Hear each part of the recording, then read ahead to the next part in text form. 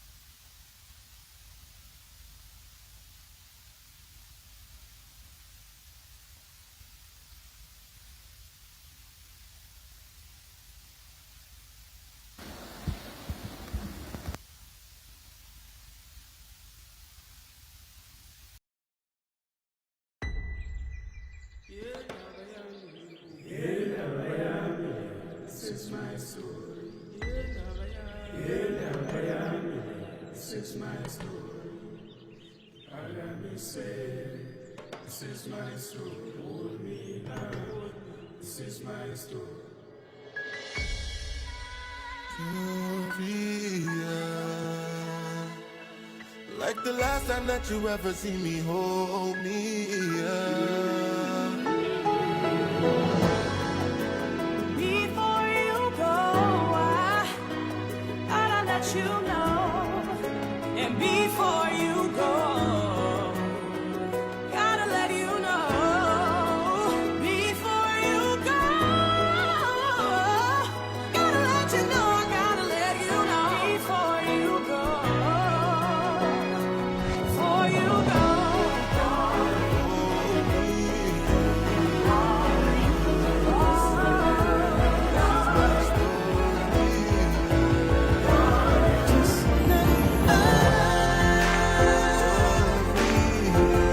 Came to see the silver lining.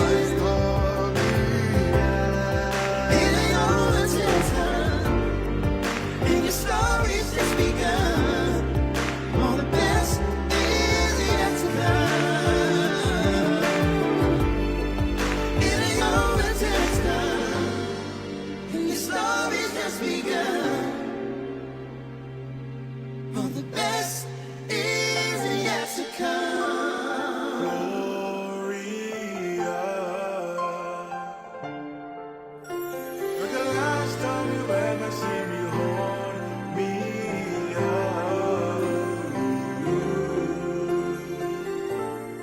This is my story.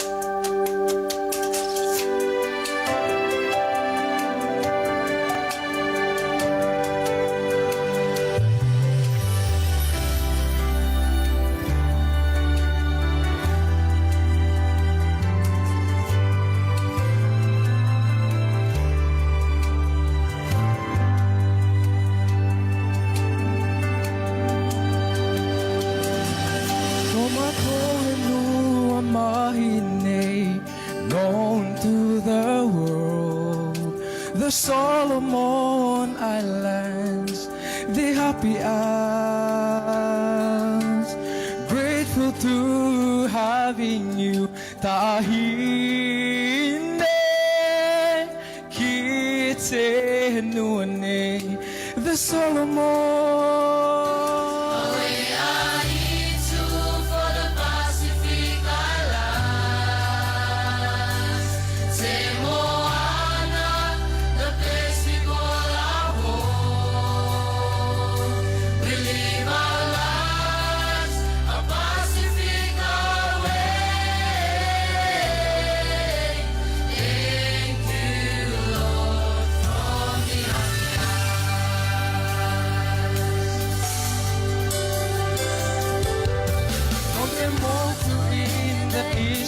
Side to the southern in the west, north and to the south and side of the happy isles.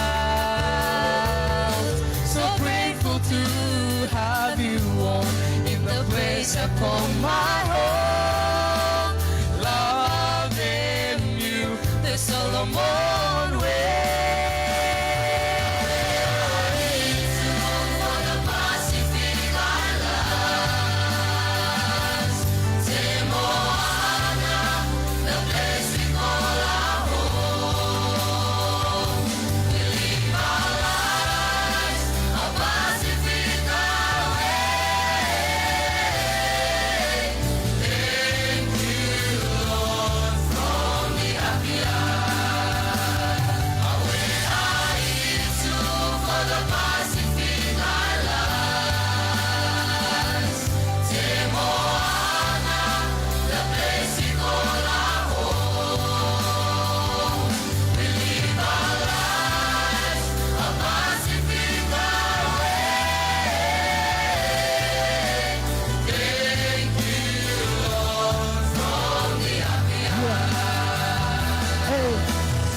S-O-L-O-L-O-N. Give me praises to the Elohim. Extend a hand when you see your friend. Next time when you see your friends, let's go.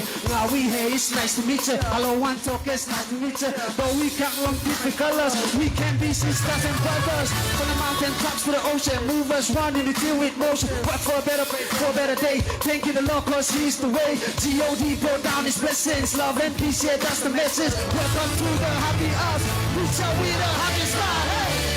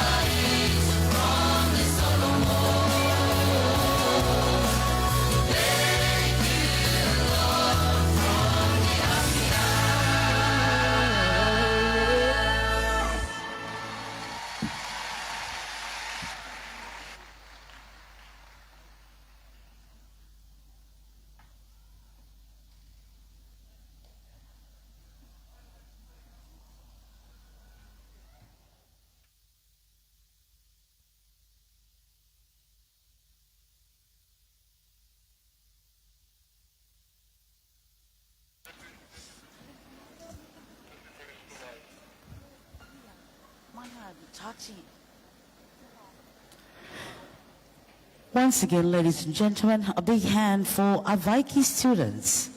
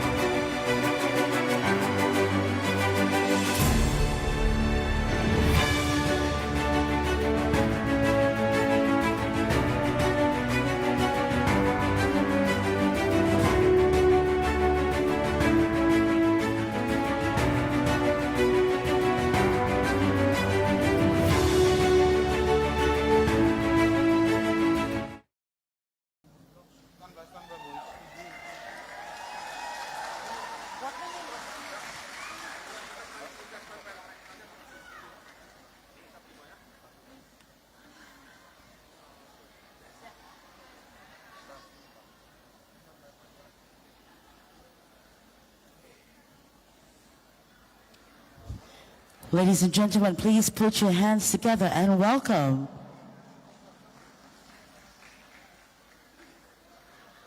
Taffy vaka dancers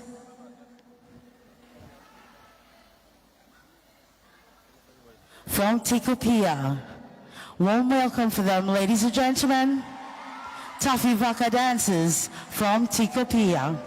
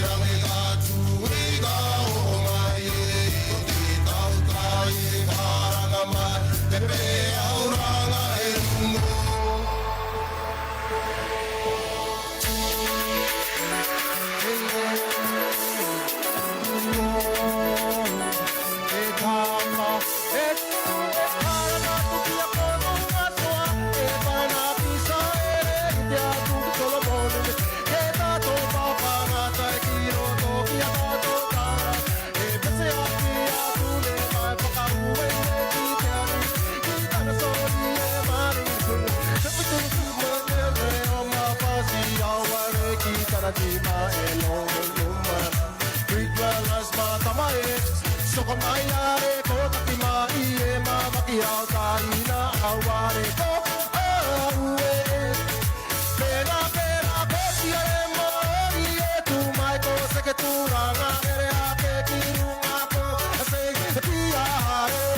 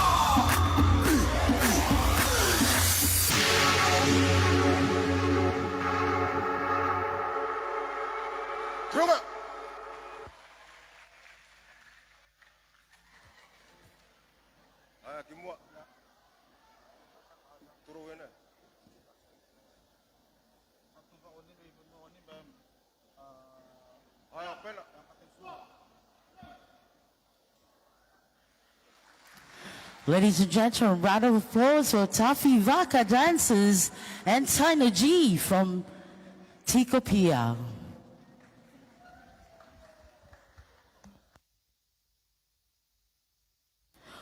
Once again, ladies and gentlemen, thank you for being part of the Miss Pacific Islands Pageant 2025.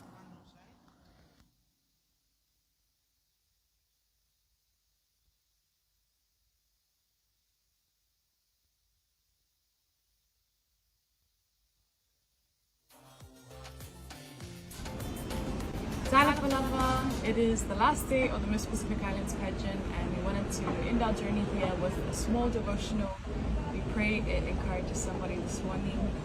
It comes from Jeremiah 33:3, and it says, "Call to me, and I will answer you, and tell you great and unsearchable things you do not know."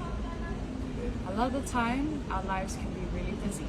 I know I've been really busy this week, trying to prepare well and get ready for today. But I really am encouraged by the scripture that says, "Call to me." And it means that we can call to God in whatever state we're in, at whatever time of the day, and we don't just have to wait for a Sunday to talk to Him. When God says and promises in His Word that He will answer us, it is the truth. And so I want to encourage us all today that prayer can look like 30-second prayer, but prayer can also look like hours of meditation. And so I believe that there's grace for any season that you're in, and that calling upon God can look different depending on where you're at in life. But just know that as you call upon Him, your human understanding will then broaden into heaven's perspective, and all of a sudden things start to flow. So I pray that encourages you today. I pray that you would have ears to hear Him when He answers, eyes to see Him, and a heart to be open to receive what He has for you today. He loves you, He knows you, and He really, really desires for you to speak with Him. So I pray it encourages you all the best for everyone's preparations this Saturday morning, and we take you with us as we take the stage tonight at the Miss Pacific Islands Pageant 2025. So hua mai ia manea.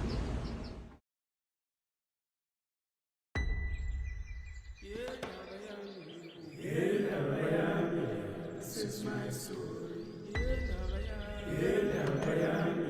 This is my story. Let me say, this is my story. Hold me now. This is my story.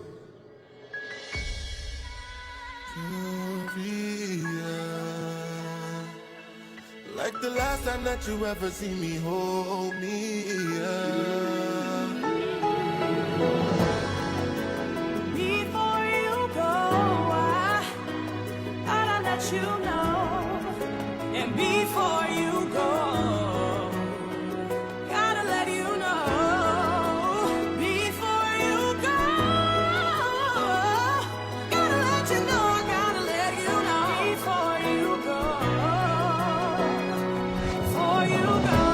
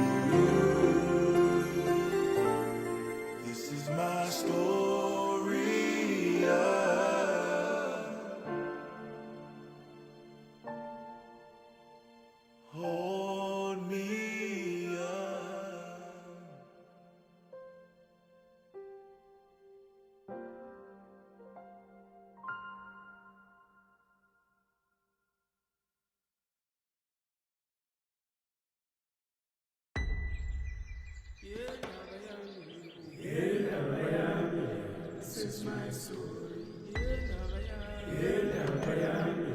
This is my story. Let me say, this is my story. Hold me now. This is my story. Korea. Like the last time that you ever see me, hold me. Before you go, I gotta let you know. And before you go, gotta let you know. Before you go, gotta let you know. I gotta let you know. Before you go, before you go.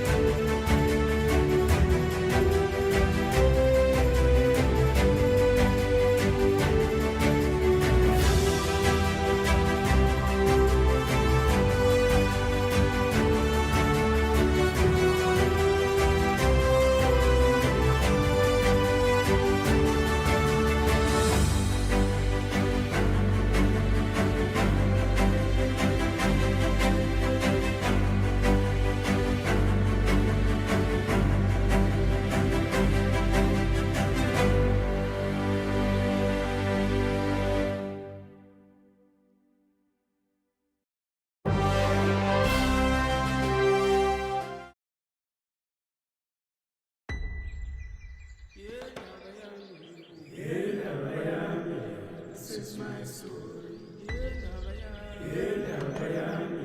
This is my story. Let me say, this is my story. Hold me now. This is my story.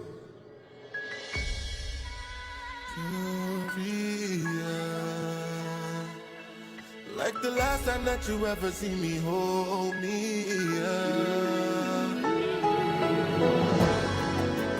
Before you go, I gotta let you know. And before you go, gotta let you know. Before you go, gotta let you know. I gotta let you know. Before you go, before you go,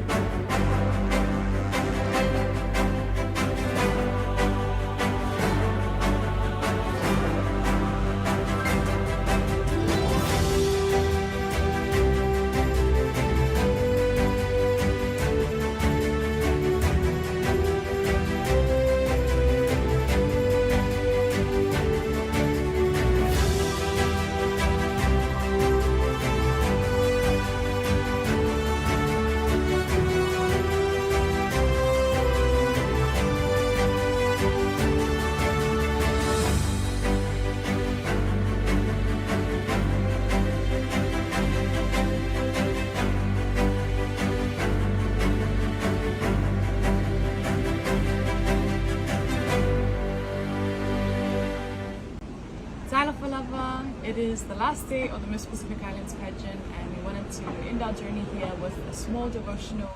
We pray it encourages somebody this morning. It comes from Jeremiah 33:3, and it says, "Call to me, and I will answer you, and tell you great and unsearchable things you do not know." A lot of the time, our lives can be really busy. I know I've been really busy this week, trying to prepare well and get ready for today. But I really am encouraged by the scripture that says, "Call to me."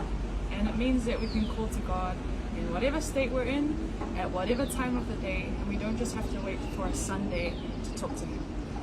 When God says and promises in His Word that He will answer us, it is the truth. And so I want to encourage us all today that prayer can look like 30-second prayer, but prayer can also look like hours of meditation. And so I believe that there's grace for any season that you're in, and that calling upon God can look different depending on where you're at in life. But just know that as you call upon Him, your human understanding will then broaden into heaven's perspective, and all of a sudden things start to flow. So I pray that encourages you today. I pray that you would have ears to hear Him when He answers, eyes to see Him, and a heart to be open to receive what He has for you today. He loves you, He knows you, and He really, really desires for you to speak with Him. So I pray it encourages you. All the best for everyone's preparations this Saturday morning, and we take you with us as we take the stage tonight at the Miss Pacific Islands Pageant 2025. So hua mai ia manuia.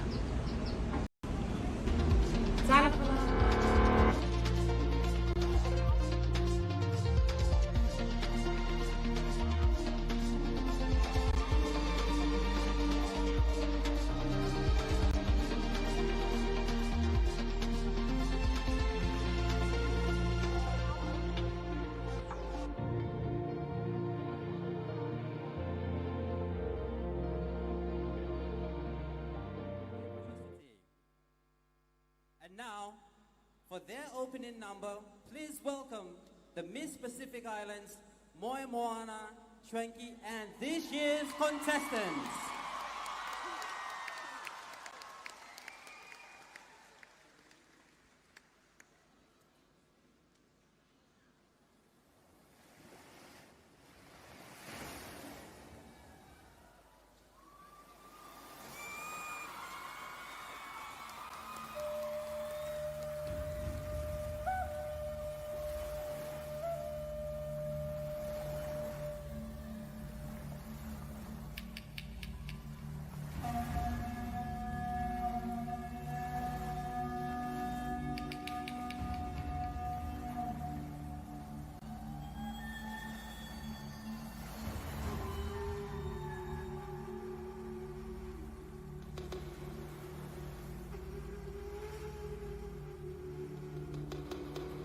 Welcome to my island.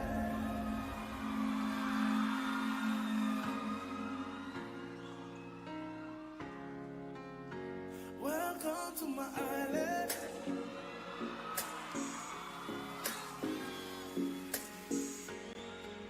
No matter where you are, I hold the sun and talk to the moon to remind you we're all at the same.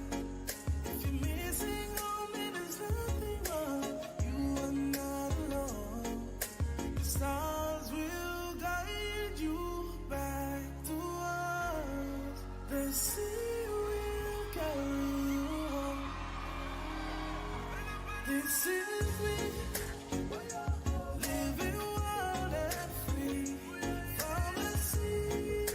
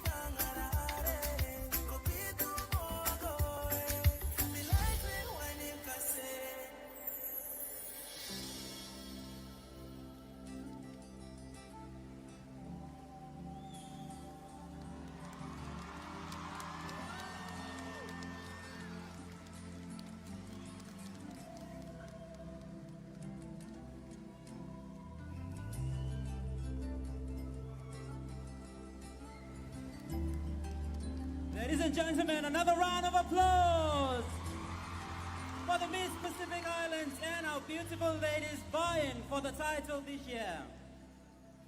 And also tonight, it is being broadcasted live on television through Pacifica TV, as well as around the region and the world via internet and social media platforms. So wherever you are joining us from, halolo yufala everyone from the Happy Isles of Solomon Islands.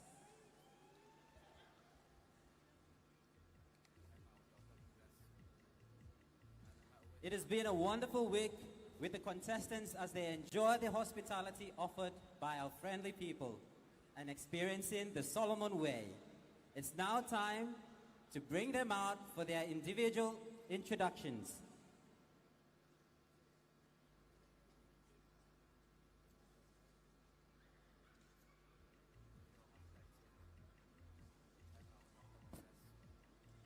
Ladies and gentlemen, put your hands together for contestant number 1.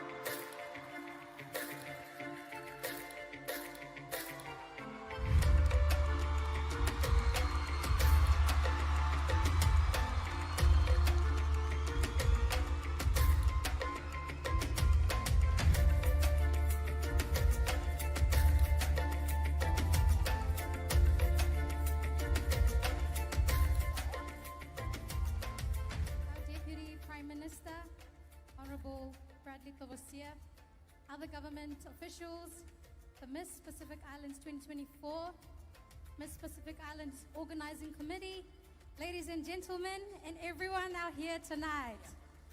Vilunai, good fala evening, lo fala everyone. I am Elsie Polosovai and I am contestant number 1.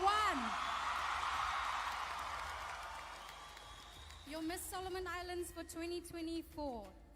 I am proudly standing here representing us as a nation, us as a mini Pacific, and us with the biggest coral in the world. Just like our recently discovered corals, our heart is just as big. We thank you for gracing our shores and welcome to the Miss Pacific Islands 2025. Tage Tomas and have a good night, everyone.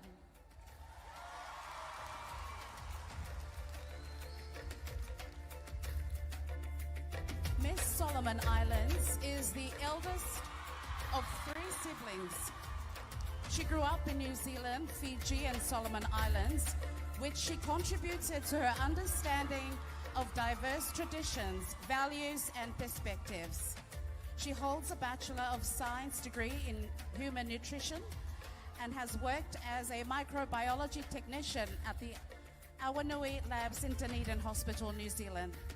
Miss Solomon Islands is a trained actor with experience in physical theatre in New Zealand, and her leadership roles include serving as the Secretary of the University of Otago Pacific Islands Student Association and as the National Coordinator of the Melanesian Youth in Aotearoa, advocating for Melanesian voices. Ladies and gentlemen, contestant number 1, Miss Solomon Islands.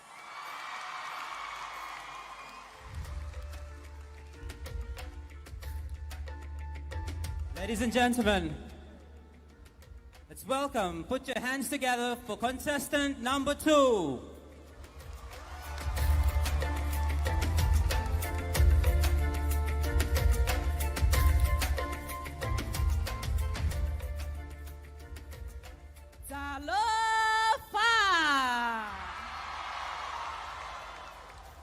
Good evening, ladies and gentlemen. My name is Litara Loma Leilani Yermia Allen. I am your contestant number 2, and I proudly and humbly hail from the beautiful islands of Samoa. Miss Samoa embodies the unwavering spirit of the Tamaitai Samoa. grounded in values of her Christian faith and culture, with a purpose to serve with humanity, her people, and the Pacific.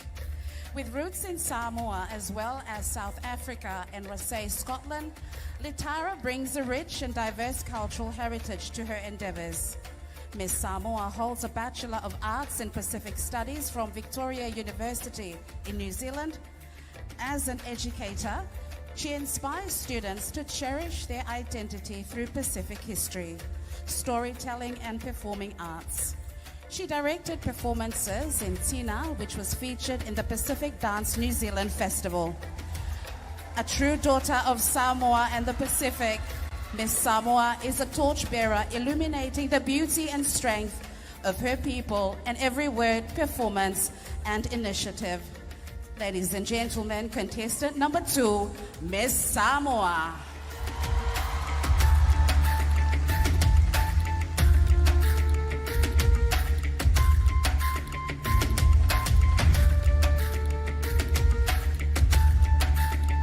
Ladies and gentlemen, contestant number 3.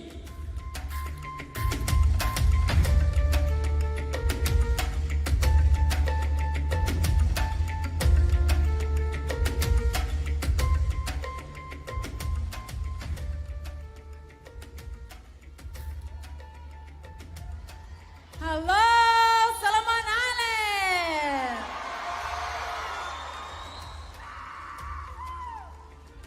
Good fella evening, everyone. Mahaloelele, and a warm Pacific greetings to you all. My name is Rachel Angelica Omanakakapu Kusenbell, and I am your contestant number 3, proudly and humbly representing my island home, the only remaining kingdom in the Pacific, also known as the Friendly Islands, the jewel of Polynesia, and that is the Kingdom of Tonga.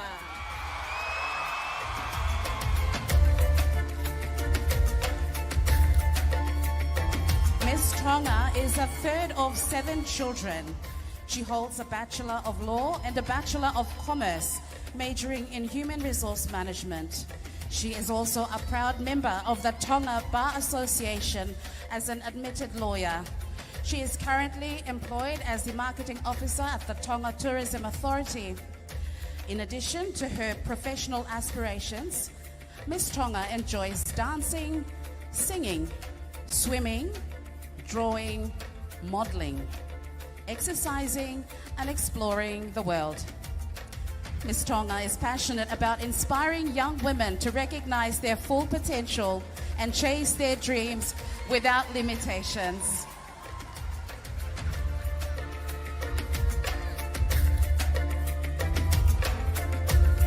Ladies and gentlemen, your contestant number 3, Miss Tonga.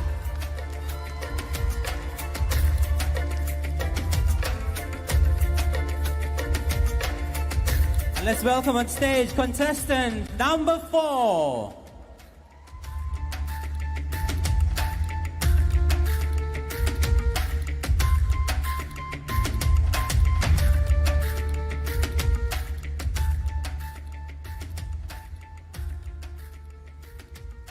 Hello, Keta, Ekamuriamo, Kiorana, Maori, Maloelele. And where I'm from, we say, Talofa! My name is Pollyanna, angel from heaven, Felice Vitali. Your contestant number 4. From the pristine shores of Manua to the majestic mountains of Tutuila, I am proud to represent my beautiful home, the Motua Fiafianga, the islands of paradise, American Samoa!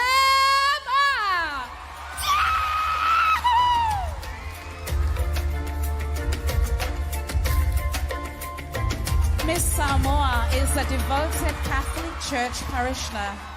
She graduated from the Chaminade University of Honolulu with a Bachelor of Arts in Historical and Political Studies as a minor in English.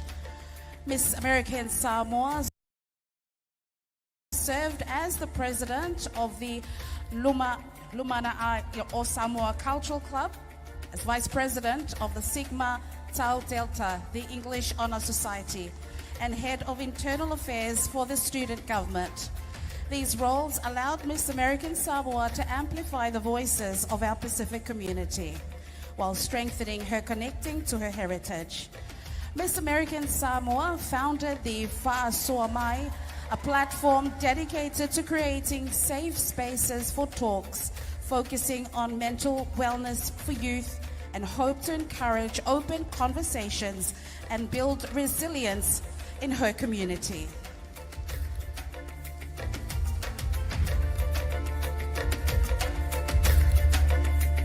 Ladies and gentlemen, your contestant number 4, Miss American Samoa.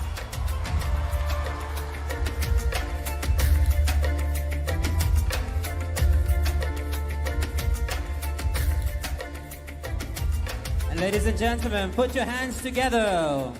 And let's welcome contestant number 5.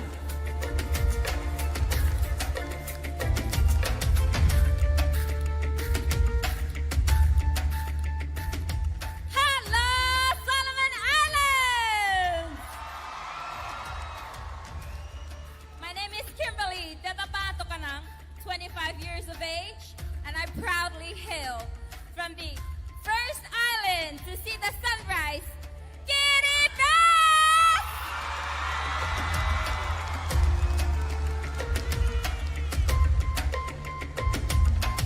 Miss Kiribati is a graduate with a Bachelor of Arts in Political Science with a minors in Pacific Island Studies and Economics. Miss Kiribati is employed at the Te Toa Matoa, Kiribati's only non-government organization supporting persons with disabilities. She is also an assistant secretary for the Nauru Youth Action, Kiribati's first youth-led NGO with a volunteer Al-Amak, Kiribati umbrella organization for women's groups. Her mission is to empower youth and women in her country and the Pacific. Ms. Kiribati represented the country at the UN COP29 in Azerbaijan, where as a young person, a leader advocated for the plight of our Pacific people to ensure a prosperous future in the face of climate change. Ladies and gentlemen, your contestant number 5, Ms. Kiribati.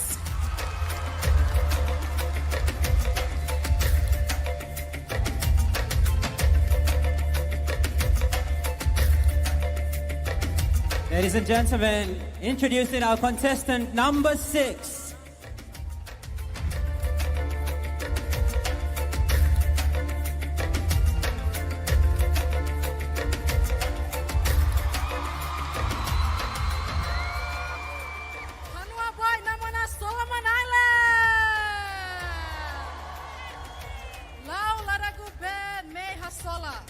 Good evening, everyone. Thank you, Loyupla Olgata, tonight for allowing me the opportunity to stand before you all. I am a proud daughter of my people, representing our values of equality, respect, prosperity, unity in diversity, and the strong families that connect us, not only in our country, but with our wider Pacific community. I am honored to stand before you all as contestant number 6, representing the beauty and the strength of Papua New Guinea!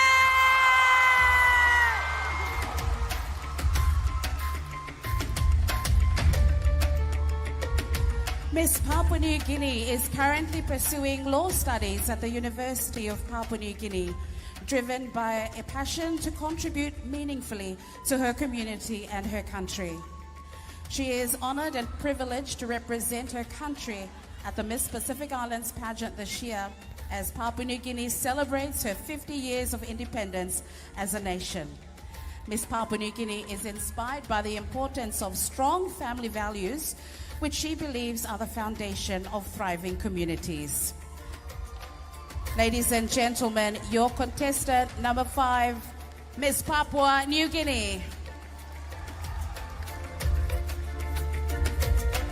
Thank you, contestant number 6, Miss Papua New Guinea. Ladies and gentlemen, introducing our contestant number 7.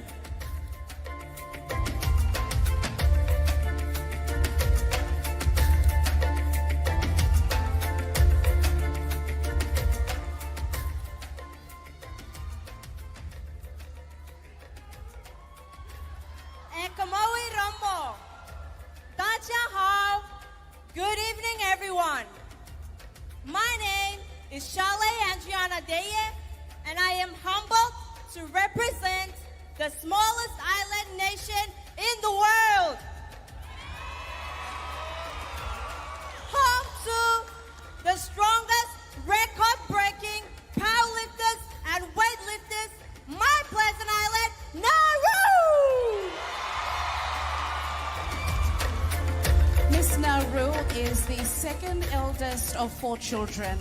Born in Fiji and raised in Nauru, she completed her early education before moving to Brisbane, Australia to finish high school on scholarship. She received another scholarship to pursue a bachelor's degree in Taiwan before returning to her home country. Miss Nauru is actively involved in youth empowerment through the Pacific Australia Youth Association, working with young leaders to strengthen Pacific community connections. Miss Nauru enjoys designing, fishing, and reading. Miss Nauru is from a line of beauty queens in her country, with her mother and older sister having the privilege of serving Nauru as their beauty queens in 1996 and 2020, respectively. Ladies and gentlemen, your contestant number 7, Miss Nauru.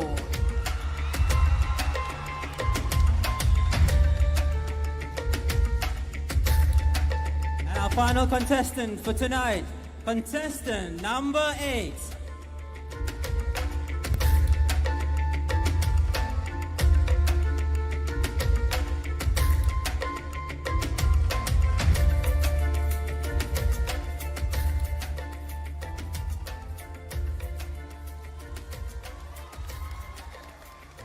Hello, Augusta, Solomon Islands! Kia orana! I am Ngatiperu Marie Mawate, 22 years of age, and proudly bringing you swaying hips and pulsating drum beats from my people of the Cook Islands!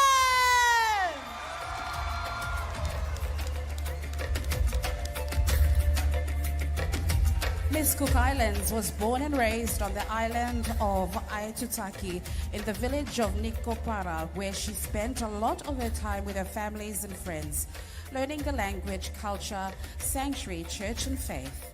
Miss Cook Islands believes that her faith has kept her grounded and encouraged her to explore experiences she would probably never attempt without her faith, like participating in the Miss Cook Islands pageant and now the Miss Pacific Islands pageant. Miss Cook Islands hopes that she can inspire other young women to push themselves and pursue their dreams.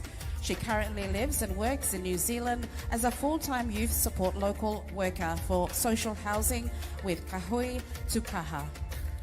Ladies and gentlemen, this is your contestant number 8, Miss Cook Islands.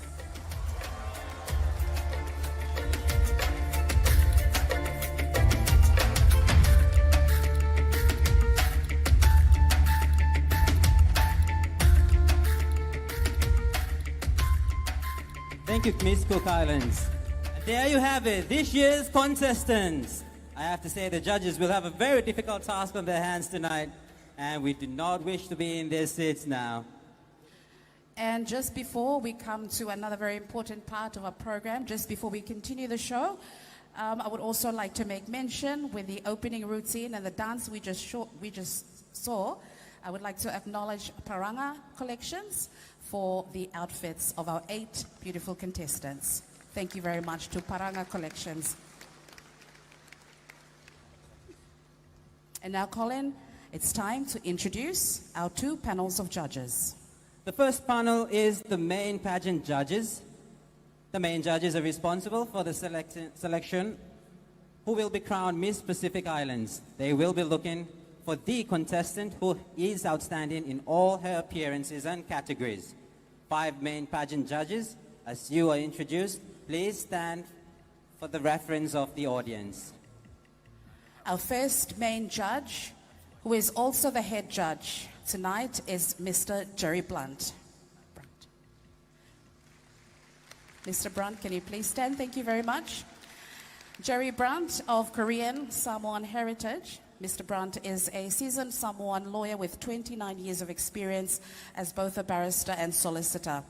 He serves as honorary consul to Samoa for the Republic of Korea.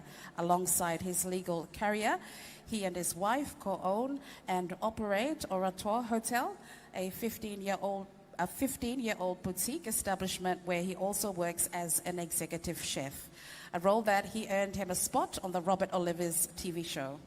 That's the Pacific Islands Food Revolution. Passionate about sports, humanitarian work with the Samoa Red Cross and pageantry, he is the franchise holder and national director for Miss Universe Samoa. He is a proud father to 3 children. Please welcome Jerry Brunt. Our next judge is Jane Glynn Canas, and Jane Canas is a Ni Vanuatu with a Master of Arts degree in Linguistics from the University of the South Pacific. Jane's journey in the world of pageantry started in 2013 with Suva's Hibiscus Festival, where she served as a contestant coordinator until 2016. She served as a contestant coordinator for Fiji's National Miss Fiji from 2015 to 2016, part of the judging committee for Fiji's Nauru Town Miss Tebar Festival from 2018 to 2022. Jane's commitment to pageantry is because she believes in the empowerment of women through the different aspects pageant competitions showcase. Jane hopes to be involved in the pageantry world in Vanuatu in the coming months. Ladies and gentlemen, please welcome Jane Canas. Our next judge is Jedida Korenihona. Ms. Korenihona holds a diploma in project management, showcasing a commitment to education and skill development.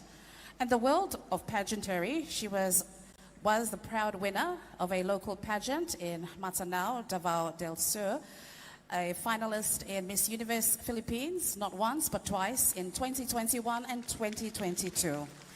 Ms. Korenihona is a professional model and event host and serves as a guest speaker at various youth events. Beyond the runway, at the stage, Jedida is deeply committed to community service. Coming from the Philippines and Solomon Islands, please put your hands together for Jedida Korenihona.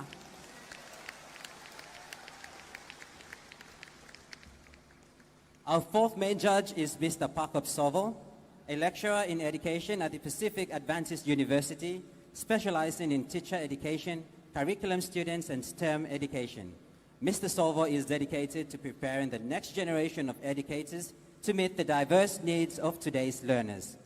His current research interests include the intergeneration or the integration of technology in the classroom, strategies for improving teacher resilience, and promoting equity and quality Christian education.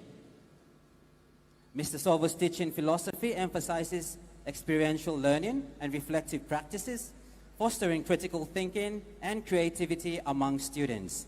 In his free time, Mr. Sovo enjoys studying plants and doing gardening. Please welcome Mr. Pakop Sovo.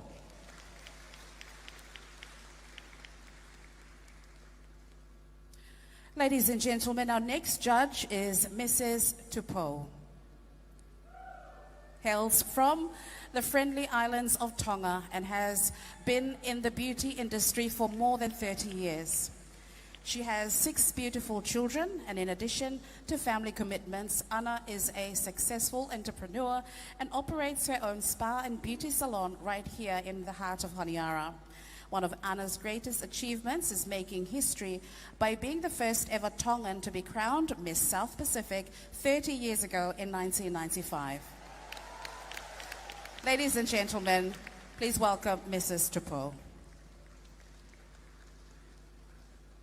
Our second panel of judges is the Special Awards judges. They will select the best design showcase tonight, and this is in recognition of the designer's creativity, originality, design, practicality, and craftsmanship. These scores, however, I emphasize, do not count in the selection of the Miss Pacific Islands.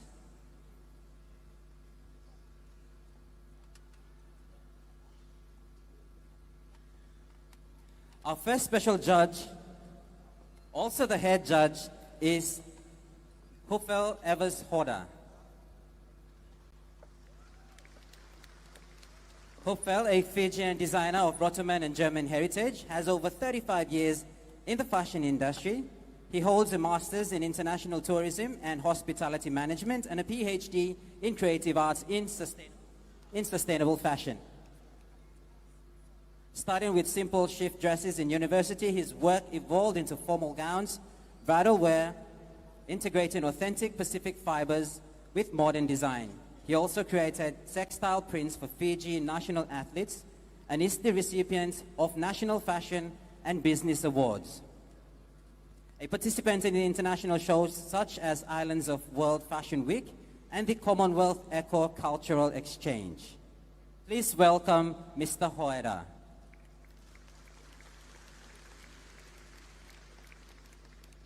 Our second special judge is Kitty Williams Saunders. Miss Saunders, born in Little Rock in Arkansas, United States, is a dedicated community leader and entrepreneur. Educated in the Solomon Islands and in Australia, she earned a Bachelor of Nursing from Sydney before managing and owning several businesses across the Pacific, including kindergartens and retail shops. She was trained in France and other international institutions and hosted TV, food, and travel shows, including Kitty's Kitchen from 1998 to 2022. She served as the United States Consular Agent to Solomon Islands, receiving multiple U.S. awards, including a Meritorious Service Medal. Kitty initiated honorarious urban beautification projects and has been honored with numerous accolades, including the OBE and environmental awards. Please welcome Miss Kitty Saunders.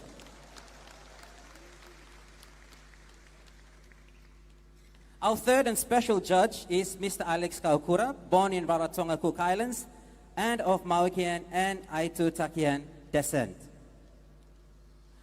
Mr. Kaukura studied fine arts and design at the Manukau Institute of Technology, focusing on fashion design and minors in business management and photography.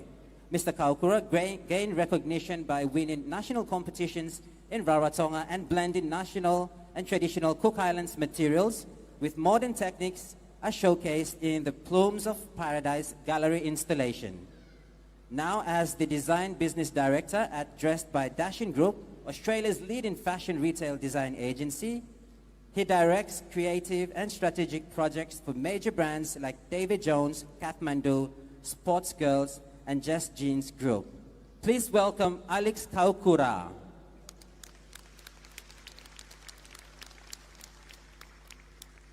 And just in case, one of our judges is unable to proceed with the task of judging, we have what we call an alternate judge. Spare tire, yeah? Oh well, one fellow side, yeah? So our alternate judge is Fiona Teama. Ms. Teama holds a bachelor's degree in tourism and hospitality management from the University of South Pacific and is an alumni of the prestigious U.S. State Department-sponsored Tourism Professional Fellowship East-West Center. Please note that our other special awards are determined by the public at large, the committee, and contestants. This includes Miss Photogenic, Miss Personality, the People's Choice Award, and the National Tourism Award. So we have other awards on the side. And on to our scrutineers. We have scrutineers in the house to make sure that we run a very transparent show. Introducing our scrutineers who will be tallying our scores tonight. Our first scrutineer is Pamela Nisel, CEO of the Institute of Solomon Islands Accountants, ISIA. She worked as a professional accountant with Morris Chartered Accountants prior to taking up this role at the Institute.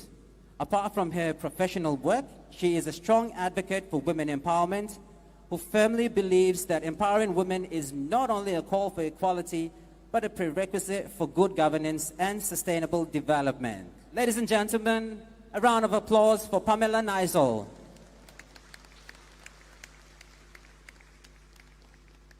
Our second scrutineer is Clifton, Finance Manager of Solomon Islands Ports Authority. Clifton holds a Bachelor's of Business Analysis from Waikato University and is a current member of the CPA Australia International Professional Accounting Body, CPA Australia. Please welcome our second scrutineer, Clifton.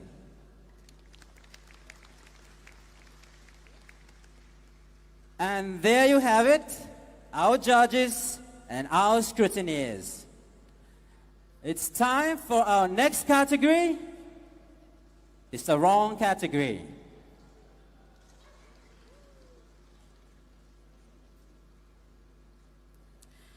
Ladies and gentlemen, that's right, it's time for the next, the first category, sarong. And the sarong must be a one-piece, 3-yard fabric, practically tied in a creative way for wear to the beach and culturally sensitive to society. Be worn in time to swim in and must not be held together by any buckles of any kind. And now please welcome the contestants in their sarong swimwear.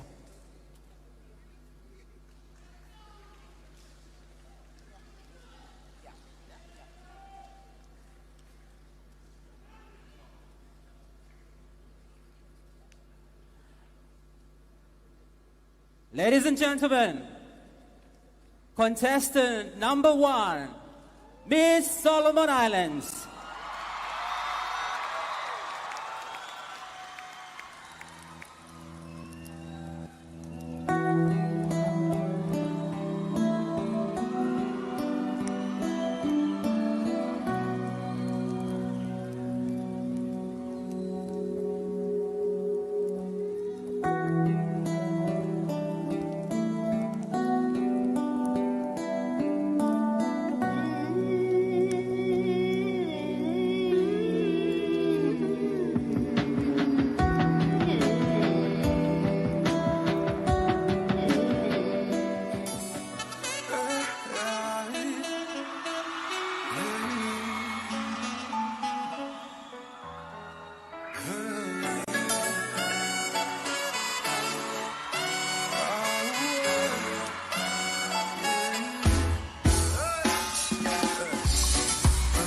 Beneath the sun, a golden embrace, the Pacific whisperers, with timeless grace. A sarong dances in the ocean's breath, giving life to Pacific women. Miss Solomon Island sarong is a reflection of many adversities and challenges that women in the Pacific encountered in their lives. This begins with a cape, shielding her face from the tropical sun heat, preserving her beauty and allowing her to care for herself amidst the daily demands of being a Pacific Island woman. With a simple twist, the sarong transforms, preparing her for a refreshing dip in the turquoise sea. Shimmering in the waters, her sarong reveals a mosaic of broken glass, jagged, imperfect, yet undeniably beautiful. Each fragment reflects the struggles of Pacific Island women, symbolizing resilience and transformation. Removing the cape from her head, she unveils her face to the golden light.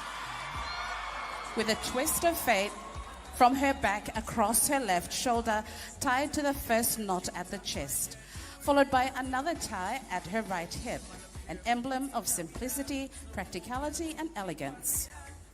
Broken glass serves as a reminder of life's impermanence, turning challenges into catalysts for change and reminder of the beauty in oncoming adversity. The deep blue mirrors that vast ocean that unites Pacific women, while vivid red, yellows, and greens celebrate the rich diversity of Pacific cultures and races. Together, twists and knots of the sarong signifies powerful leadership through diversity and adversity. Finally, she untwists the back of her sarong, letting it drape loosely, revealing a sunset through the horizon, indicates that even though many challenges we have encountered in life, there is strength within to strive. This signals the end of her day and her return to the village to rest and unite with her family. The sarong has adapted with her from work to water, from the sun to the sea. It is the rhythm, of her guided by seasons and the tides, mirroring the strength of the Pacific Island women who navigate diversity and adversity with adaptability and grace.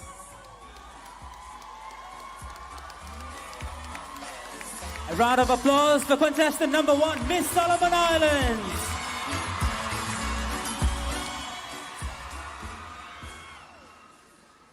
Introducing contestant number 2. Show some love for Miss Samoa.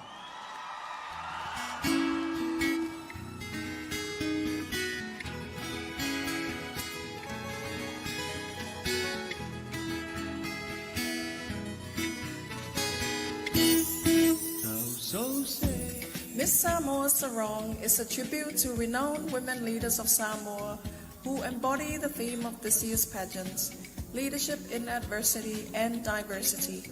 They are an example of the resilient spirit of Samoan women and their significant role in shaping, nurturing, and developing our families, communities, churches, and our nation. Firstly, Tara presents the late Professor Aiono Dr. Fanafi Aiono Letangaloa, the cultural visionary behind the establishment of the Miss Pacific Island pageant in 1987 as a cultural heritage platform to showcase the unique role of young women in the preservation, promotion, protection of our Pacific cultures and traditions. Secondly, Miss South Pacific 2001, the late Manamea Apelu Shwoga.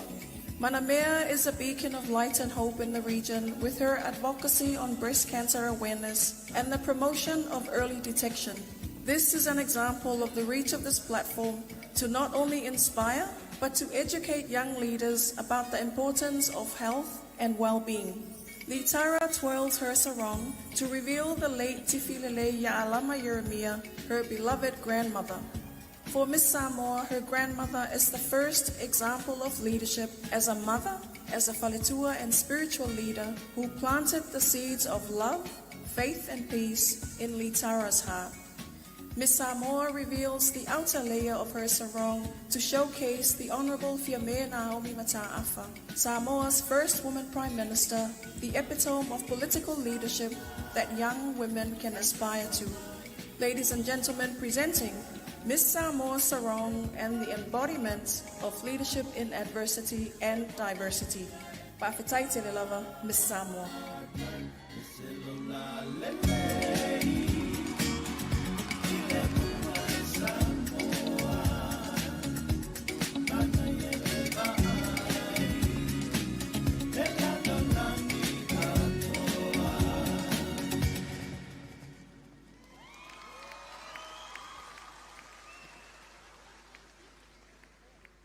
A round of applause again for contestant number 2, Miss Samoa. Ladies and gentlemen, introducing contestant number 3, Miss Tonga.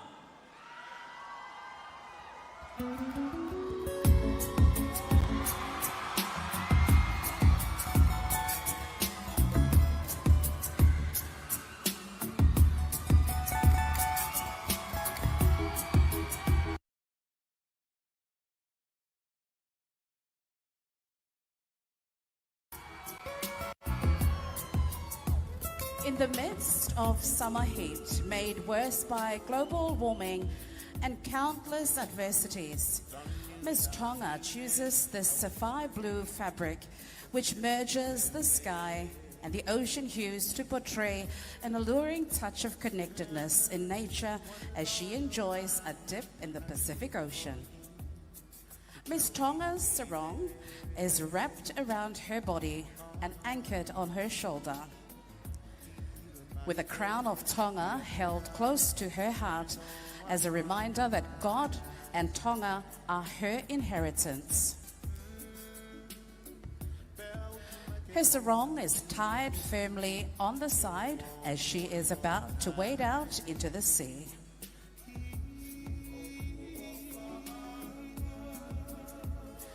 Just as loosely as the knots are tied around her, so is the attitude of relaxation one should embrace as the waves and its coolness caress your body, calming your nerves and anxieties. Stepping out of the water onto the shores, Miss Tonga unites a knot to reveal a stunning and rare creature which Tonga claims as its own, as was born in its waters, the albino calf. A testament of life's adversities may mold us into something new as we learn to adapt to the changing tides of time. As the mother whale leads her newly born in a journey to the unknown, so should we, women of the Pacific, stand ready to lead younger generations as they face challenges. As the sun sets and it's time to head home, Miss Tonga changes her outlook with the final twist that firmly anchors her belief and trust on traditional values of her ancestors. As she releases the fear and restrictions often induced by culture and public opinions on women, and allow her strength and confidence to soar, with a dove clinging to every hope to carry us to new insights, new heights of strength and resilience, overcoming any obstacles in life.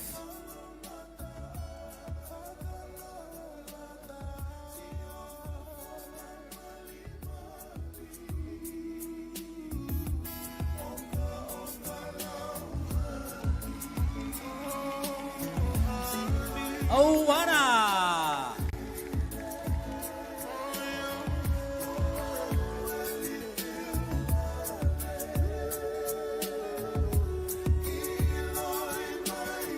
Ladies and gentlemen, another round of applause for contestant number 3, Miss Tonga. And let us welcome, introducing contestant number 4, Miss American Samoa.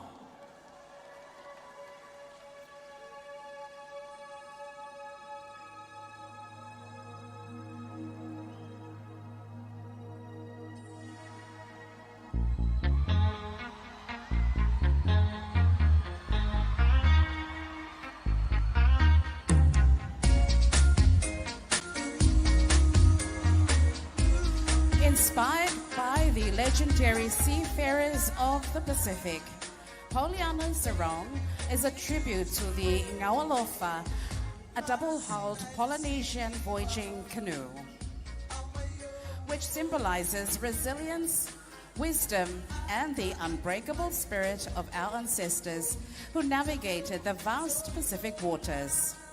Seamlessly blending ancient canoe motifs with modern craftsmanship, this piece embodies the pageant's theme, leadership in adversity and diversity.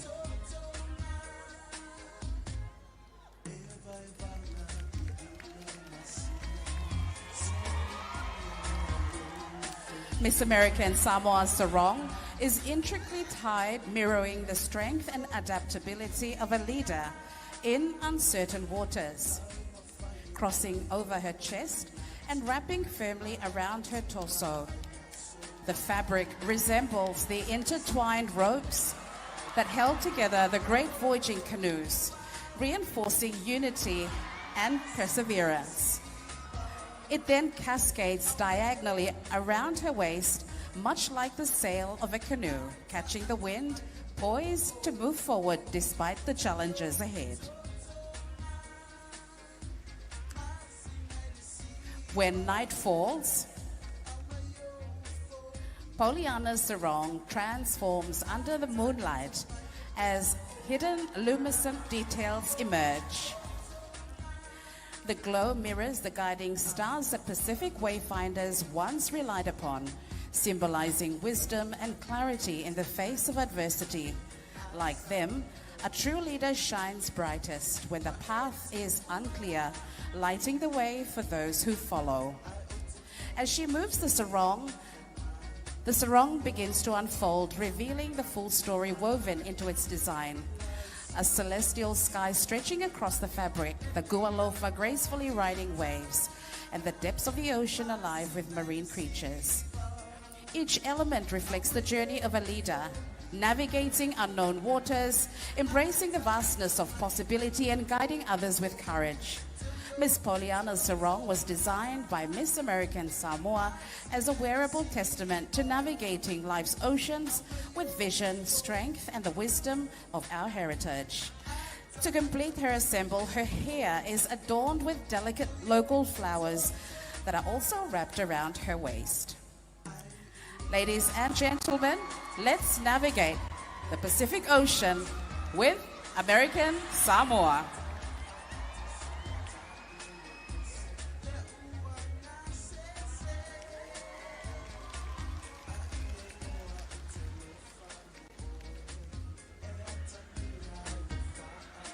Thank you to us, Miss American Samoa. Introducing contestant number 5, Miss Kiribati.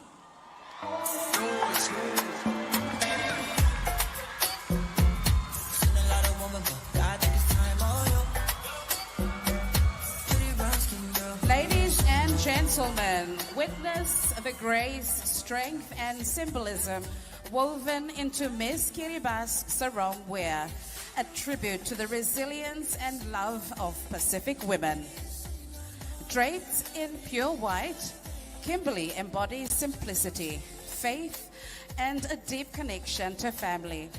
A bold knot on her right shoulder speaks of a woman's unwavering strength, nurturing, comforting, and standing resilient through every challenge. A delicate spider web graces her chest, symbolizing the intricate web of life that women weave. Like a mother fostering harmony, she unites differences, guiding her family towards peace. With every step, the sarong flows behind her, mirroring the ocean waves, fluid and unstoppable, just as a mother's love knows no limits. Then, with grace, she lifts her left hand, revealing a painted image, a man setting sail in his canoe.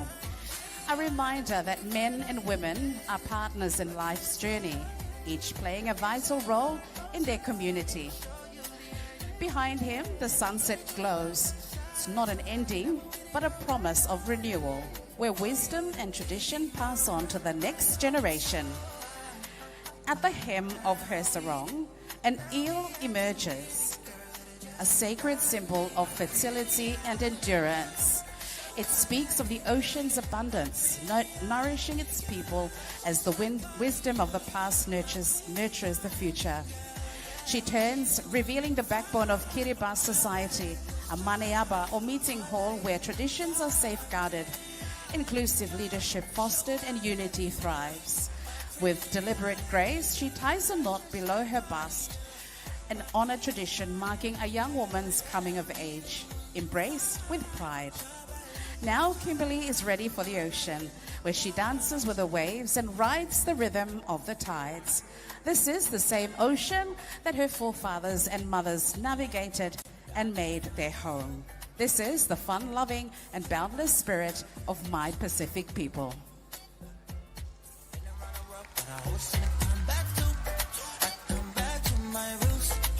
Thank you, contestant number 5, Miss Kiribati.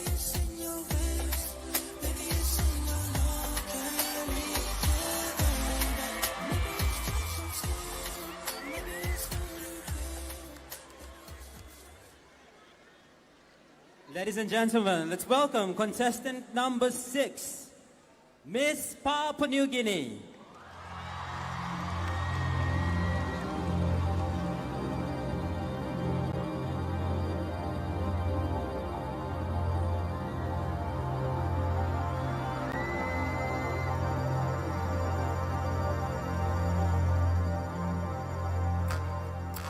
Embodying the spirit of her homeland, Miss Papua New Guinea's sarong is inspired by 5 different species of birds of paradise.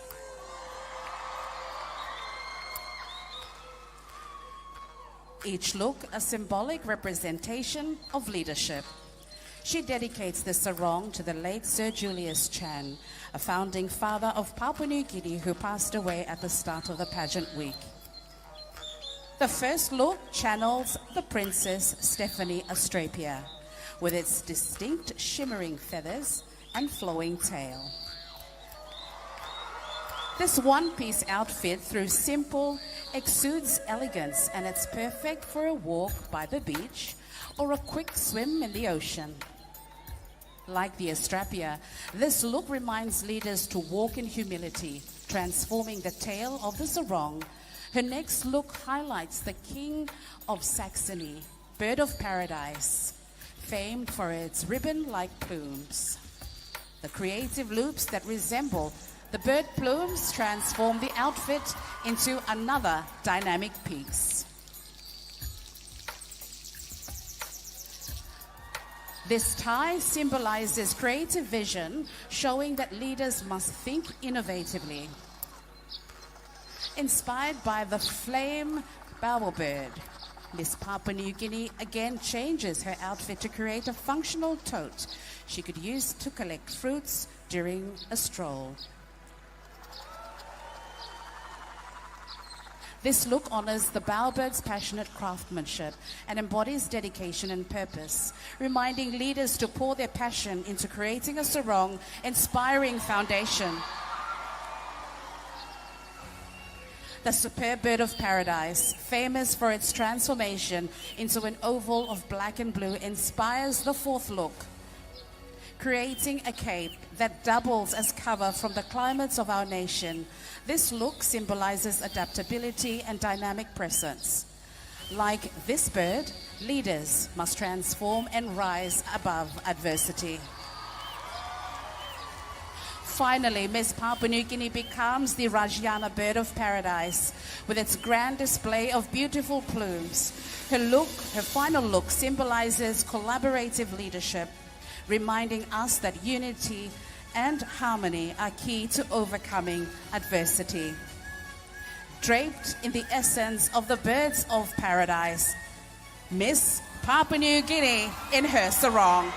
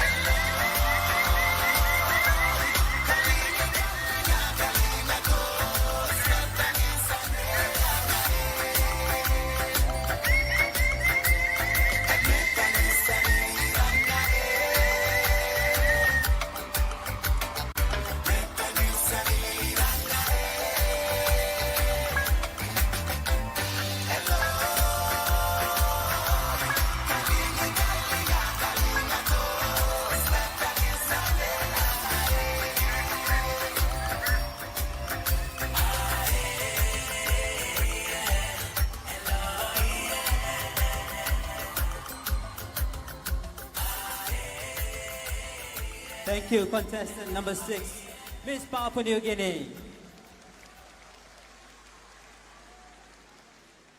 Introducing contestant number 7, ladies and gentlemen, Miss Nauru.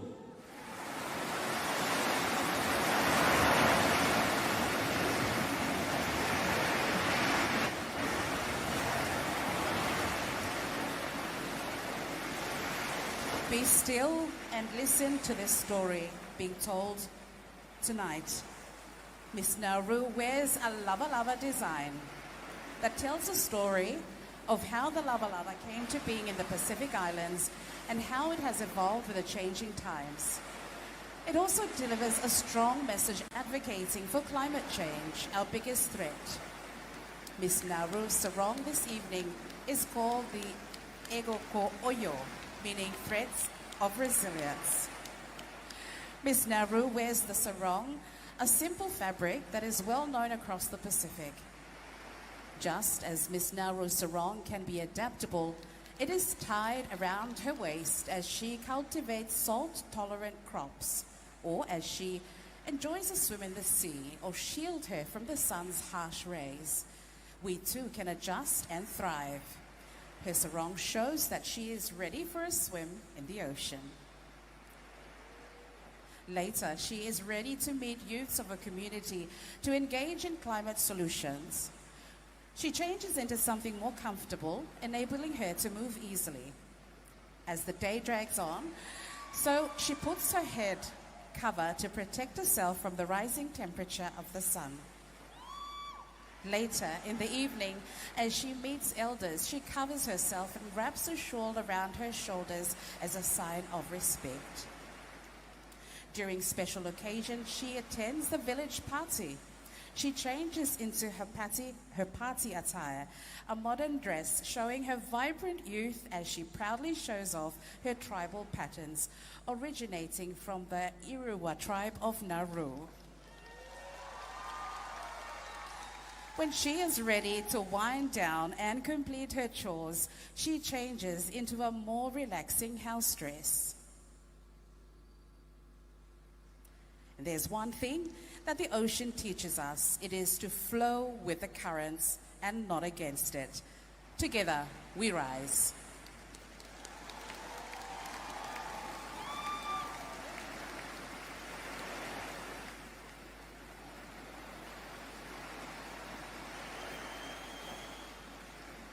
Thank you, contestant number 7, Miss Nauru. Let's welcome on stage contestant number 8, Miss Cook Islands.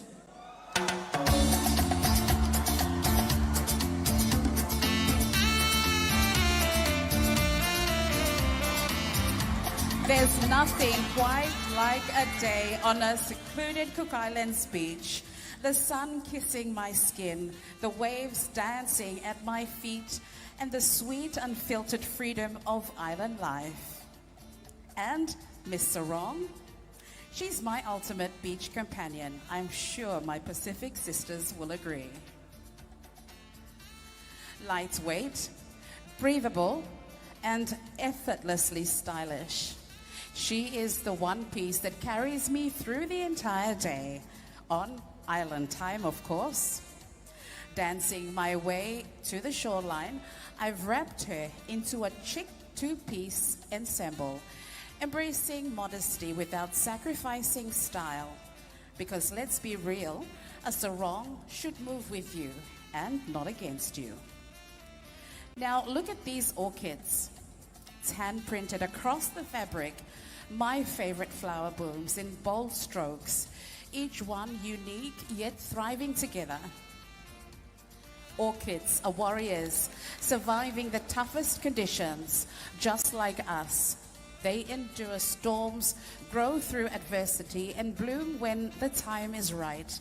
And when it's time for a swim, a quick adjustment transforms Miss Sarong into an ultimate swimsuit, and a sneaky glance to make sure I'm alone.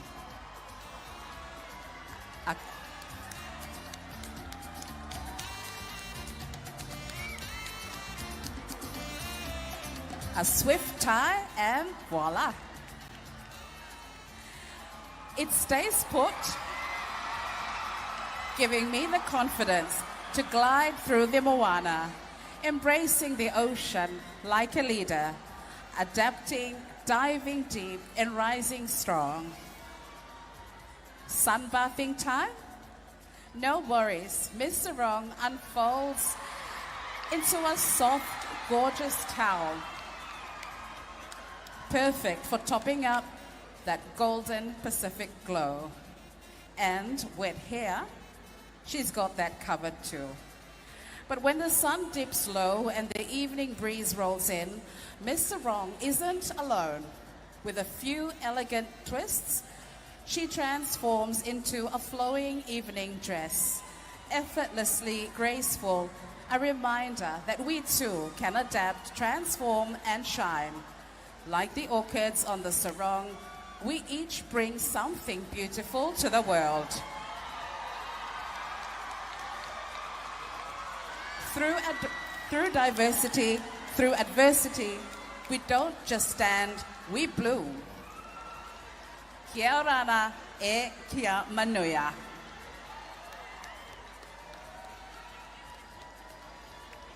Thank you, contestant number 8. Miss Cook Islands.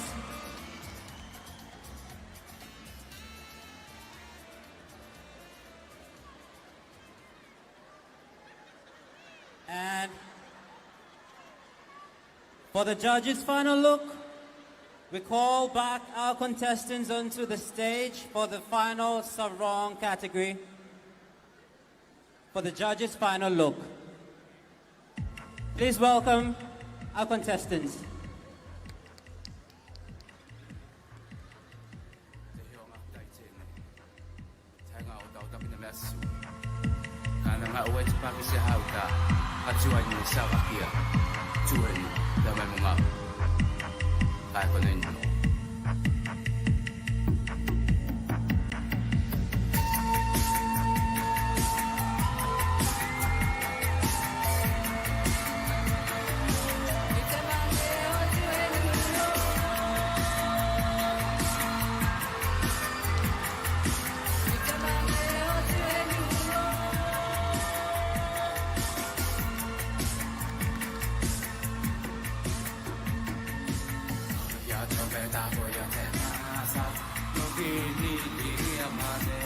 Thank you, ladies.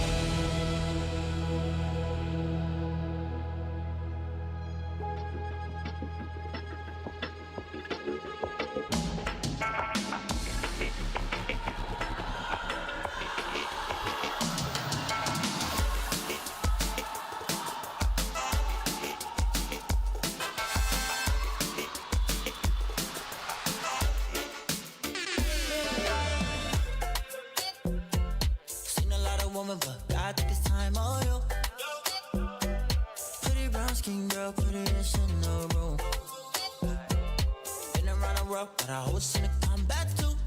I come back to my roots. Maybe it's in your face, maybe it's in your ways, maybe it's in your long curly hair, baby.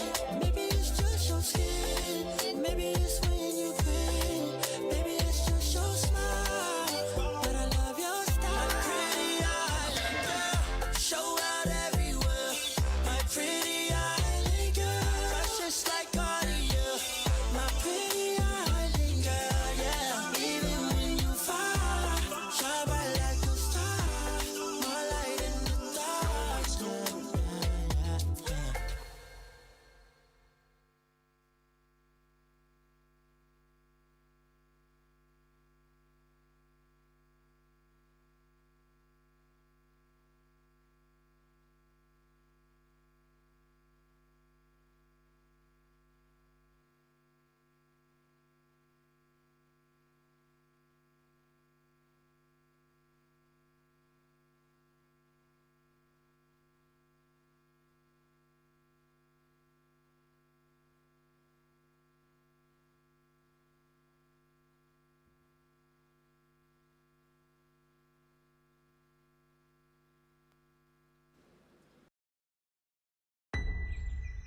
Yeah. This is my story. This is my story. I let me say, this is my story. Hold me now.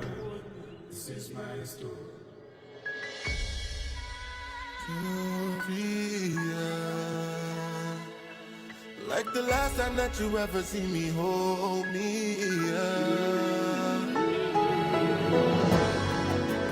Before you go, I gotta let you know. And before you go, gotta let you know.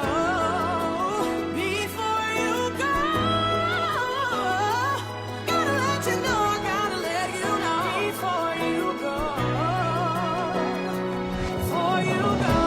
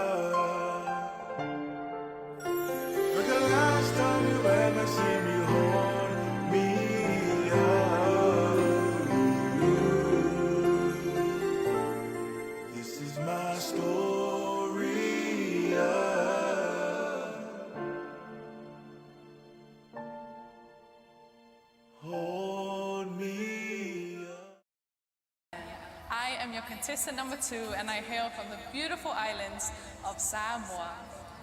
Hello, you fala everyone. Mahalo lele and a warm Pacific greetings to you all. My name is Rachel Angelica Omanakakapu Kittenbell, and I am your contestant number 3, proudly representing the Kingdom of Tonga. Talo Falava, my name is Pollyanna, Angel from Heaven, Felice Vitale, your reigning Miss American Samoa and your contestant number 4. Kamnabinani Melody, everybody. My name is Kimberly, and I'm your Miss Kiribati and also your contestant number 5. Hello, Geta Nagutla Abinon. My name is Meha Sola, your Miss Papua New Guinea 2025.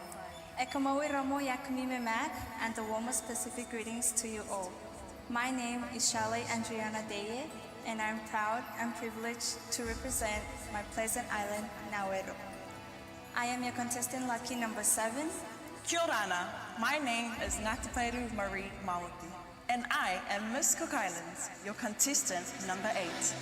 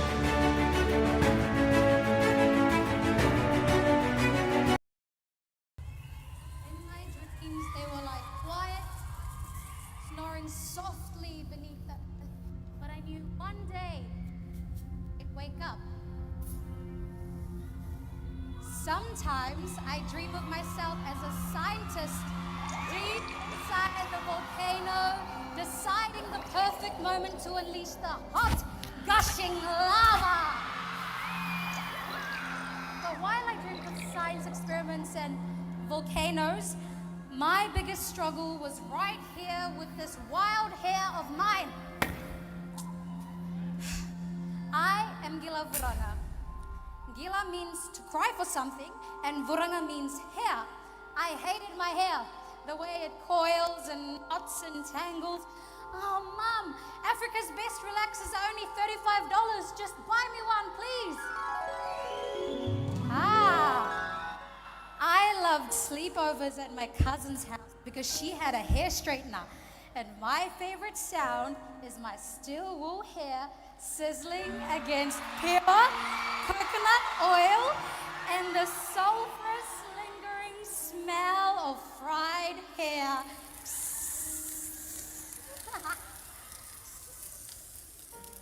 And then I realized that sometimes taming the chaos isn't about forcing something into something that it's not. It's about understanding its power. Because little did I know that my wild hair battle was preparing me for something bigger. I'm going to do an experiment. All right, and this experiment is called the elephant toothpaste reaction. Think of it as creating a mini volcano, but with hot bubbles instead of lava. All right, let's go. This here is our hydrogen peroxide. Picture it as a volcano, smooth on the surface, but with a ton of energy waiting to react. Now, this dish soap is like the ocean waves around the volcano, ready to catch and carry whatever happens next. Right, then goes the hydrogen peroxide, and then we have our dish soap. Now, finally,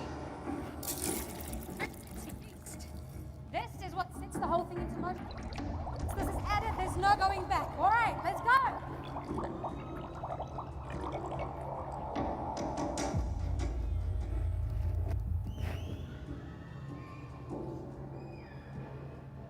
Right, what's happening here is that the yeast is breaking down the hydrogen peroxide into gas and water molecules, and then the dish soap catches the water molecules, and we have this eruption of bubbles. It's almost like a volcano right here on stage. Let's give a big round of applause for Stans!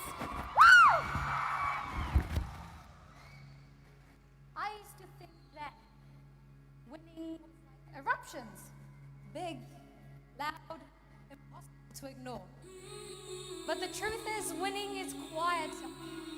It's in the small, steady actions like sweeping a yard, taming wild hare, learning patience, or even just yearning for something bigger than myself.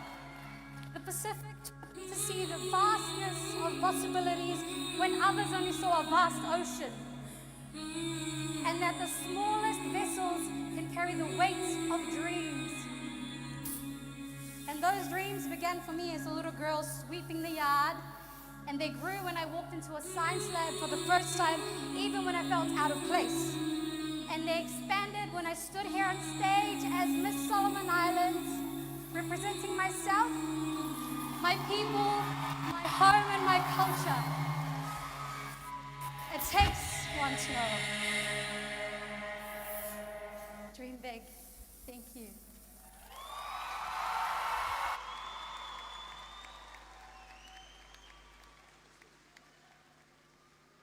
Thank you to us, Miss Solomon Islands.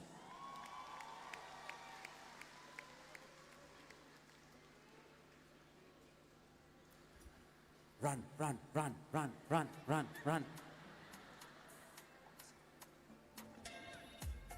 Ladies and gentlemen, our talent category. Introducing contestant number 2.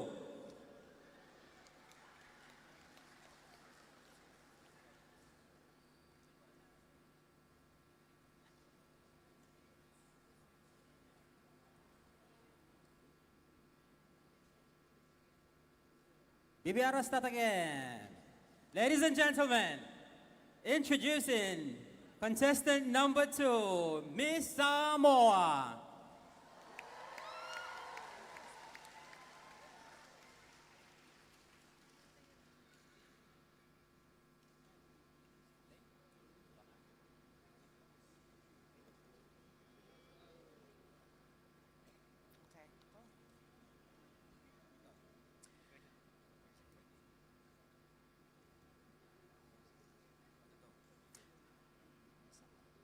Miss Samoa's talent is a chant written in the 1800s to tell the story of the coming of Christianity to Samoa.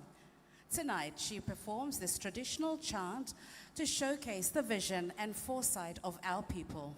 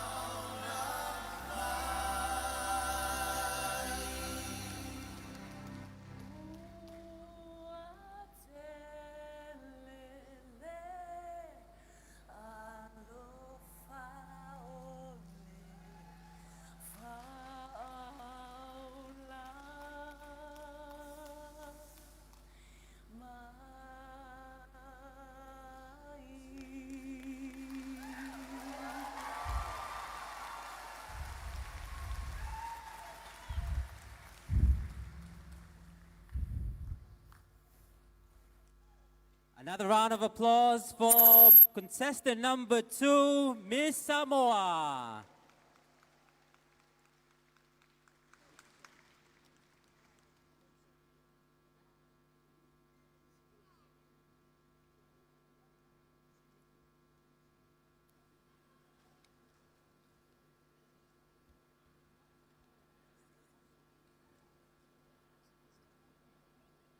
Ladies and gentlemen, please put your hands together for our contestant number 3.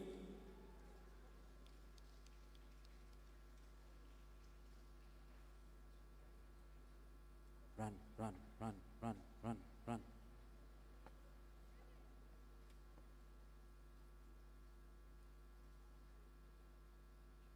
So after the talent category, we will have the traditionally inspired attire. And straight after that, we will go into the judging phase.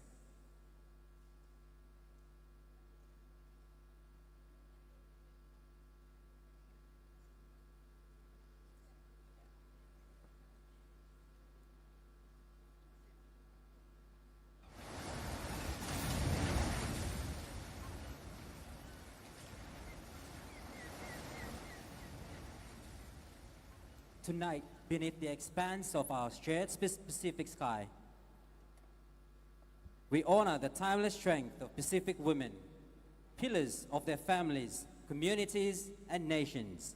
Like the deep-rooted kava plant, they draw strength from the land and nurture life through their resilience and grace. The kava ceremony, sacred and unbroken, reflects this strength. As the roots are pounded and the kava ball is passed, a circle of unity is formed. A tradition where stories flow like the tides and bonds are forged as steadfast as the ocean currents. In this rhythm of life, women are the heartbeat. Their leadership as enduring as the swell of the sea and as nurturing as the earth's embrace. Miss Tonga brings this essence to life. Her performance a tribute to the sacred connections that tie us to each other and the land. Through the imagery of sunset clouds, hinted by the soft movements of flowing fans, she evokes the Pacific winds that carry our stories and dreams across the vast blue ocean. These clouds, gentle yet unyielding, mirror the enduring spirit of Pacific women who rise above challenges like islands rising from the ocean.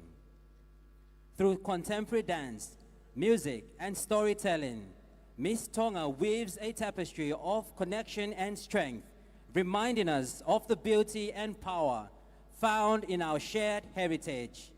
Tonight, we celebrate the heart of the Pacific, its women, its stories, and the unbreakable ties that bind us all. Ladies and gentlemen, welcome Miss Contestant number 3, Miss Tonga.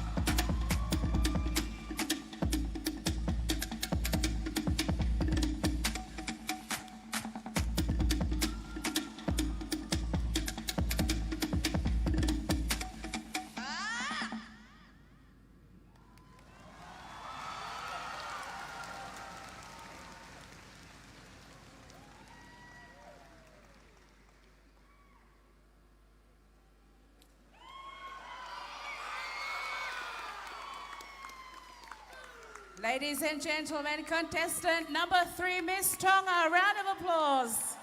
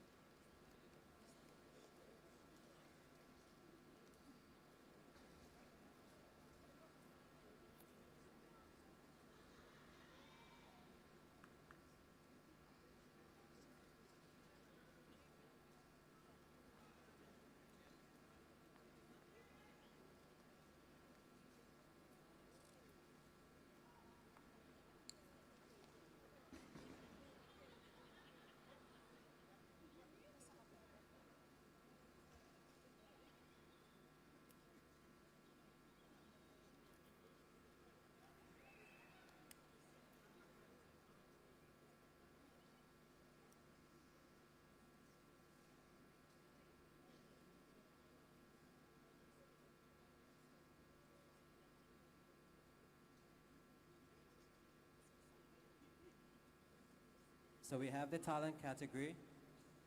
After the talent category, we have the traditionally inspired attire, and that one and now by me looking so much creativity also from around the Pacific in how they create their traditional attire, influenced by contemporary as well.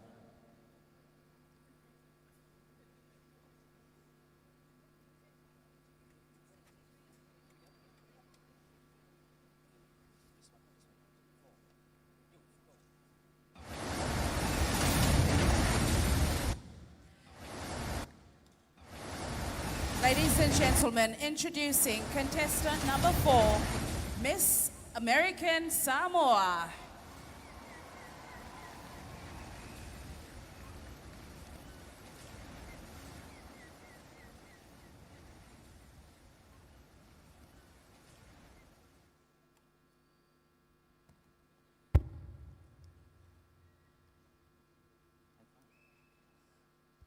Music is the language that transcends all borders. It is the only universal language. It is the only universal tongue capable of inspiring hearts, healing wounds, and binding us together across time and space. In the Pacific, music is more than just an art form. It is the heartbeat of our people, a living thread that connects our past to our present and preserves the stories of our ancestors. Tonight, Miss American Samoa will share her talent as a testament to this unbreakable bond, bringing forth the diverse and soulful sounds of the Pacific. Deeply moved by the spirits of the 13th Festival of Pacific Arts, she took it upon herself to learn how to play a selection of Pacific instruments, immersing herself in the rhythms and melodies that define our Pacific heritage. With each note, she seeks to celebrate the unparalleled beauty of our music, honoring the distinct voices that make our island traditions unforgettable. Bringing you the sounds of the Pacific through drum beats, strings, and song. Here is Miss American Samoa, your contestant number 4.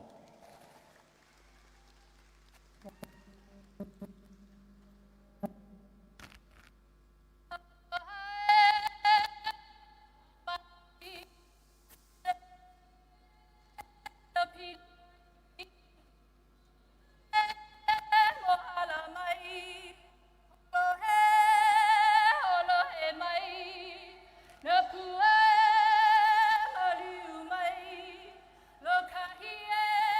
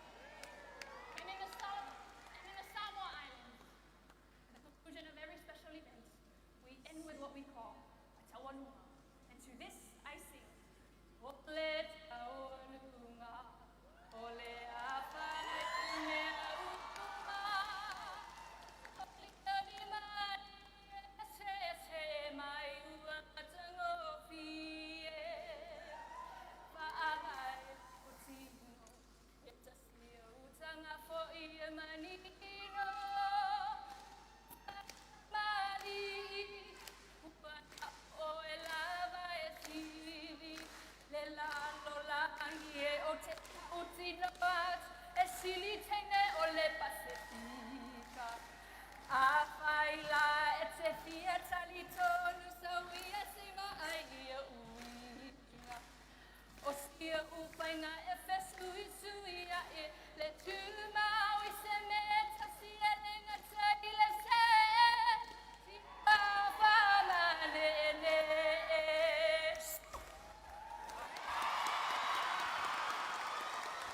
Thank you very much, contestant. Miss American Samoa, contestant number 4.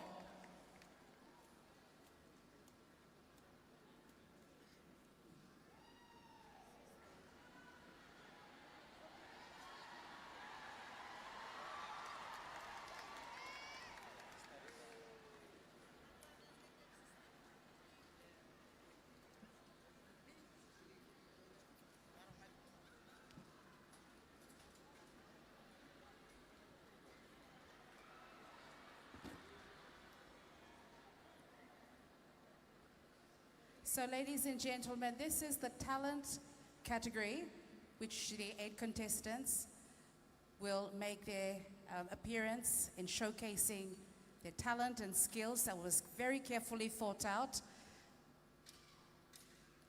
to be presented especially for you tonight.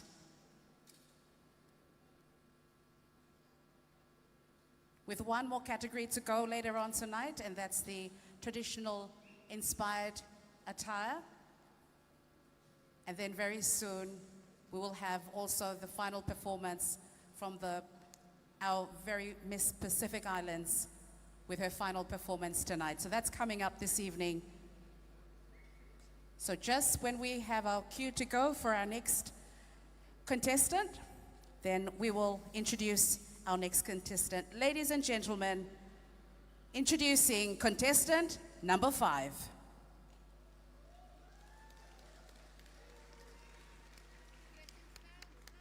Hello, Ageta. I take you on a journey through the heart and soul of Kiribati, our traditional dance, Te Mae, history told through movements, values expressed in every step, and a deep connection to land and ocean that have sustained us for generations. For centuries, Te Mae is a symbol of identity and unity, passed down through storytelling and celebration. Each movement carries meaning.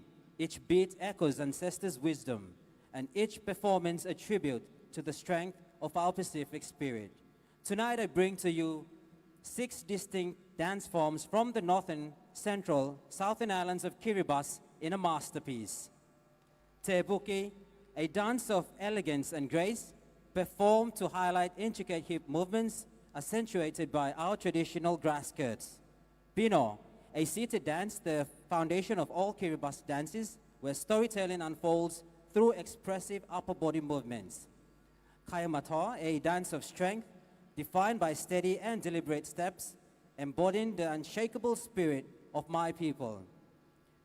Taupatsiva, introduced by Samoan missionaries, this fusion of tradition and influence blends powerful movements in a mesmerizing display of fluidity. Banaba dance, a dance with dynamic gestures and rhythmic footwork that reflect cultural richness of Banaba Island in Kiribati. Kabus, this talent culminates with this dance of precision and skill, where fast hip shaking and tiny crawling steps showcase the intricate beauty of Kiribati. Through Te Mae, I invite you to witness the strength and leadership of Kiribati, qualities that shine even in the face of adversity. Let it be clear, we are still here. We are proud, and we will continue to thrive. So tonight, as I mimic the frigate bird gliding high, may you feel the heartbeats of my people and be inspired by the power of a culture that dances with purpose, pride, and passion. Kambraba, Tagyo Tumas.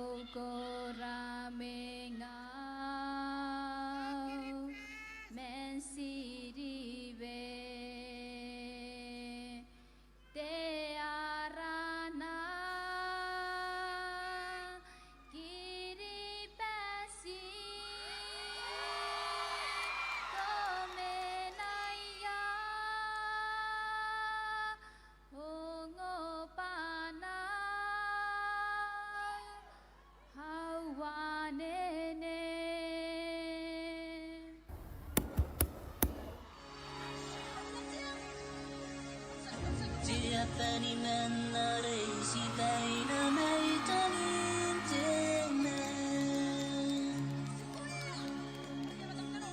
Itata pesira ke mo. Meto peyatia. Yene meni paina suate apen. Kana kubana tiang niom nangieta.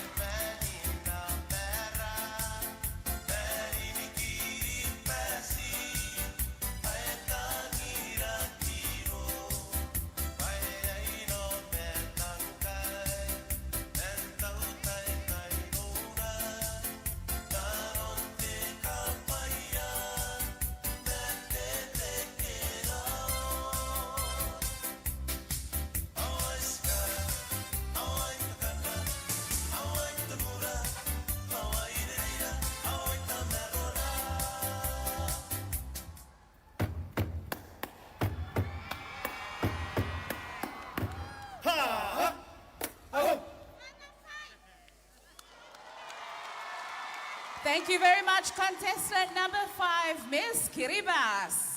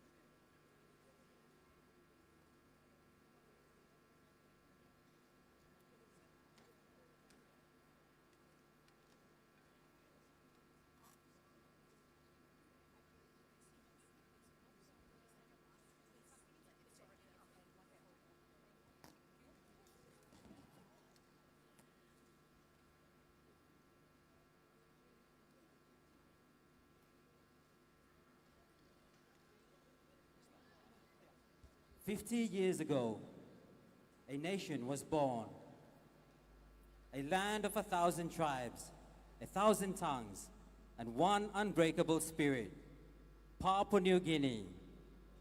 Tonight, Miss Papua New Guinea will celebrate not just history, but identity, not just independence, but unity. Miss Papua New Guinea's talent is a dramatic monologue titled Pikinini Mary Bilong Peles, which translates to daughter of the village. As she prepares for a celebration, she carries with her a simple basket. Yet within it lies the heartbeat of a nation. With every item in her basket, she tells a story of strength, of resilience, of people bound together like the strands of a woven basket. As Papua New Guinea turns 50 years this year, Miss Papua New Guinea asks her people, are we ready to weave another 50 years together? Ladies and gentlemen, representing the spirit of a nation, please welcome contestant number 6, Miss Papua New Guinea.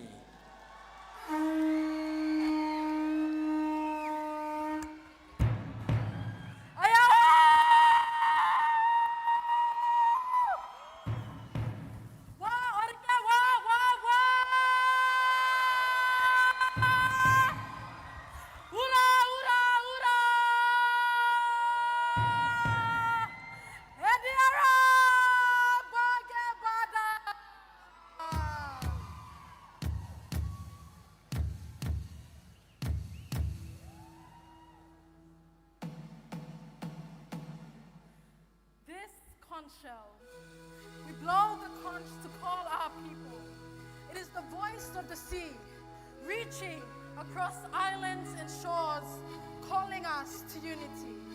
Today I carry it with me to call my people, to celebrate, to remember, to stand as one. This basket, it is for food, for carrying the bounty of my land. But as I look at it now, I see it holds something greater.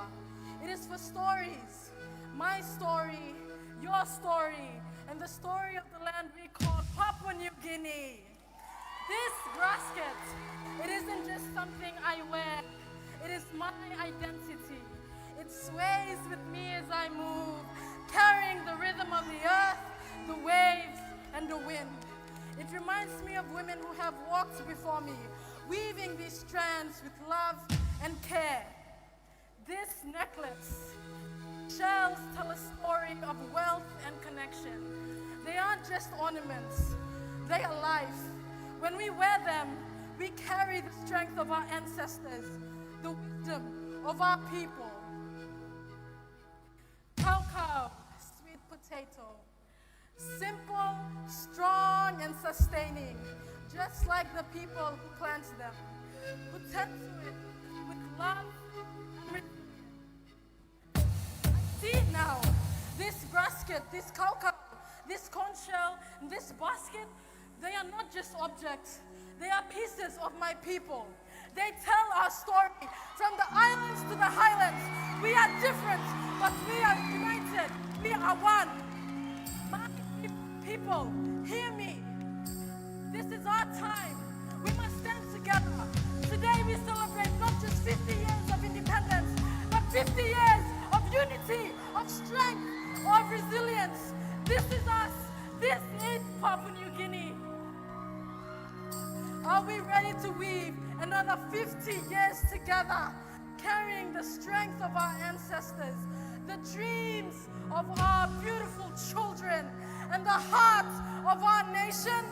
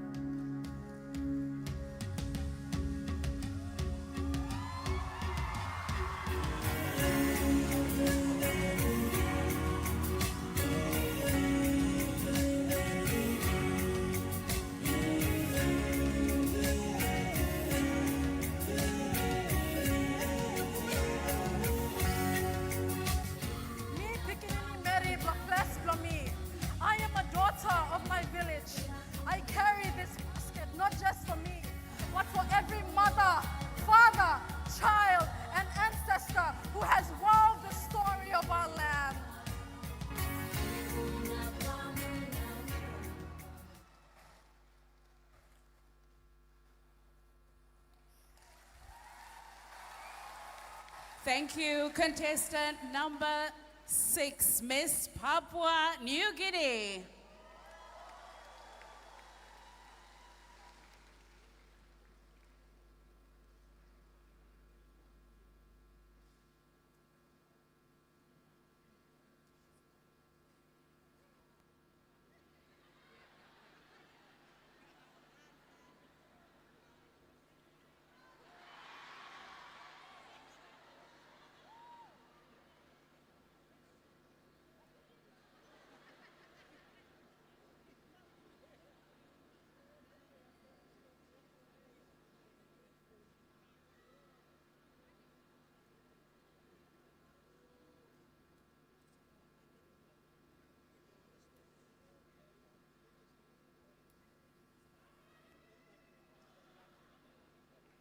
So we have completed the first category, the sarong.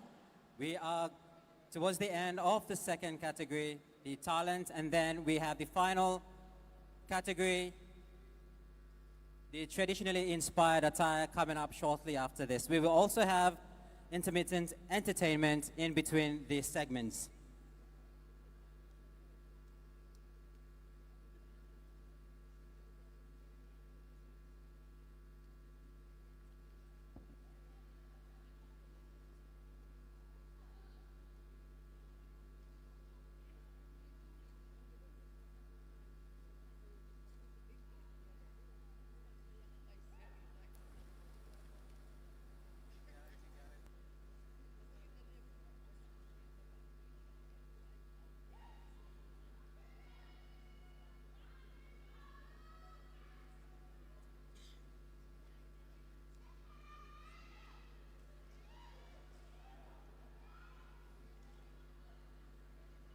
Ladies and gentlemen, introducing contestant number 7.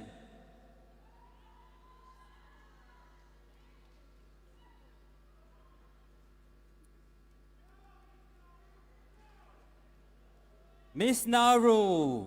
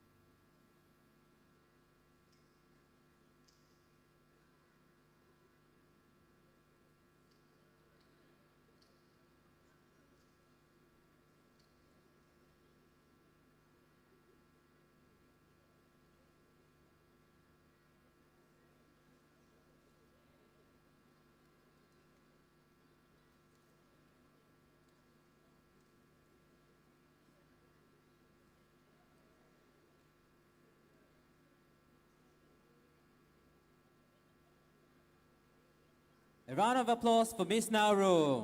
Welcome, contestant number 7.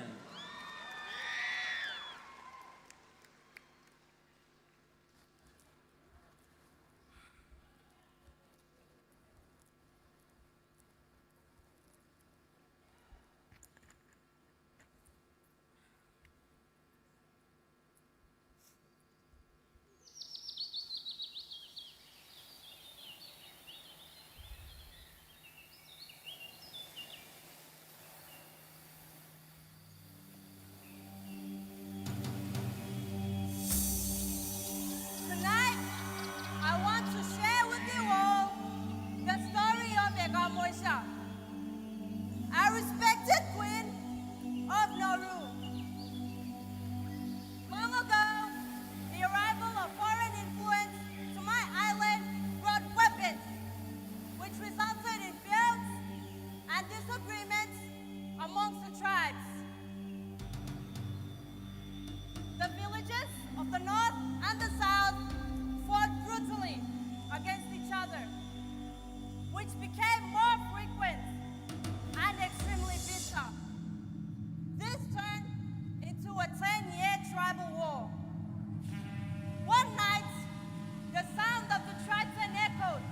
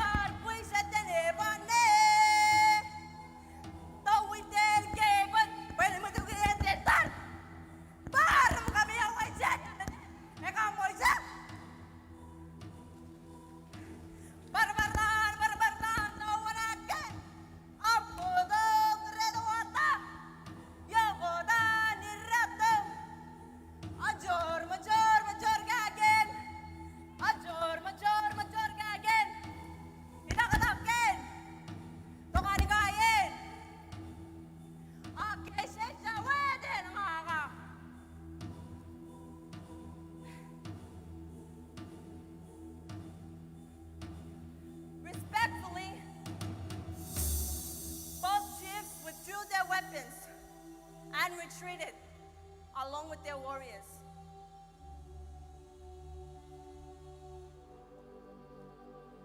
These moments in our history emphasize the respect for women, and the irago became a symbol of authority. This traditional spear is a reminder of Queen Egamoisha and the tribal war. The moral of the story is that the voice of a woman was heard and respected since ancient times. This special weapon is dedicated to the voices of the women of the past, the present, and the future. We are courageous. We are strong. And we are resilient. We are the women of the Pacific.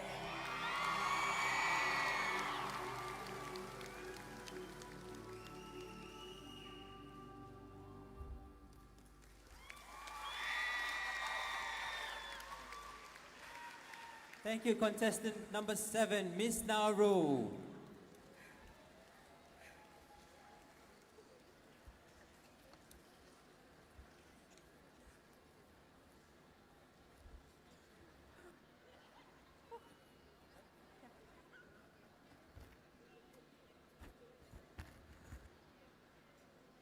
We have one final contestant before we complete the talent show, the talent category, after which we will move over to the traditionally inspired attire.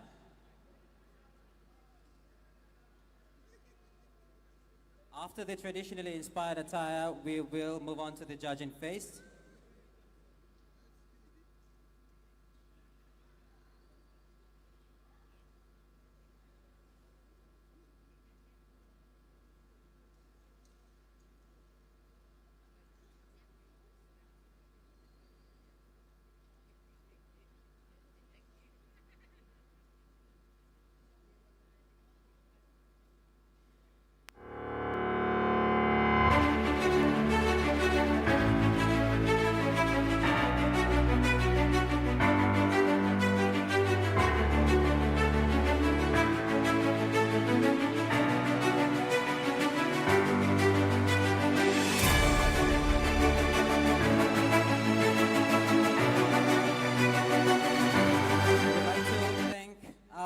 First and foremost, to extend our deepest gratitude to the platinum sponsors of the show, the Solomon Islands government through the Ministries of Culture and Tourism, Women, Youth, and Children's Affairs, and Home Affairs.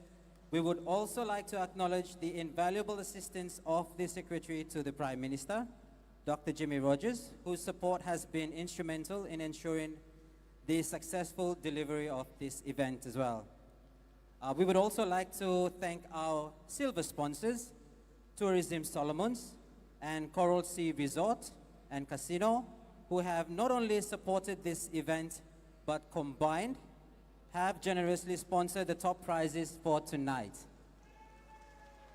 We would also like to thank our bronze sponsors, Solomon Islands Ports Authority, the Bank of South Pacific, BSP, Blue Water, and Printwise. Thank you, Tomas. And to our sponsors, your contributions have played a vital role in making tonight a reality. And let's give a round of applause for our sponsors for tonight.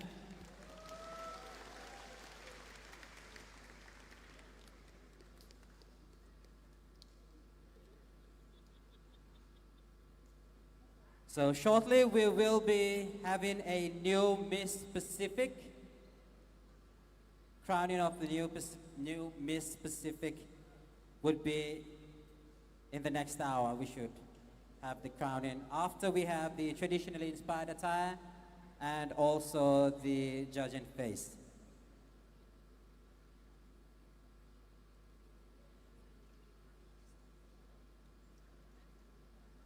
Ladies and gentlemen, our final contestant for tonight, contestant number 8, Miss Cook Islands.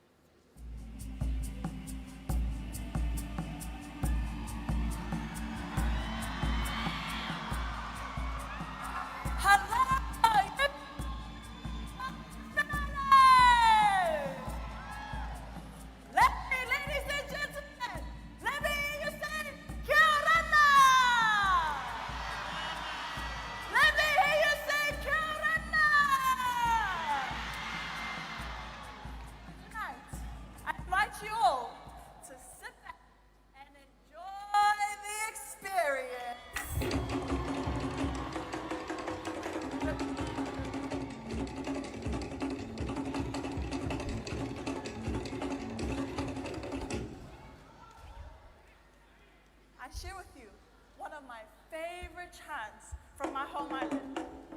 No oe no kupurotu, no rato ite kuti kuti o te rangie. He rongo e, ka turuturu o te kawariki ki runga, ka turuturu o te kawariki ki runga.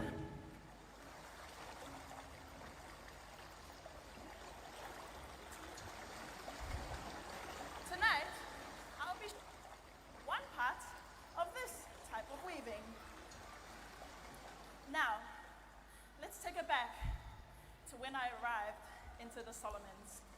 Oh Lord, hearing the pen, the boys play the pipes, such talents they had. And they even played a Cook Islands classic. Such beautiful singing and playing. Anyways, fun fact to share with you all. Back in 2020, my sister, Elsie, and I attended the same uni preparations back for our schooling life. What small world is it, right? Look at us now, 5 years later, taking the stage for Miss Pacific Island. Ta-da! This is the completed version of this type of weaving, and this is called a pare ukaro. Growing up in a household full of siblings, number 4 of 6 children, you can imagine how alive our household was. Our household was full of chores, from feeding the pigs. Yes, this girl fed the pigs, to working in the plantation. Oh, worked in the plantation? Yes. Ironing the clothes, cooking the food, and keeping a clean house. Let me show you.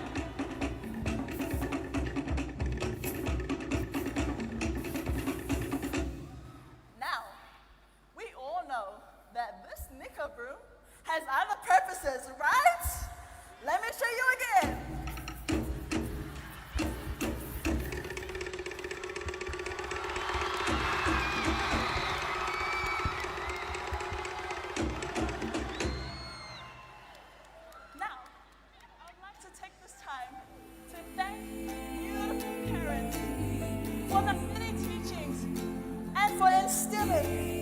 Great knowledge, and most importantly, having the most beautiful relationship with God.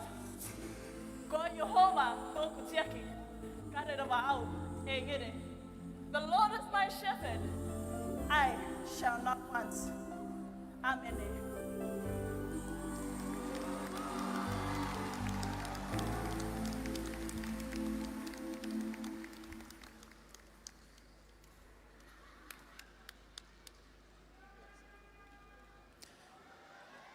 Ladies and gentlemen, that was our final contestant for the talent category.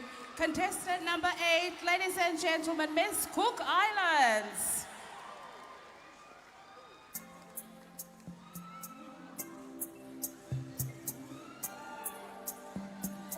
Check.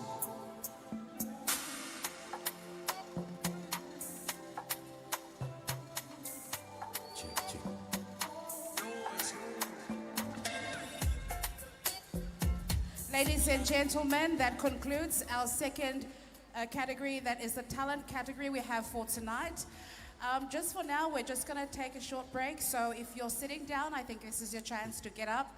We'll be having entertainment very soon coming from one of our very talented artists. Ja Boy will be taking over the stage for entertainment. So you can get up and stretch your legs a bit, or you can go and get a breath of fresh air outside if you're feeling a bit hot from inside, and then we'll be back to the heart of the categories of the Miss Pacific Islands pageant, which is the traditionally inspired attire.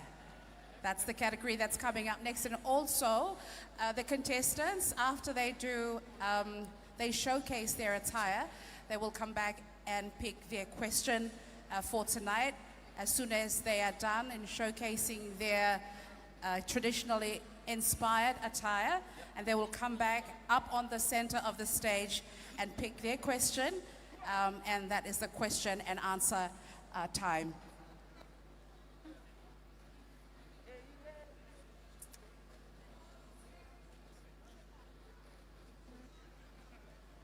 So thank you very much, ladies and gentlemen. Also, we are a big shout out as well going out to our Pacifica family who are also watching us as well from all around the Pacific. Big good evening and hallelujah everyone. As we are just about to take a short break with some entertainment, and then we'll be back with our traditionally inspired contemporary attire. Thank you. Okay, let's welcome on stage Jaboy and Jamin. How we feeling tonight, everyone? All right? Hey, yeah. Well, as I lie down to rest, I heard a voice keep saying, I tell my sinner, stay away from me. Later my time, can't you see me? Oh, yeah, I'm drowning in love. It's a moana, I'm taking life.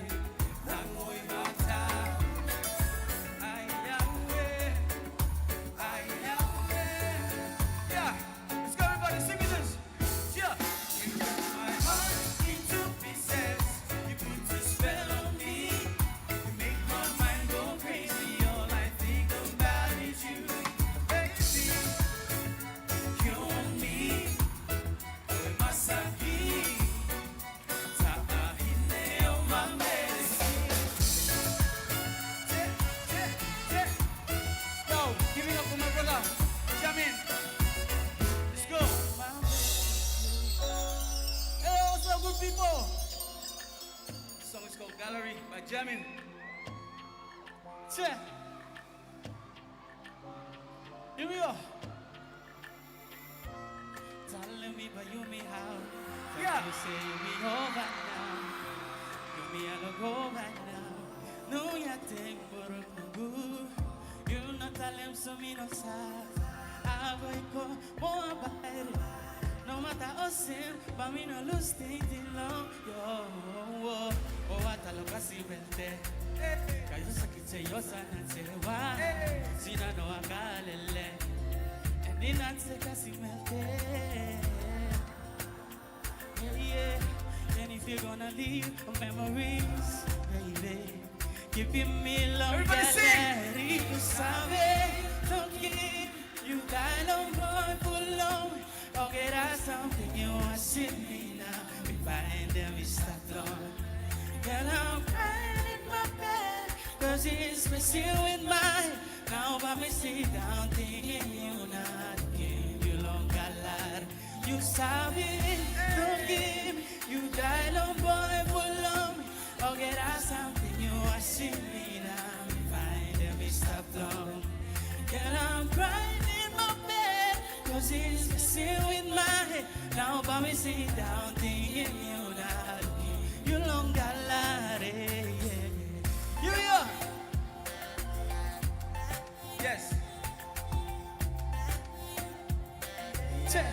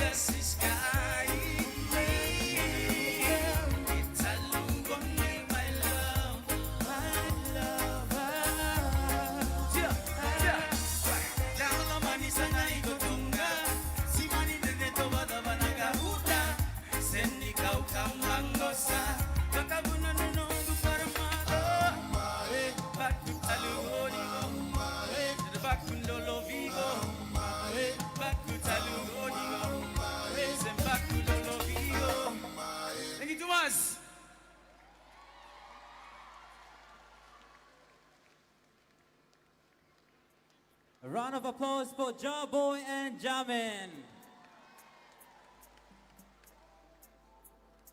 Our next category is the traditionally inspired attire. And the traditionally inspired attire will also be followed by a question. We have 8 topics that reflect the issues in our Pacifica. And each contestant will pick their topic, and then they will answer the topic answer their question straight after their traditionally inspired attire performance.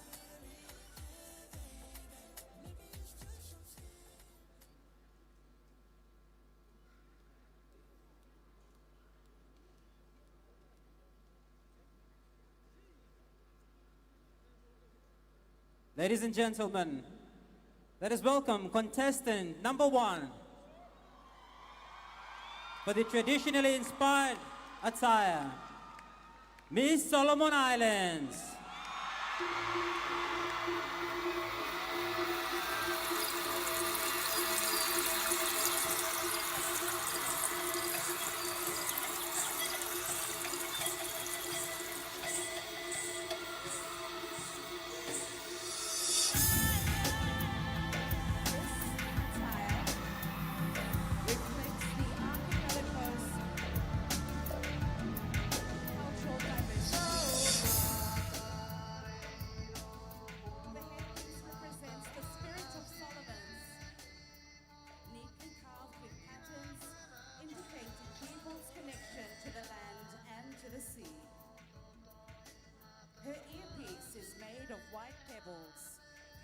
Turtle shells and neckline called cup. Made of turmeric, which symbolizes woman's status, wealth, and authority.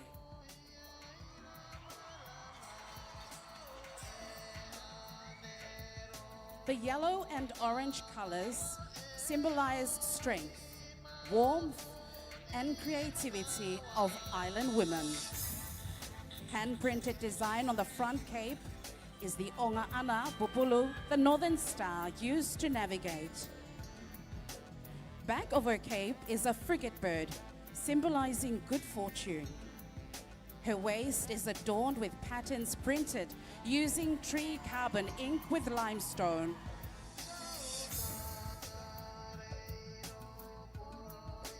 Pacific women in diverse environments. Like the varu flower, which speaks of our strength and resilience.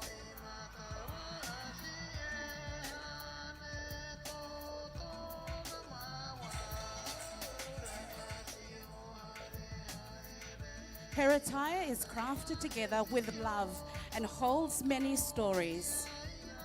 On her neckline, and hand-woven shell money from Malaita, and temahua from Temotu, representing the heritage of Melanesia.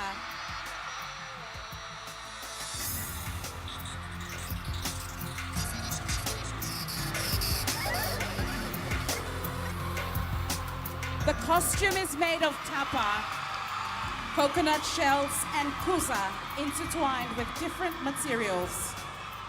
The woven mat which flows along her body reflects the journey of our ancestors.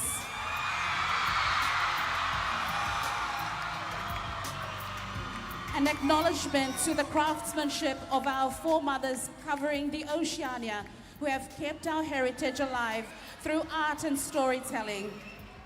As Pacific women, we are leaders in adversity. In times of conflict, we are peacemakers.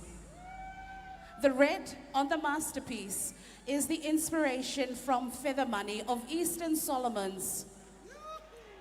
The redwood shavings on the garment symbolizes blood, life, and survival.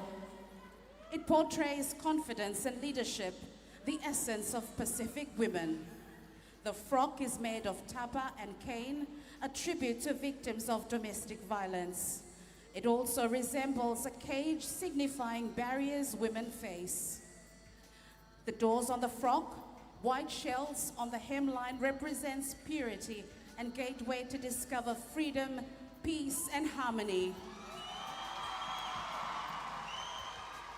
We are Solomon Islands. We are Pacifica.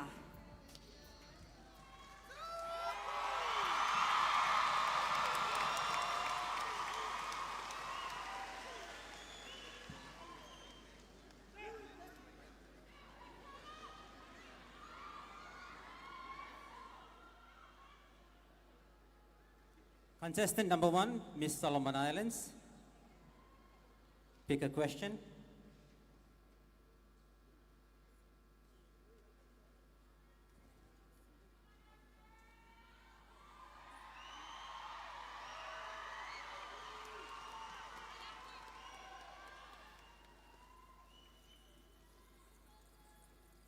Miss Solomon Islands, your question topic is sports.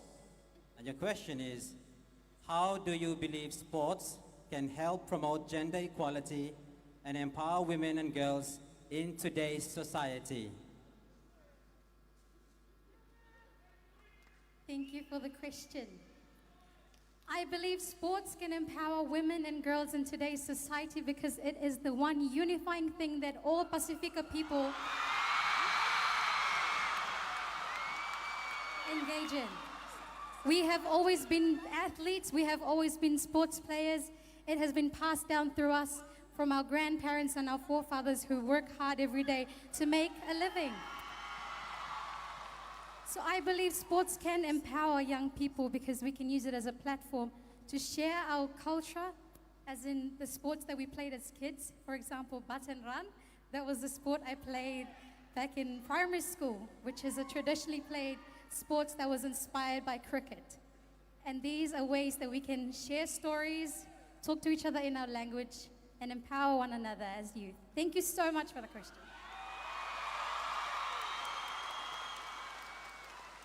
Ladies and gentlemen, there you have our contestant number 1, Miss Solomon Islands.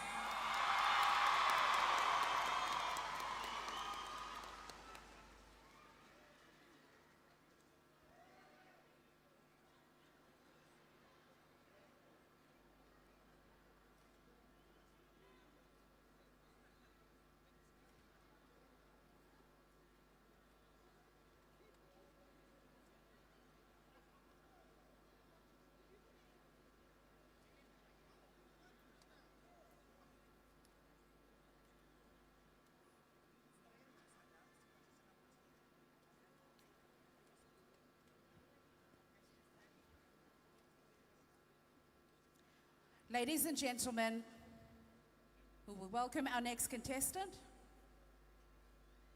And welcome contestant number 2, Miss Samoa.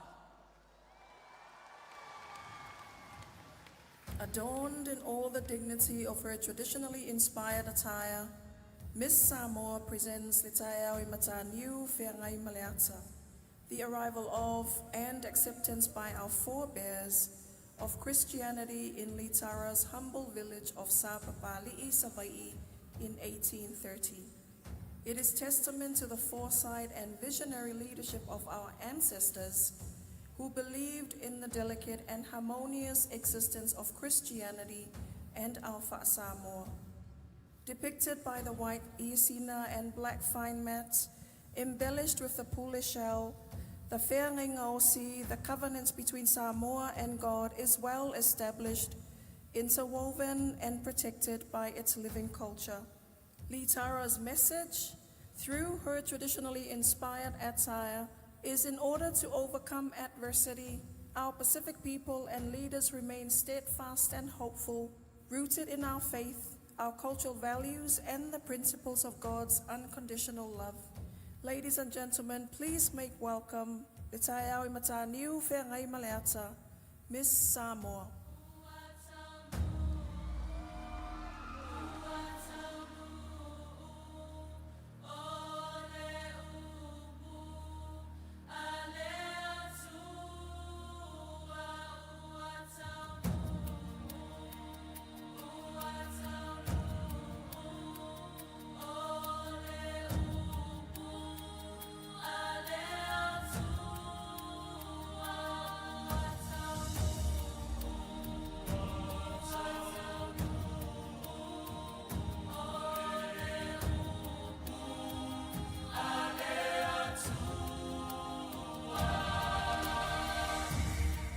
le amatanga le upu.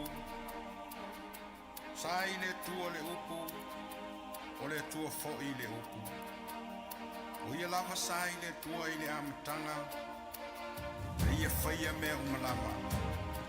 Le ai fo'i se mea tasi na whaia i le i whaia e ia.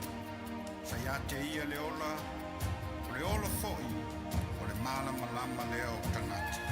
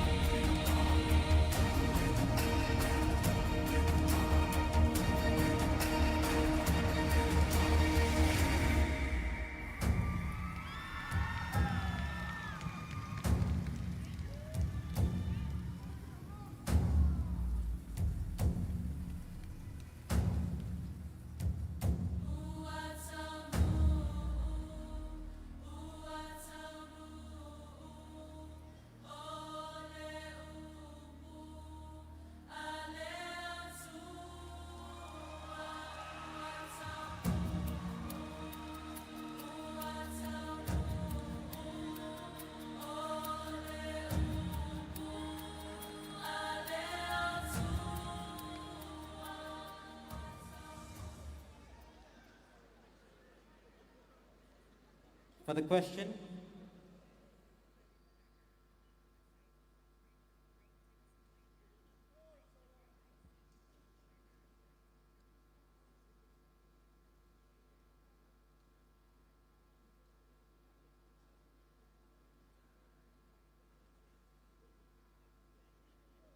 your question, Ms. Samoa. The topic is health. Mental health is seen as another prevalent health concern in the Pacific. It is a very sensitive issue due to pride, shame, and denial. How do you believe societal attitudes towards mental health can be improved?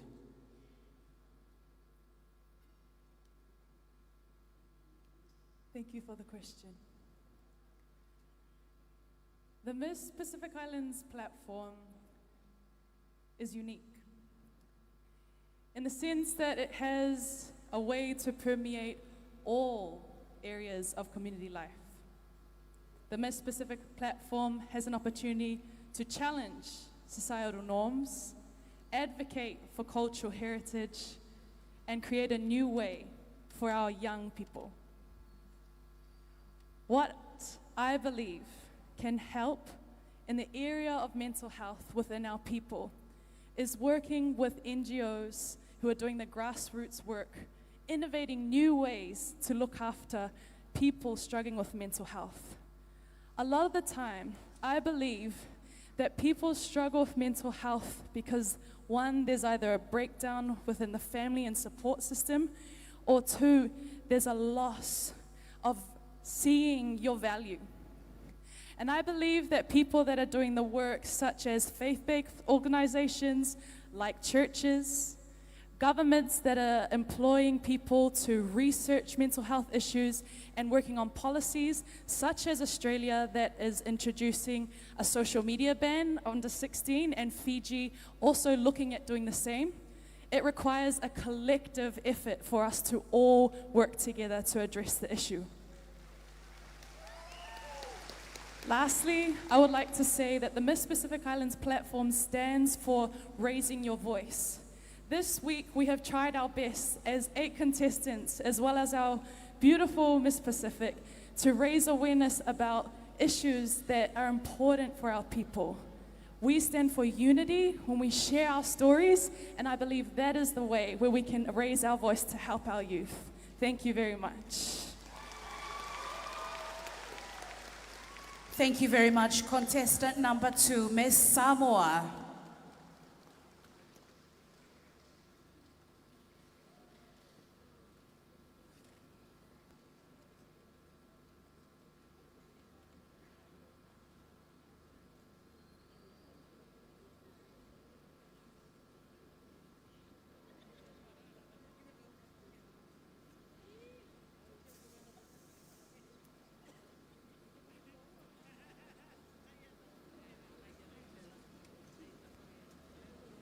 Ladies and gentlemen, introducing contestant number 3, Miss Tonga.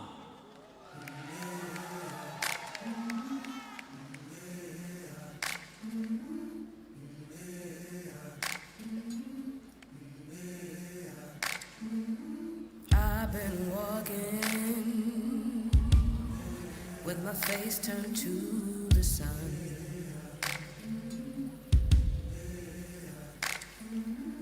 Weight on my shoulder. Miss Tonga's cape is crafted from Natsu Uli black tapa, encompassing her entire body, with coconut sinnets woven and tied around her neck, depicting Hikuleo, the goddess of Tonga, disguising her true identity as she makes her way out of Pulotu with her hook.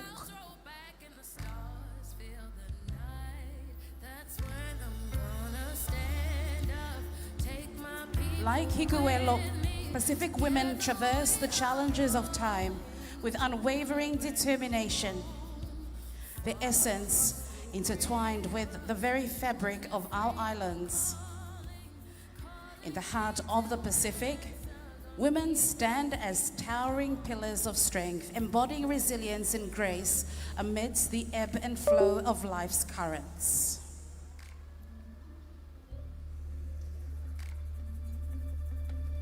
Her teki teki, the headpiece, features Tonga's coat of arms, symbolizing national pride and heritage.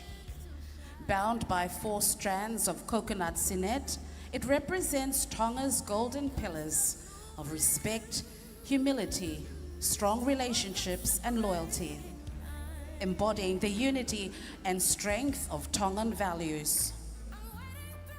As she emerges from her disguise, Miss Tonga reveals with a pride and glimpse of portraying the late Queen Salote Tupou III. The top part of her ensemble is crafted from kie, a fine Tongan mat which symbolizes the late Queen's hope in preserving this traditional weaving practice and the resilience of Tongan women who still conserves this art. Her shawl features roses made from foul plant, representing the Tongan people, and like Queen Salote, Miss Tonga carries her nation with pride and grace. The final piece, inspired by the lupe, with an olive branch, represents God's peace and the promise of renewal. Her final attire is adorned with 5,000 pearls and 1,000 mother of pearl shells stitched into tapa and kie, symbolizing the diversity and unity of Tonga with other Pacific islands.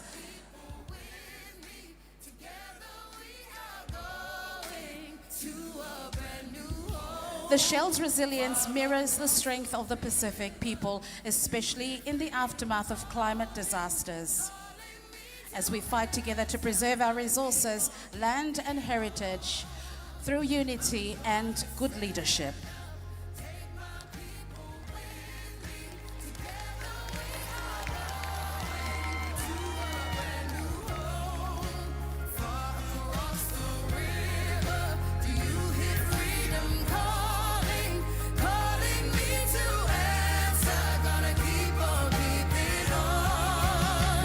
I'm gonna stand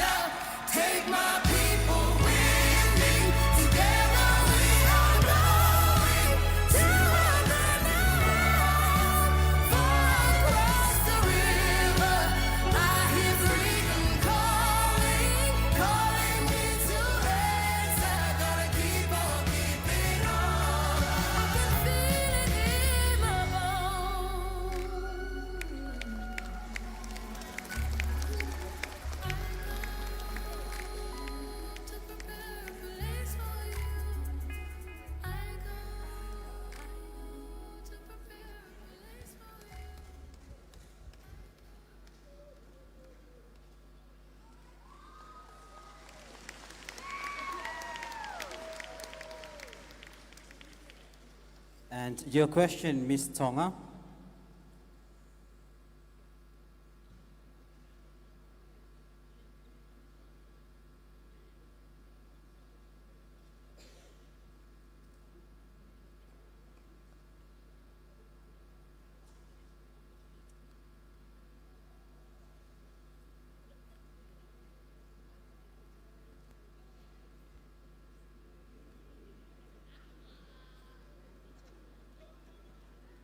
Okay.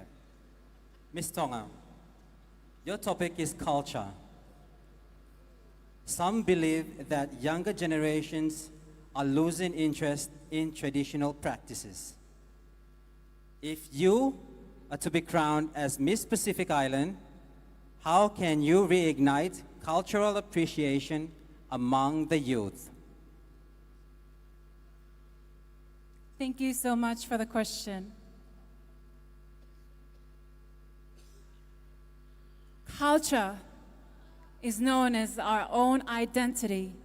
It tells who we are to the world, that we are Pacific Islanders.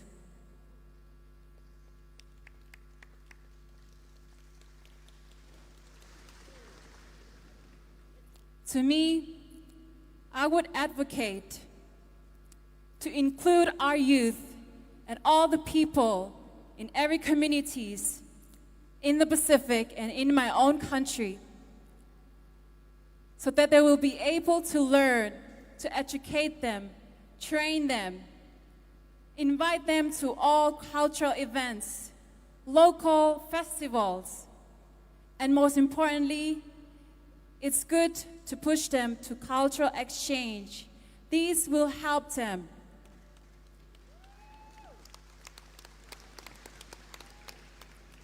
I remember being part of Genesis program back in Fiji, where they push cultural exchange, where we all come in our own cultural traditions all around the Pacific to show and exchange our cultures to Japan. So therefore, my young generations, my youth, my women, everyone here in this room, don't forget where you come from. It is who we are. As Pacifica people, we are Oceania, we are one people, and we are Moana. Thank you.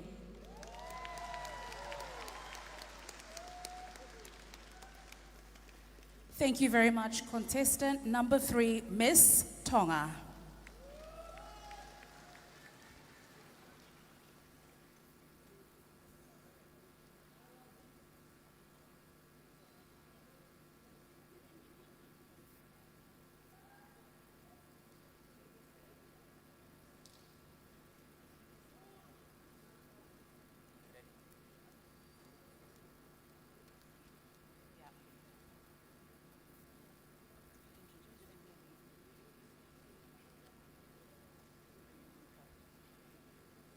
Ladies and gentlemen, contestant number 4, Miss American Samoa. Let us embark on a journey this evening as Miss American Samoa presents her traditionally inspired wear depicted on the themes of leadership, adversity, and diversity. And that through ingenuity we preserve against any and all odds. A Samoan legend recalled the journey of twins as they gained the knowledge of Tatau and upon returning to their homeland were distracted by a giant clam. As they dove to see it and resurfaced, their song had changed. Tattoo men, not women. This ideology has become a staple of Samoan culture and continued practice to this day. Miss American Samoa pays homage to the symbolism of this orated tale, as the most of our Pacifica cultures rely heavily on oral histories to convey our diverse practices.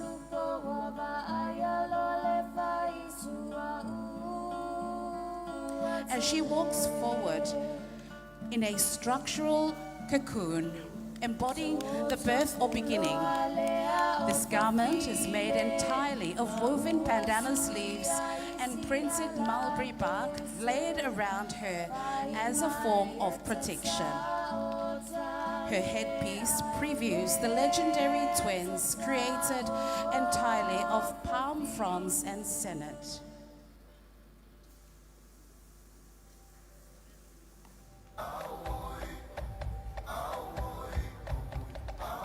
As she opens her arms, she transforms into a clam, a symbol of obstacles through time and tide, as seafarers and caretakers of our lands a nod to the legends of the seas that impact our cultures, and a reminder that against all odds, our ingenuity as people is to be revered.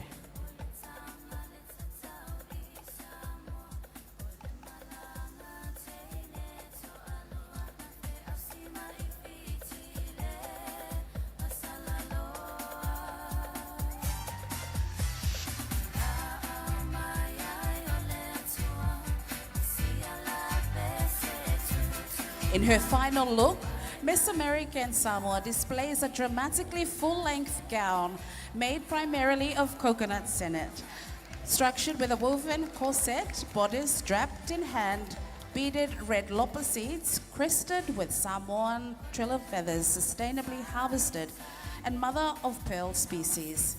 Her overall garment is the representation of our interconnectedness. Although diverse of culture, we are still one people, connected by the seas. We are leaders in adversity. We are diverse. We are the Pacific.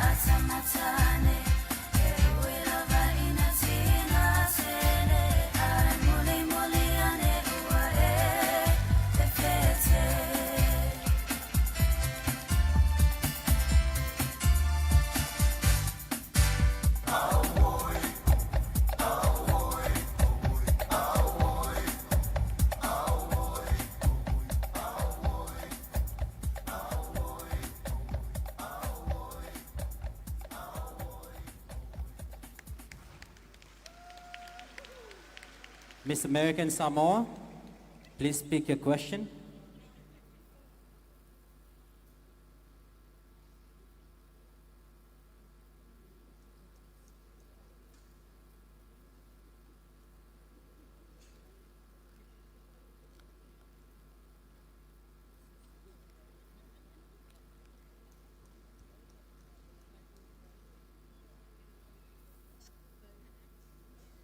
Miss American Samoa, your question topic is education. Why do you think it is important for Pacific students to study abroad, and do you think there are enough scholarship opportunities available for the Pacific people?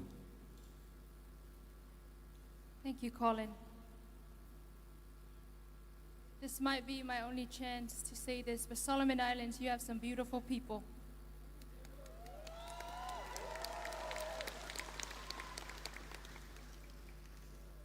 Do I think that there are enough scholarships available to Pacific students?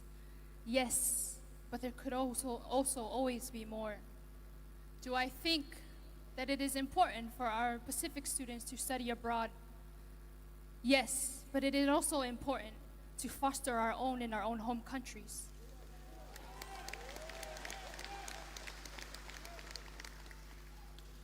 I believe that education is subjective to the person.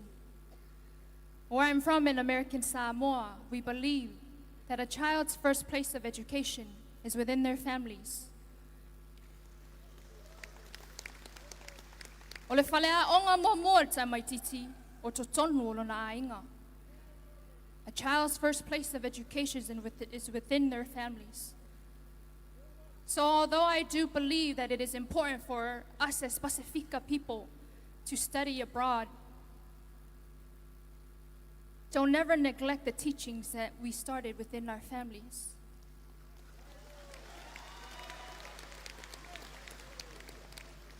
These teachings have carried me through my own adversities and has allowed for me to lead with humility, love, respect, compassion, and empathy for my people.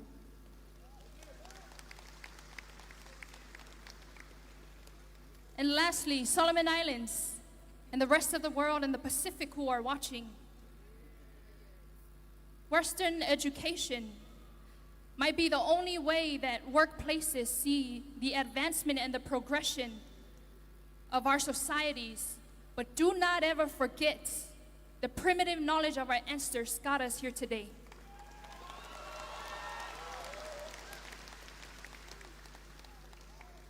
Your ancestors, my ancestors, they were voyagers. We can't get anywhere these days without a GPS, without technology. Can I get an amen? Our ancestors were so wise and so smart that they used the stars. That is the greatest form of education we could ever ask for. So in summary, do I think that it is important for our Pacifica students to study abroad? Absolutely. I did too myself. But I came home, back to my soil, back to my lands, and I realized that no knowledge is greater than the primitive knowledge of our ancestors that they have left to us. Thank you. Thank you, Miss American Samoa.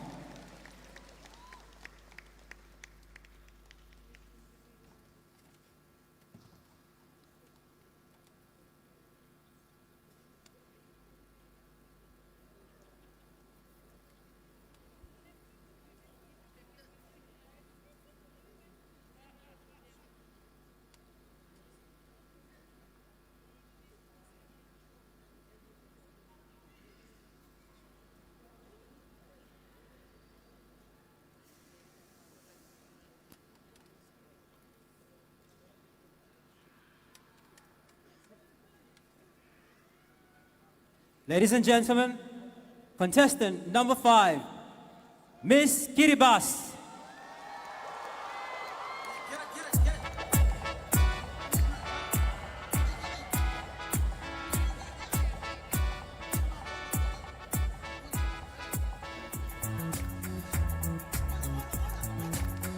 Tonight, Miss Kiribati wears an ensemble that embodies the soul of our islands, our heritage, adaptability, and sacred generational ties.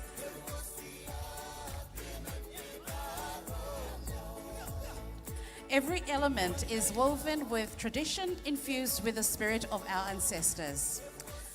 Atop her head, a majestic frigate bird, intricately crafted from pandanus leaves, soars with grace. The sacred bird, a symbol of leadership and freedom, rises above a gleaming mother-of-pearl sun. Just as our forebearers braved the ocean's depths to retrieve this precious shell for fishing lures, today it stands as a beacon of endurance, strength, and beauty.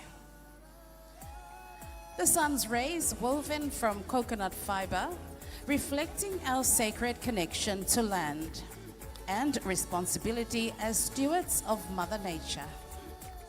Her bodies, fashioned from coconut husks and adorned with delicate shells, represent the lifeblood of our islands, the land, the sea that sustain us. Secured by 3 coconut strands, each symbolizing an unbreakable foundation of faith, family, and tradition. Draped below, intricate netting speaks to the fragile balance of life on our atolls, shaped by the forces of change. Her skirt, woven from pandanus and coconut leaves, unfolds a visual narrative of intergenerational unity, love, and femininity. 33 shimmering shells adorn its hem, representing the 33 islands of Kiribati.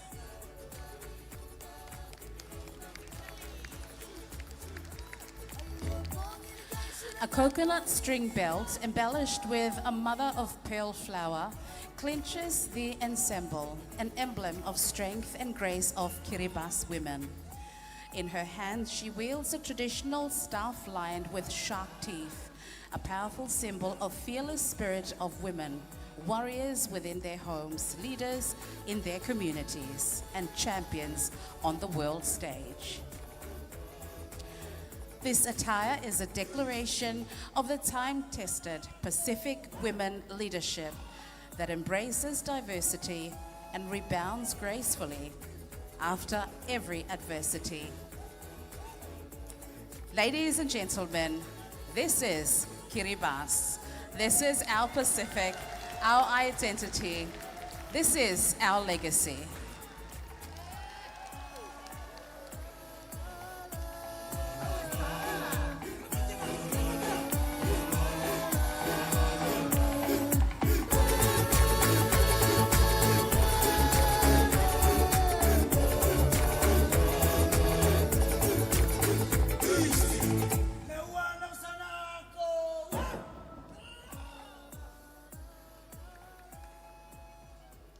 Ms. Kiribati, and your question?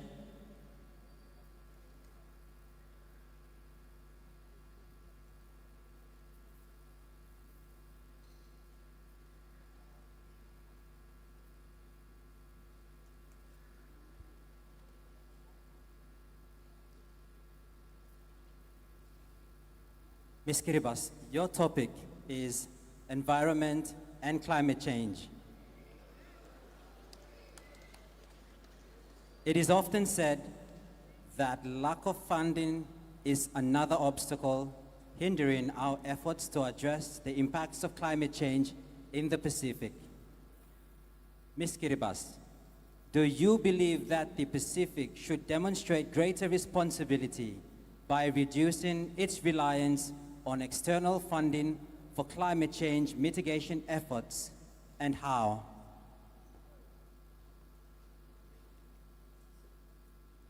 Before I answer that question, would you mind repeating that one more time, please?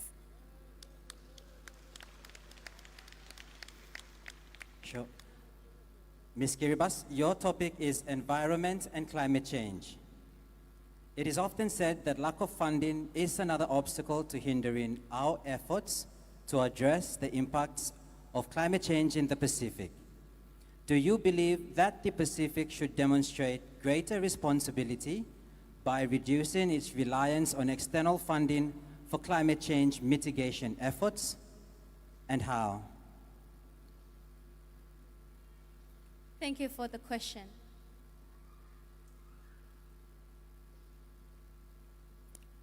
I believe that Pacific Islands should hold those who are responsible for climate change. Yes, we are resilient. Yes, we are strong. We are Pacifica. We got cultures. We got a way of life that has sustained us. But climate change, every one of us here is on the front line of climate change. Then why should we not get those who are responsible to provide, to assist in our mitigation efforts, in our adaptation methods?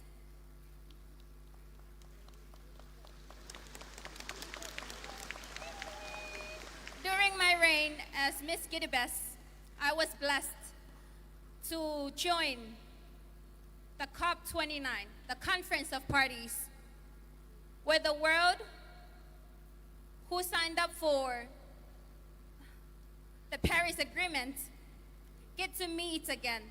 And this is where I understood the importance of climate funding, climate finance. If we use this well, from the COP29, although the results were a bit something to think about, there was something good that came out of it. And that was the amount of climate finance that the developed countries have agreed to assist the developing countries, especially us on the front lines of climate change, in our mitigation and adaptation methods.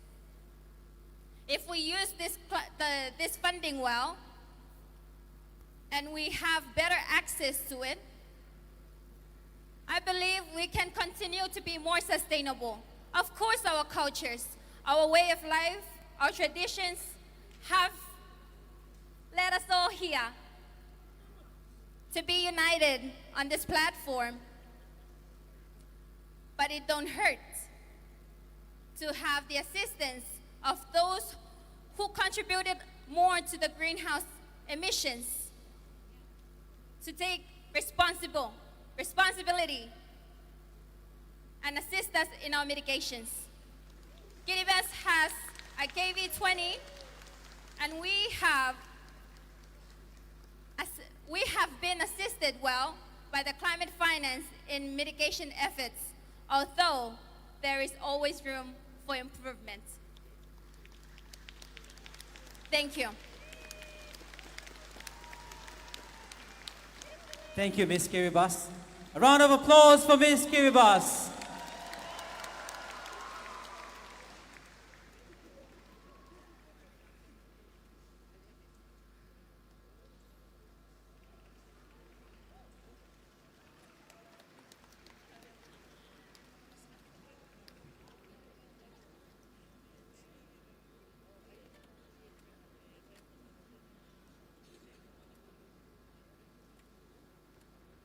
Okay, ladies and gentlemen, let's welcome contestant number 6, Miss Papua New Guinea.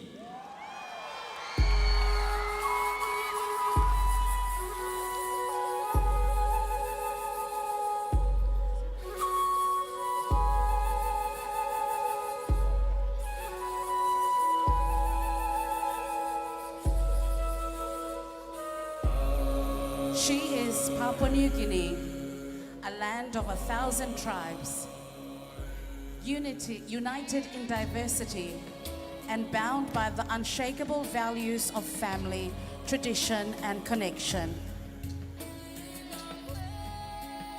Majestic and resilient, her beauty flows from the misty highland peaks to the turquoise waters of her islands, radiating the warmth and strength of her Pacific family. Her cape is a testament to honoring tradition, like the bilum woven by the hands of her women folks. It tells a story of resilience and connection, intricately crafted with earthly tones and adorned with coconut shells that depict the bird of paradise.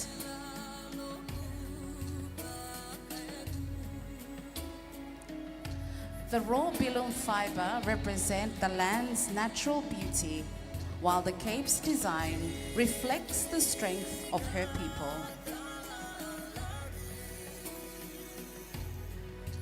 Her gown embodies the essence of Papua New Guinea and the Pacific, seamlessly blending traditional weaving techniques with contemporary elegance.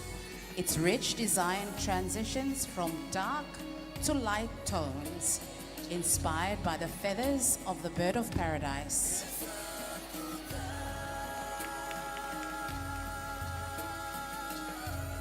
embellished with simmering mother of pearl and coconut shells shaped into the iconic bird of paradise. The gown celebrates the diversity and artistry of her land. The blue of her gown represents her connection to the blue Pacific Ocean that connects her to her sisters, reaffirming the strength of the Pacific that lies in unity, respect, and shared culture and traditions. Fostering regional solidarity, crowning her is a headpiece that speaks to leadership and inclusivity.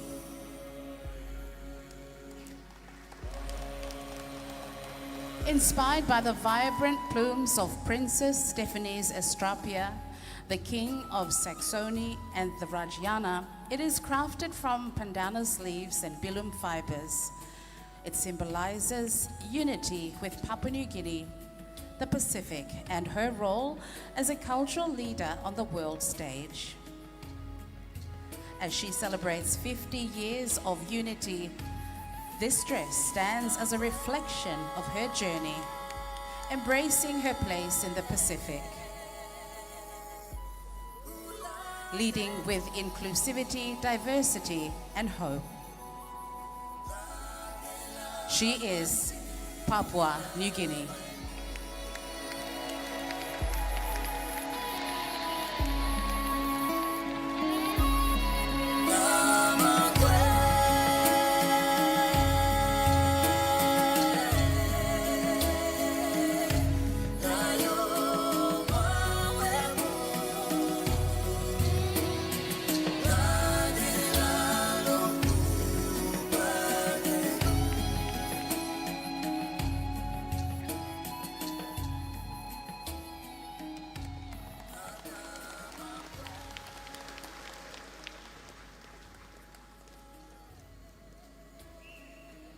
Miss Papua New Guinea, your question?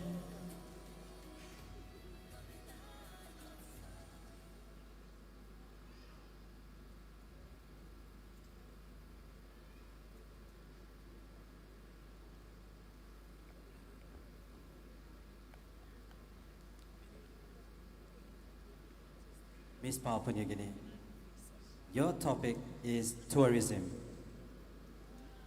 Alone, we can do so little. Together, we can do so much. This saying emphasizes the power of regionalism.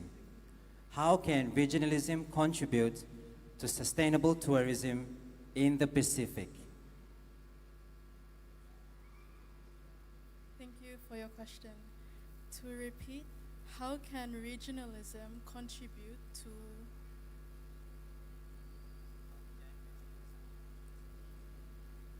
How can regionalism contribute to sustainable tourism in the Pacific? Thank you for your question. The Pacific region is blessed. We have an abundance of culture, diversity between all our islands, from Samoa to Tonga to my country of Papua New Guinea. It is important that as a region, we recognize the importance of sustainable tourism and the impacts it has on our people. I believe that together, our region should come together to promote sustainable tourism in order to preserve our cultures. Tourism is important. It promotes our people, our languages, our diverse cultures. But it is also important because it helps our people to understand their identity and what makes them unique in the world. That is why I believe that our people need to contribute to work together to promote sustainable tourism. Thank you.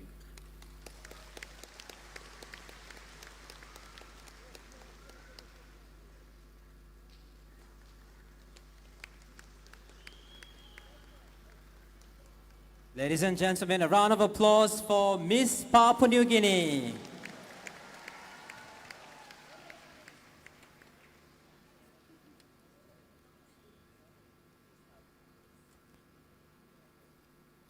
Ladies and gentlemen, contestant number 7. Miss Nauru.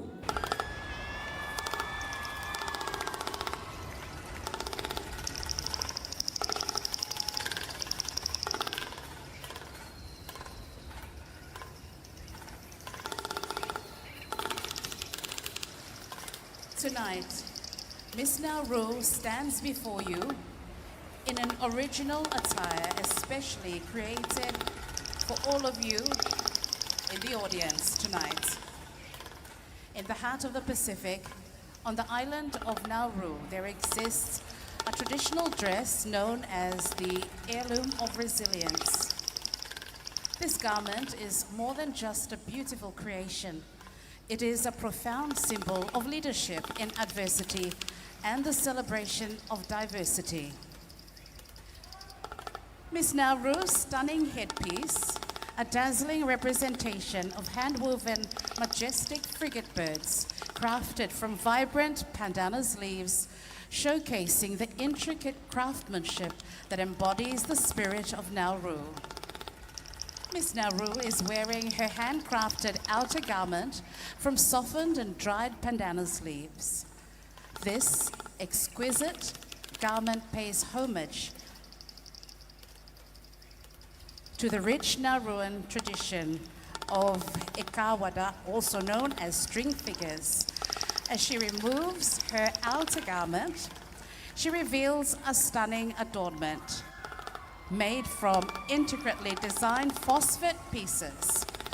Each delicate piece of rock design is a powerful statement of our wealth.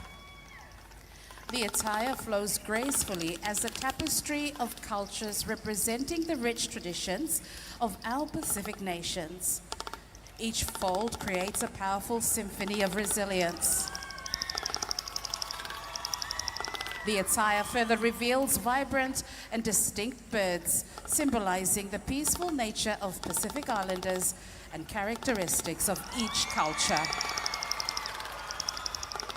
It serves as a reminder that leadership involves lifting others and recognizing the contributions of everyone in the community. As we embrace the heirloom of resilience, let us remember adversity, our strength, our diversity, our power. Ladies and gentlemen, your contestant number 7, Miss Nauru.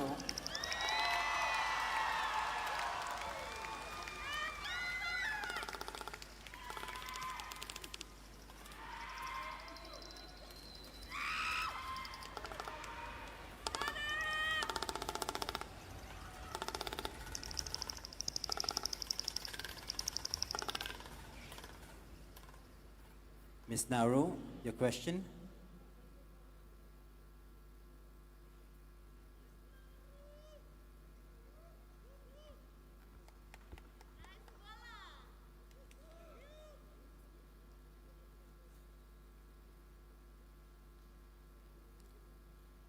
Miss Nauru, your topic is international relations.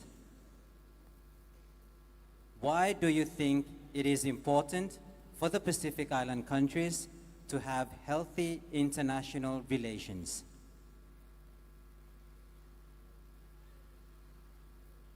Why do you think it is important for the Pacific Island countries to have healthy international relations?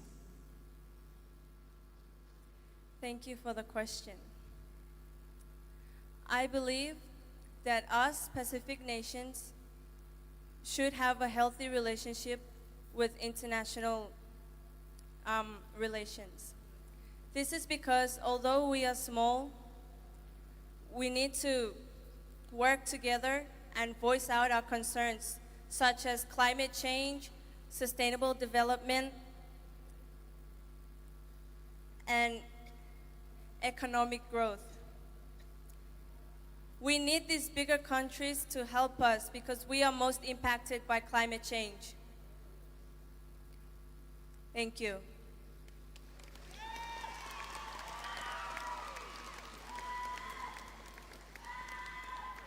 Ladies and gentlemen, contestant number 7, Miss Nauru.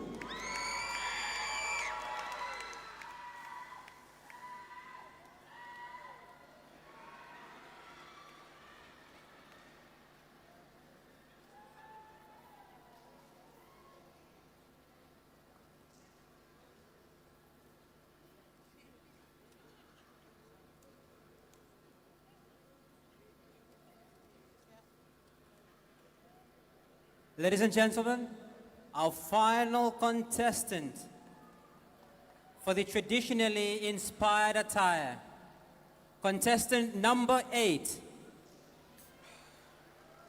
Miss Cook Islands.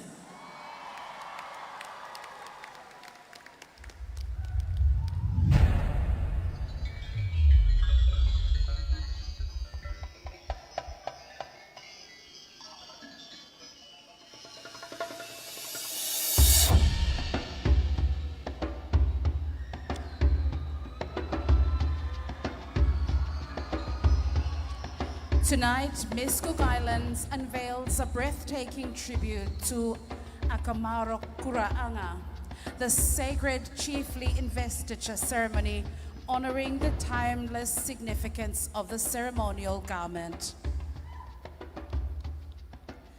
At the heart of this tradition lies the chief-elect's customary attire, an ancient symbol of divine endowment, bestowing wisdom, power, and authority.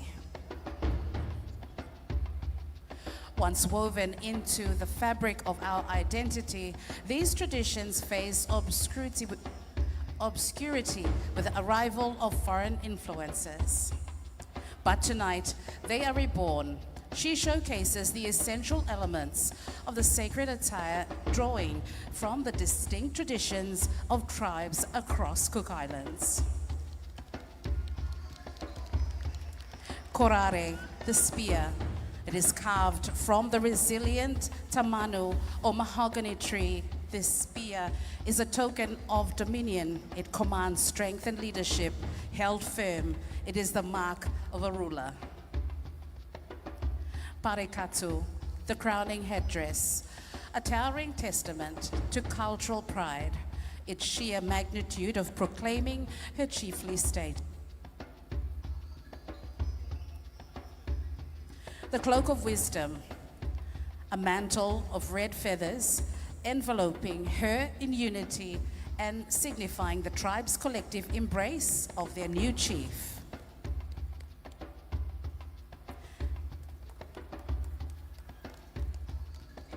As the cloak is removed,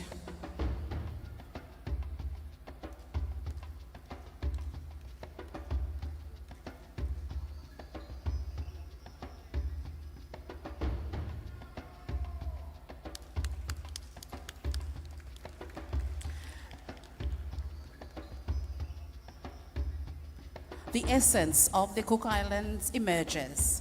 The black pearl nestled among intricately carved mother of pearl.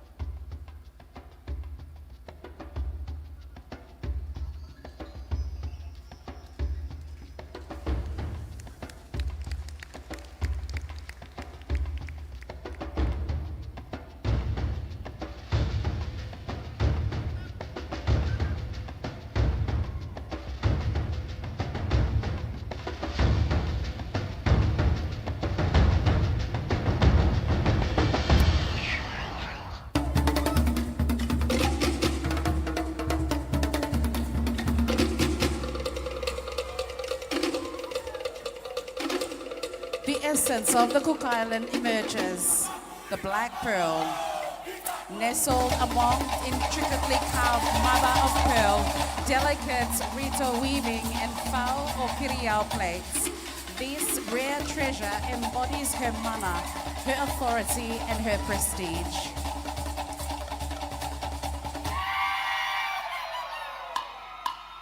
Rito shawl, a woven from the finest young coconut frond fibers, a symbol of many dedicated hands and weavers of the woman of Tonga Reva, Manihiki and Rakahanga, as a celebration of hierarchy. Papa and Titi, the bodice, a crafted homage to the strength and elegance of Cook Island women. Alas, the ascension of Au Ariki Vaine. Leadership is not merely a title, it is a calling, one that demands inclusivity, resilience, and adaptability. The greatest leaders embrace diversity, withstand adversity, and forge strength from challenges.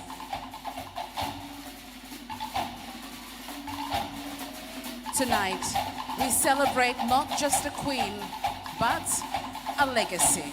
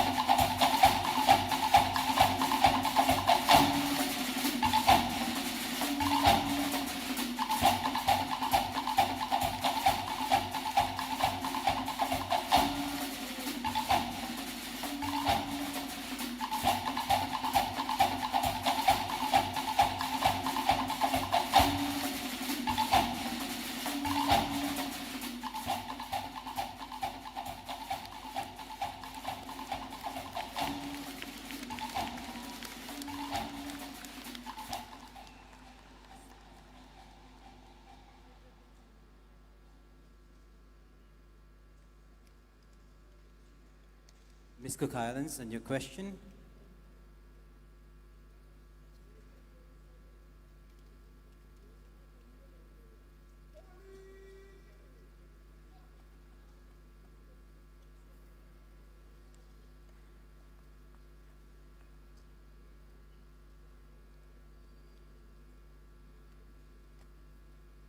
Ms. Cook Islands, your topic is social economic issues. What would be your advice to your government to ensure that all members of your community are included and have equal opportunities?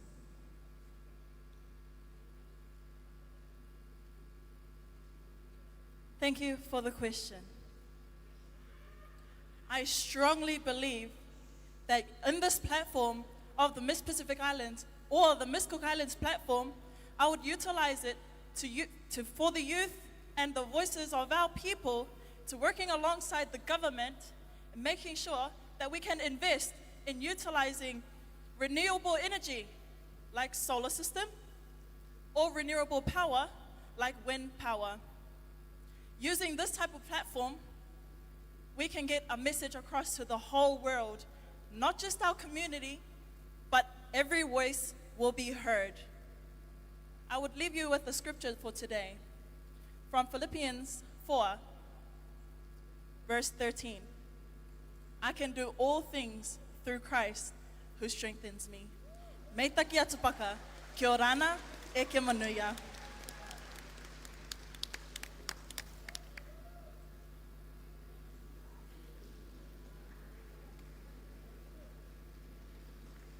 Ladies and gentlemen, contestant number 8, Miss Cook Islands.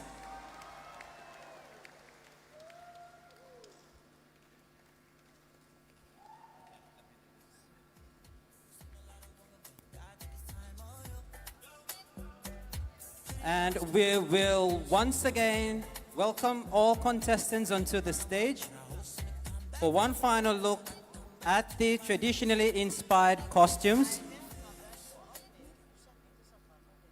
We would like to call back our lovely contestants onto the stage.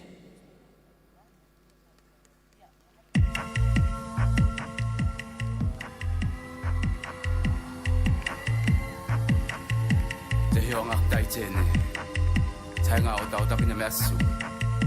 Kāna ngā ua te pāke se hauta, hatu ai nina sāra kia, tuhenu. Pia mai mga kai konen no.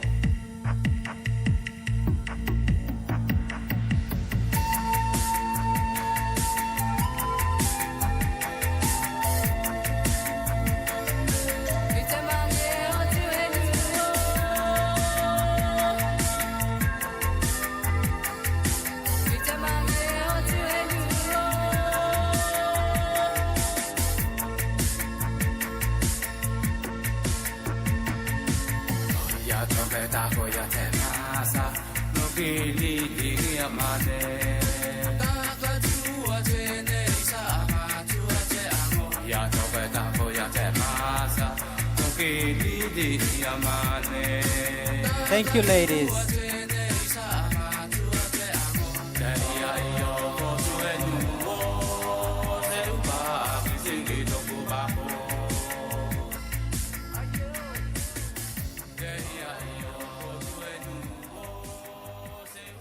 Ladies and gentlemen, and that concludes the traditionally inspired attire and interview categories for tonight.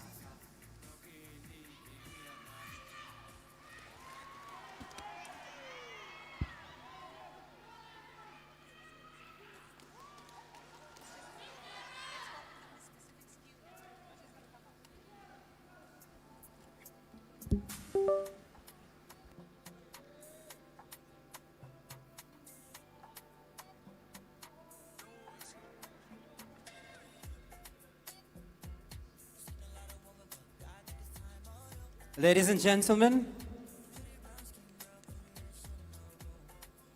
after a year of carrying the title of Miss Pacific Islands with grace and humility, our reigning Miss Pacific Islands, Moi Moana, will tonight conclude her reign and pass on the crown to our new or the next Miss Pacific Islands.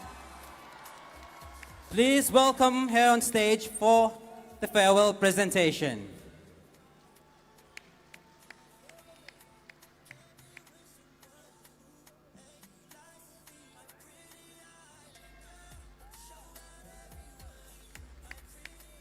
Hello, talofa, kia orana, mahalo elelei, eka moiramo, Maori, and all the warmest Pacific greetings. Glory to God for the blessings bestowed upon us to be here together to unite and to celebrate our Pacific cultures. This is a very special moment for all of us and especially myself. I humbly pay respects to the traditional owners of this land that we are on here in Solomon Islands, the Guadalcanal people, and I pay my respects to their elders, past, present, and emerging, and the vibrant youth that are here in Guadalcanal. To the Honorable Prime Minister of the Solomon Islands, honorable ministers, esteemed guests, and all of our people gathered here today, I wish you all the warmest greetings, my Pacific family. There are millions of moments that I look back on in my reign as Miss Pacific Islands, and I thought I would share a few with you. As Miss Pacific Islands, I spent time recently on one of the most smallest and most remote atolls in our Pacific region, and that was in Wache in the Marshall Islands. From above, you would see no big buildings or houses, just coconut trees, the vast ocean, and a very narrow strip of land. When we arrived, the whole entire island, they made a long line, and as custom goes, when greeting each and every one of them, they either gifted me a flower that they made themselves or a flower that they took from their hair and gave to me. They gave everything they had so willingly with no hesitation. The irony was I only owned one flower like this prior to this day, one that I brought at the Festival of Pacific Arts in Hawaii, and I treasured it.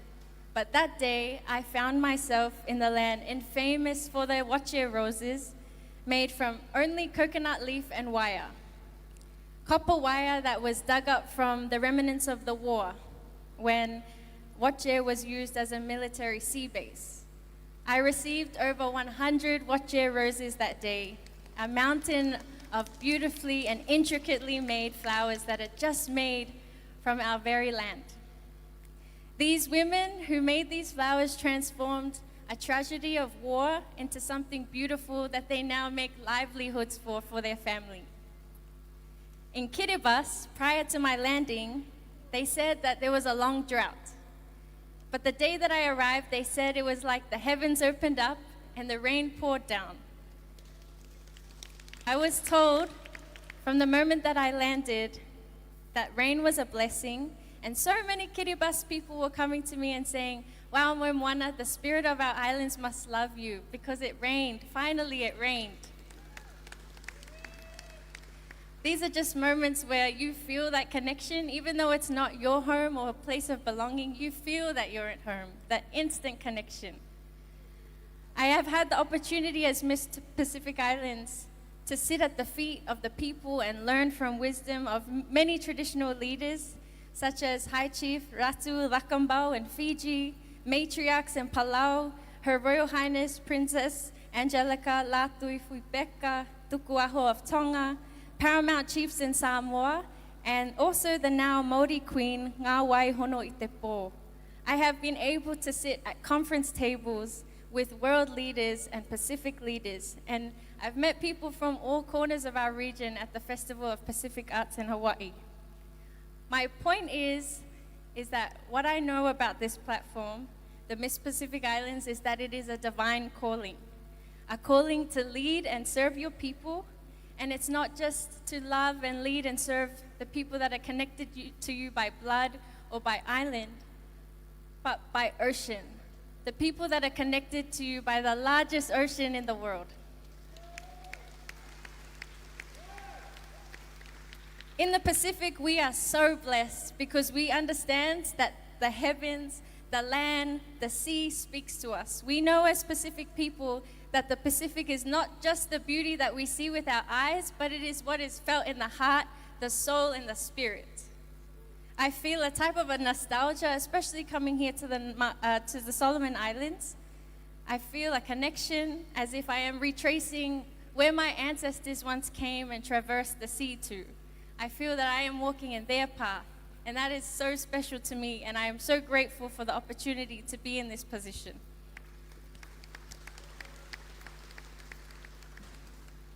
Somehow I know that this crown was one of the places that my ancestors guided me to. And I urge you all here, one soul water, moana pacifica, no matter how restless the world may become, never lose the essence of who we are. Stay united, stick together. We need more events like this, like Pacific Games, like Pacific Forums and Miss Pacific Islands Pageant, for us to have the opportunity to learn from one another so that we can have the opportunity to build and reach our full potential. Tonight is about sharing everything, all the beauty, inner beauty, outer beauty that makes us Pacific people. It's about uplifting our Pacific women, uplifting our environment, our land, sea, and skies, and our stories. I have seen many parts of the Pacific that sometimes to other people would be hopeless. However, there is too much good in our region. There is too much resilience to ever lose hope. The future of the Pacific also does not rest on one person, leader or messiah, with a great vision to show us the way. It requires the evolution of all of us, of a new collective vision. It is about embracing the interconnectedness of our cultures so that we can change the course of history, so that we can build a better Pacifica. We should face the future with this light and this vision. And when world leaders in the West disregard our call for action on climate change or sovereignty or getting our land back, we must not squander our energy by losing hope. The old sometimes has to fall apart so that things can fall into place. Instead, we should keep standing for our ways, our Pacific ways, our values, our morals, our traditions. The traditions of freedom, justice, love, and service to one another. Because it is when we achieve this through the power of being together that we can unite and not be controlled by the segregation that we have from one another by ocean, because our oceans are our pathways to each other. Maybe when we see, remember, and awaken to who we truly are, Pacific Islanders can move to the collective vision from just surviving to thriving. It's then that we can emerge into our true nature and fully access our capacity as Pacific people to love, to serve, and to take care of each other and the earth.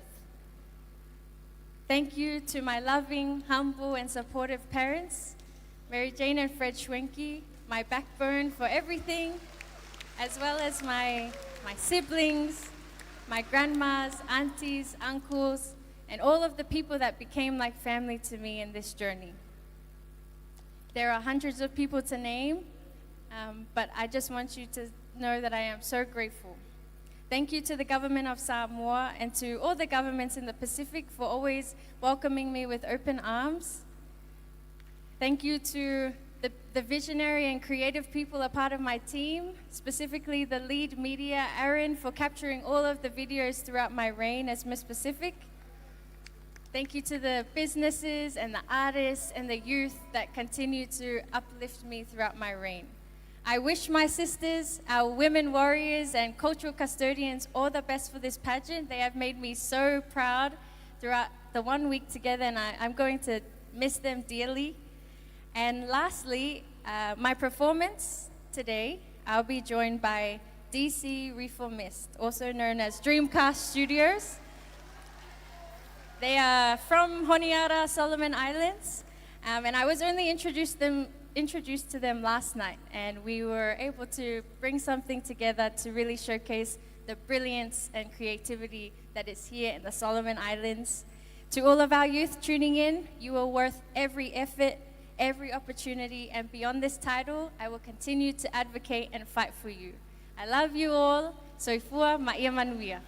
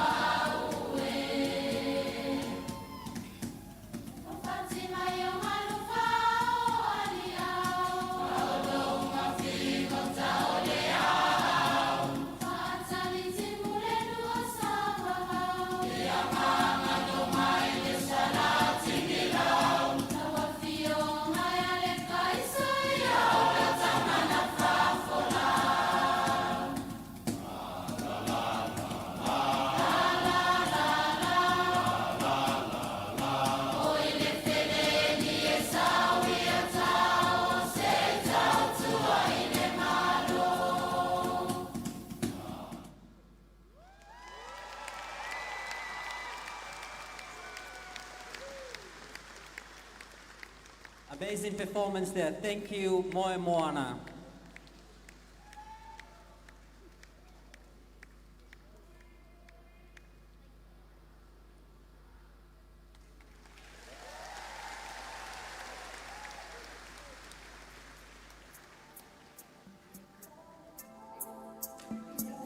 Ladies and gentlemen, up next is the presentation of special awards and the main prizes. Now we would like to invite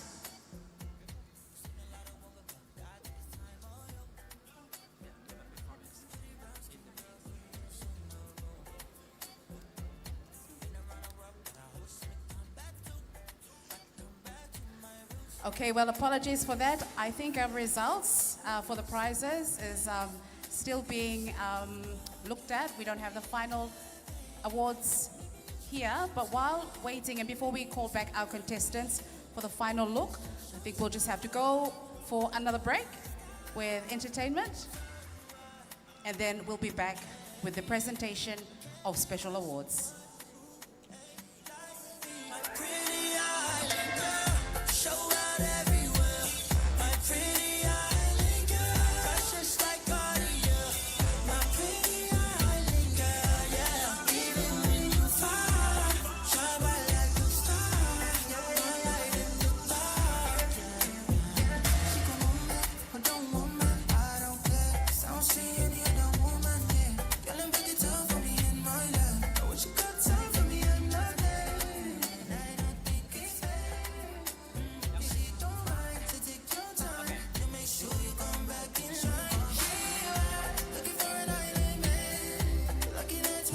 Okay, ladies and gentlemen, while waiting for our judges and our scrutineers to compile our results and the winners for tonight, we have some entertainment for you.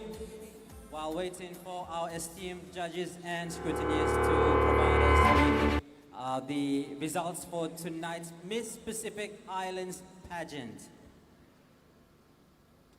In the meantime, ladies and gentlemen, put your hands together for young Davy. One. Take one.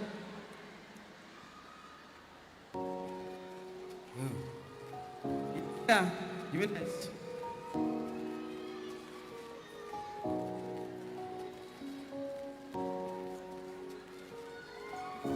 Be said.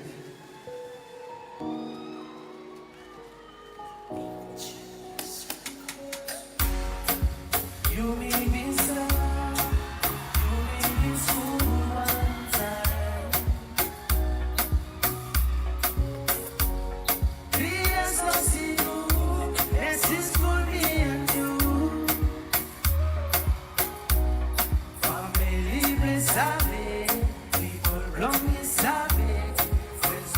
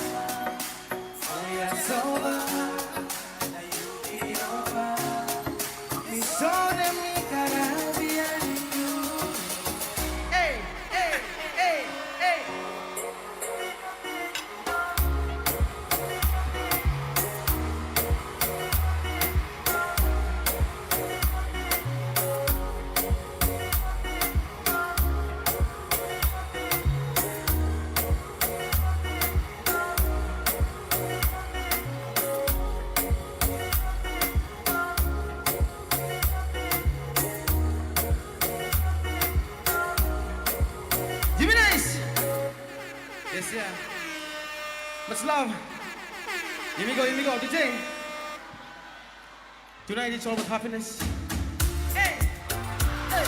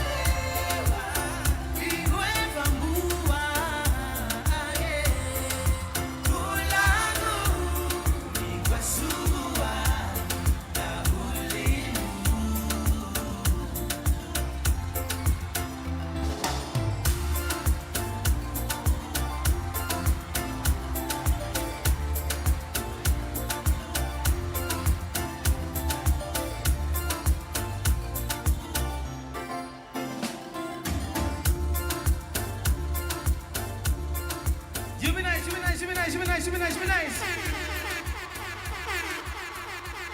That's love family. You said. You may still go. You may still go.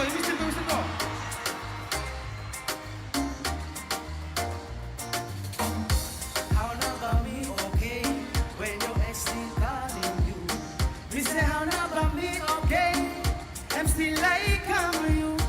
If you think twice, baby, come telling me. Don't spoil me. Let him live in a like me. Baby, make it one mind.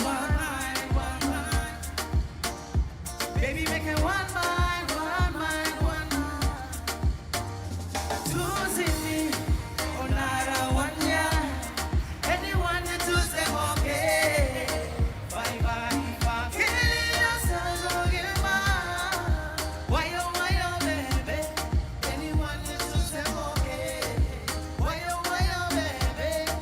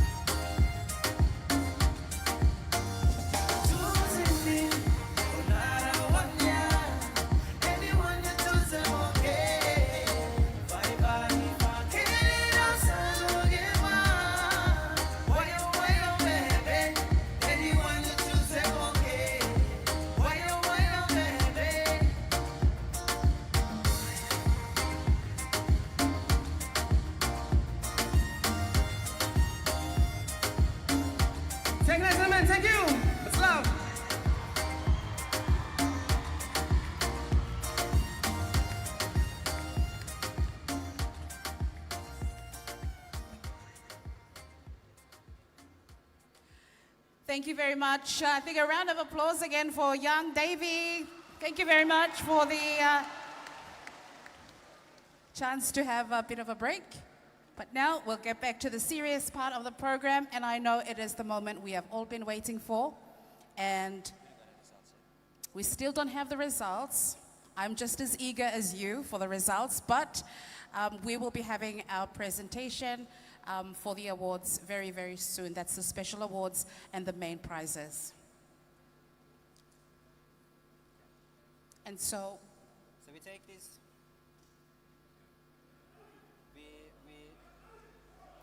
So we take this opportunity to thank all our wonderful sponsors for their support, and I call upon Miss Solomon Islands Pageant Director, Miss Joyce Conophilia, to come up.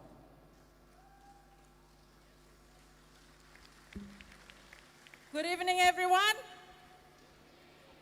You fella happy? Okay, good one. Thank you, Solomon Islands, for this warm hospitality to our friends from all the way from the Pacific. First and foremost, me like to say thank you to Maslow, Honorable Deputy Prime Minister Bradley Tovosia, and the government, and the Ministry of Culture and Tourism, the Ministry of Women, Youth and Children, Ministry of Home Affairs, Ministry of Finance, as part of government support for Miss Pacific Island Pageant 2025. Let's give a big hand for Government Blayumi. Thank you for believing in the empowerment of our women, not just in the Solomon Islands, but in the Pacific as a whole. Also, me like thanking to the silver sponsors, Blayumi, Coral Sea Resort and Casino, Tourism Solomon Islands, Bank of South Pacific, Printwise, Paranga Designs, Blue Water, Solomon Power, our Telecom. You may thank him every supporters blow me where the support me fala come all throughout the journey, where me fala come through him no easy. And for this size of an event is really not an easy thing for us to do. But tonight, as pageant director, I'm so thankful. Thank you. I thank the Lord for giving me and my team the strength to keep going despite challenges when we meet him. Tonight, if I everyone witness him, the success of the pageant tonight, and also throughout the region, and to all the 20 countries that this fella pageant him live broadcasted to. I just want to thank all of you for your support, and to the National Sports Council and Olympic body too for allow this venue for Yumi Saka Museum lo here. Thank you to the engineers, the lightings, and everyone, the staging. And I want to thank my operations manager, Jessica Conophilia, for making this all come together. I want to thank the Secretariat in Samoa as well, Tracy and Patuvine, for making this happen for us too, for mentoring and for helping us to fulfill this and follow the protocols of a pageant, where some follow me for new name too, but we thank you. Thank you to Miss Pacific Island, Moimoana Shwenki. Thank you, Moimoana. You're such a beautiful girl, in and out. We love you and we respect you, and we wish you all the best in your endeavors. And to the new girl way back come up, we pray that you will be just as good and valuable to our women in the Pacific. So thank you one and all, and may God bless you.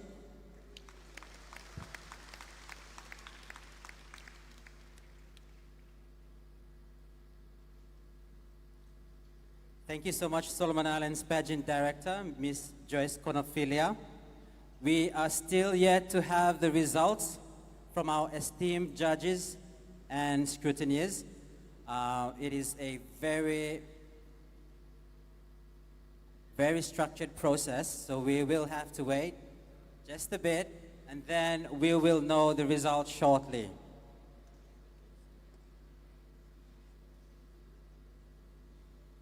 But in the meantime, we will have video highlights from a spectacular week here in Honiara for our Miss Pacific Islands pageants.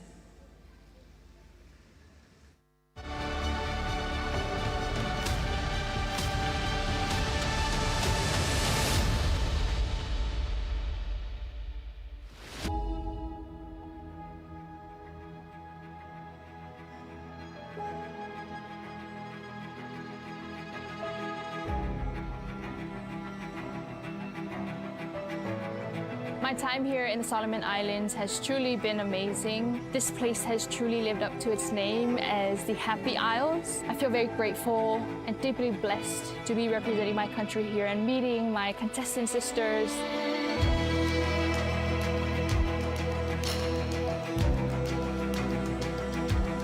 We had the privilege of visiting quite a few of our public institutions, and these visits have been very insightful, and it's more meaningful that I get to do it with 7 other beautiful sisters from the Pacific.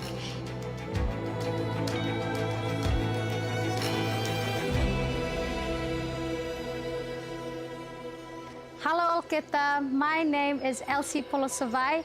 I am contestant number 1, your Miss Solomon Islands. Talofa lava. My name is Litara Lomalelani Yermia Allen. I am your contestant number 2, and I hail from the beautiful islands of Samoa. Hello, Yufala, everyone. Mahalo Lele, and a warm Pacific greetings to you all. My name is Rachel Angelica Omanakakapu Kutenbell, and I am your contestant number 3, proudly representing the Kingdom of Tonga. Talo Falava, my name is Pollyanna, Angel from Heaven, Felice Vitale, your reigning Miss American Samoa and your contestant number 4. Kamnabinani Maori, everybody. My name is Kimberly, and I'm your Miss Kiribati and also your contestant number 5. Hello, Algeta Nagutla Abinon. My name is Meha Sola, your Miss Papua New Guinea 2025. Ekamawi Ramo Yakamime Mac, and the warmest Pacific greetings to you all. My name is Charlotte Andriana Deye, and I'm proud and privileged to represent my pleasant island, Nauru. I am your contestant lucky number 7. Kia orana. My name is Ngātapairu Marie Maote, and I am Miss Cook Islands, your contestant number 8.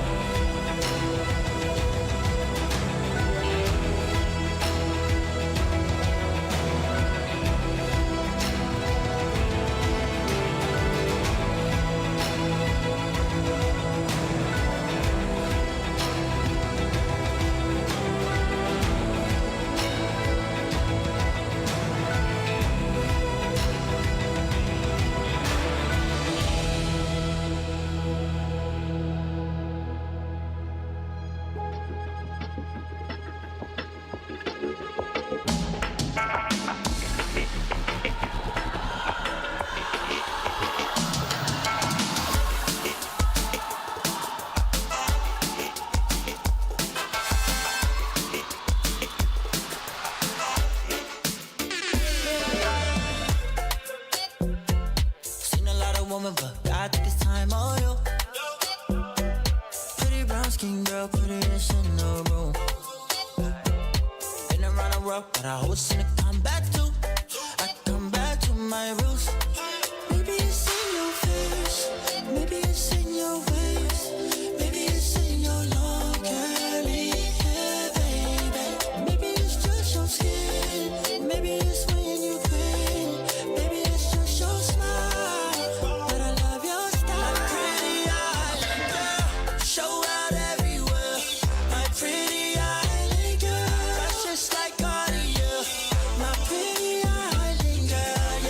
Even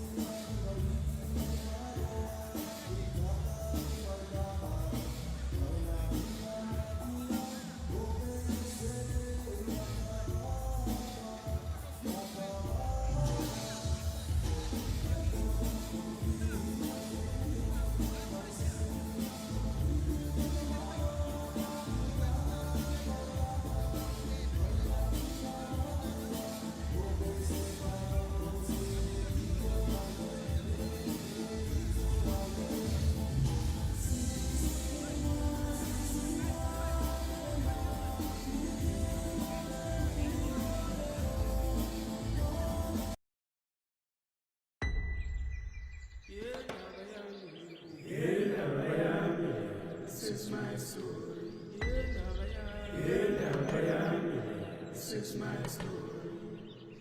And let me say, this is my story. Hold me now. This is my story. Korea, like the last time that you ever see me, hold me. Before you go, I gotta let you know. And before you go, gotta let you know. Before you go, gotta let you know. I gotta let you know. Before you go, before you go.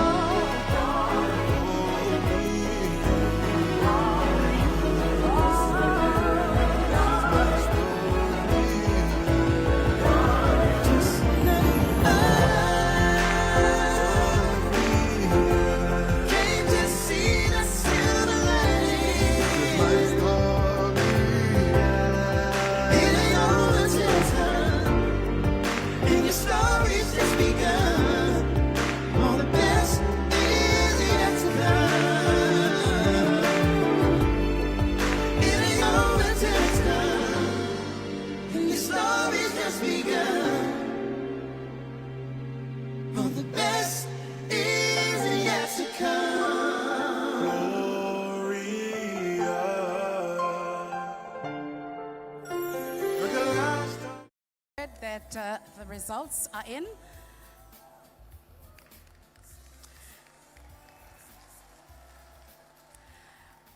So very soon we'll have the presentation of the special awards and the main prizes. But for now, I wish to invite our beautiful 8 contestants back on stage.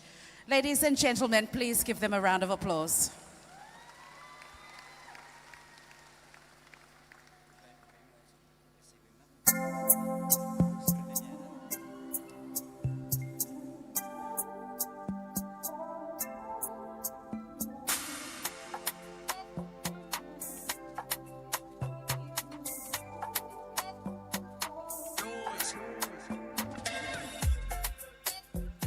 Seen a lot of women, but God took his time on you.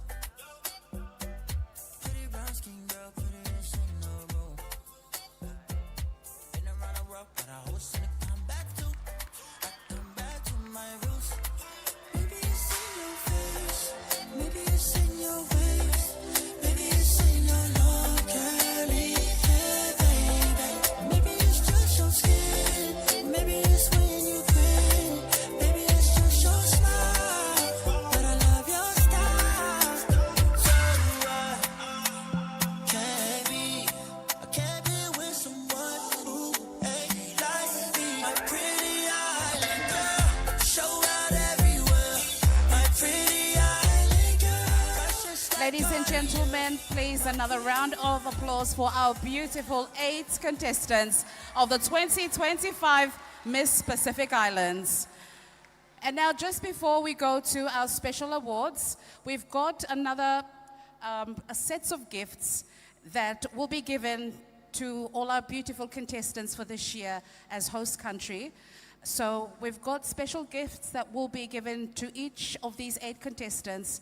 This is on behalf of the government and people of Solomon Islands to all the contestants. So I would like to invite the acting Prime Minister to the stage and also the Minister for Tourism to please make your way up to the stage, as these gifts will be given to our lovely contestants before we move to our special awards and the results of tonight.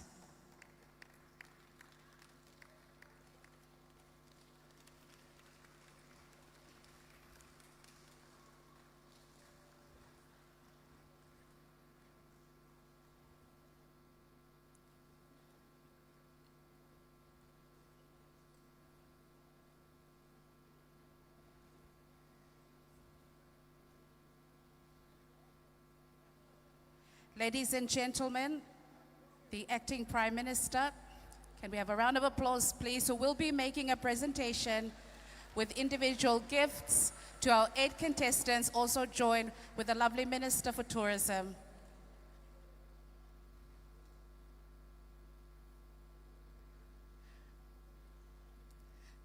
So the gifts, I think, are at the back. There are some helpers that will be passing over the gifts to be presented. And we will start from the contestant number 1.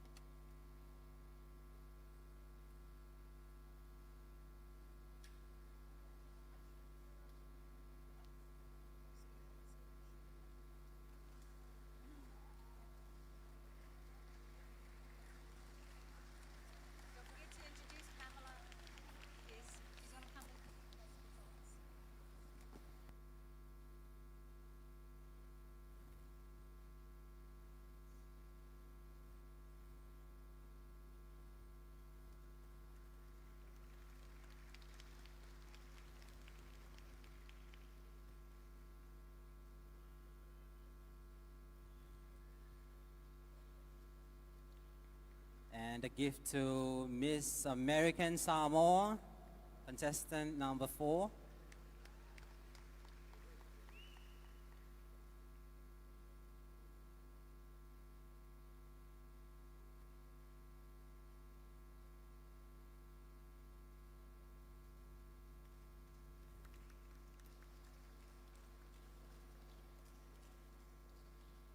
And a gift to contestant number 5, Miss Kiribati.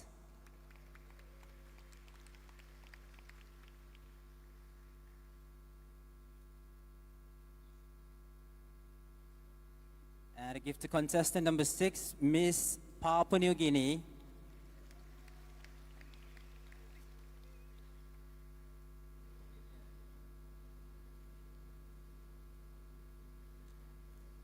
Contestant number 7, Miss Nauru.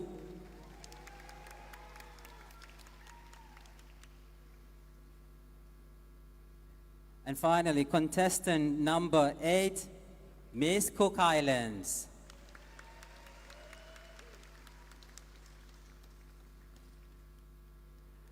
Thank you so much.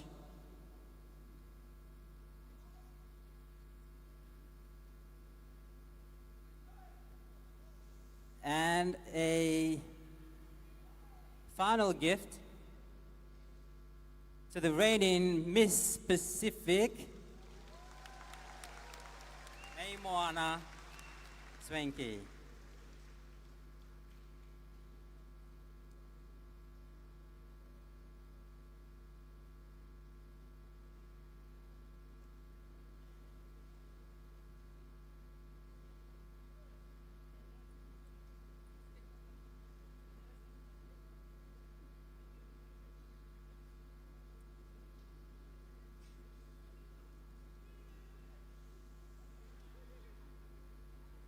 Ladies and gentlemen, a round of applause.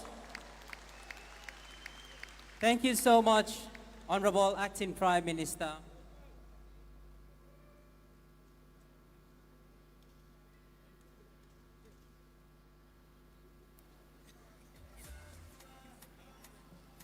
Ladies and gentlemen, it is now time for our results, which I would invite one of the scrutineers who would come up to the podium that we're standing on here and to give the results.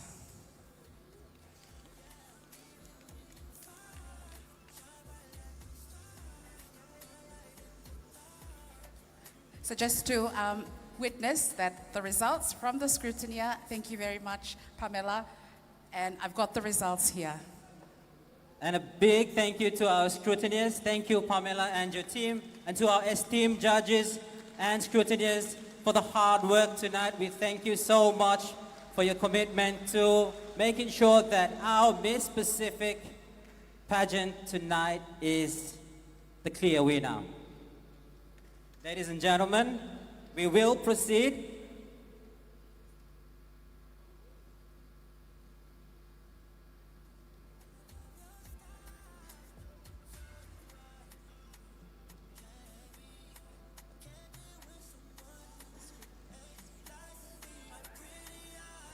So we begin with the special awards for the costumes and design.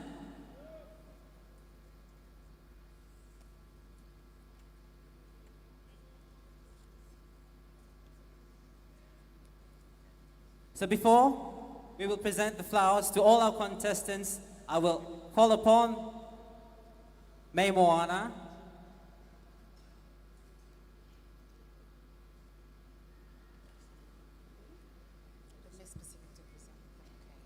the current Miss Pacific, to present the flowers to our contestants.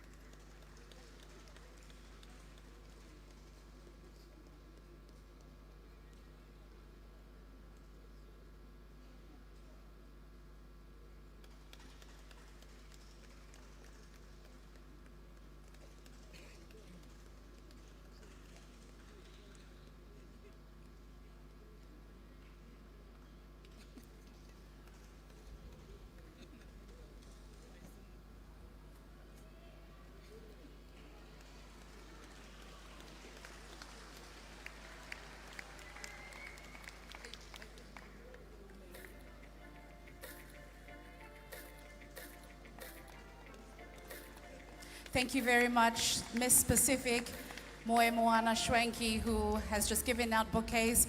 Very soon, from any moment from now, she will be passing on the crown to the new Miss Pacific 2025. We shall now move on and begin with the special awards for the costumes and designs.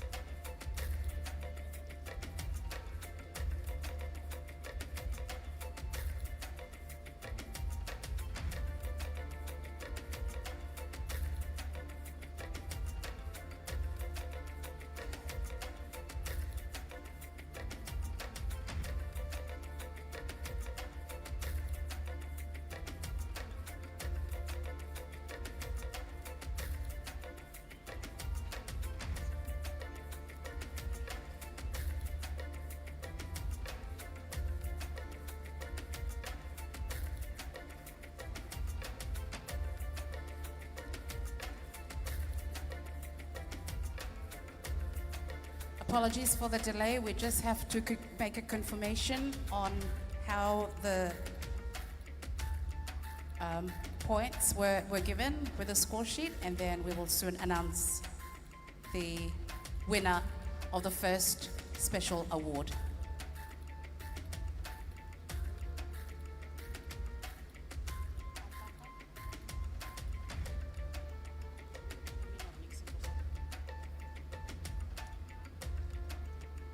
So we have decided to call upon our scrutineer again, Miss Pamela.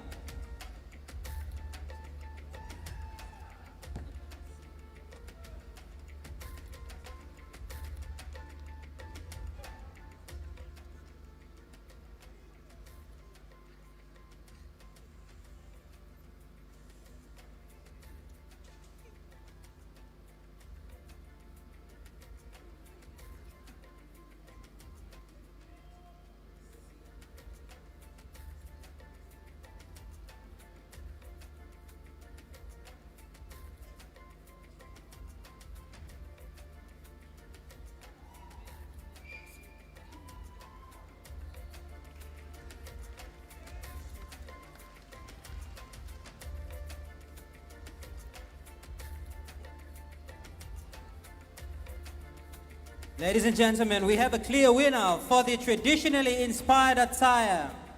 The winner will receive a cash prize of $1,000.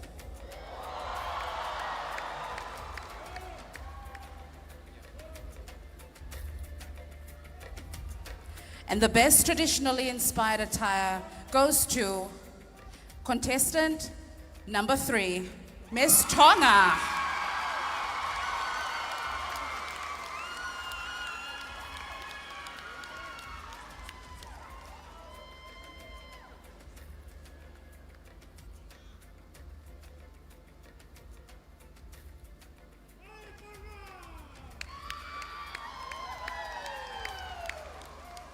Another round of applause for Miss Tonga.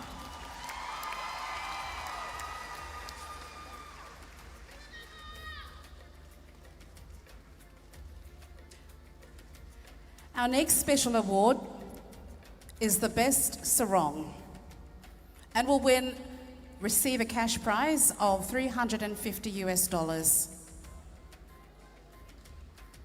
And the best sarong goes to contestant number 6, Papua New Guinea.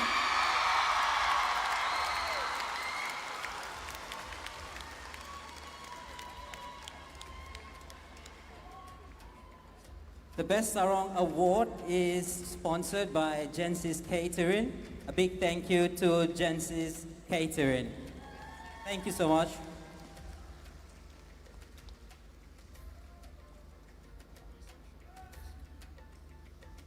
And now for our other special awards. The People's Choice Award. And this was voted by the public at large via the official Miss Pacific Islands Pageant Facebook page.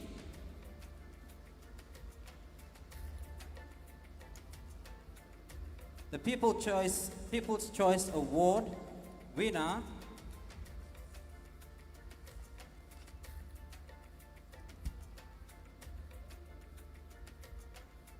is contestant number 3, Miss Tonga.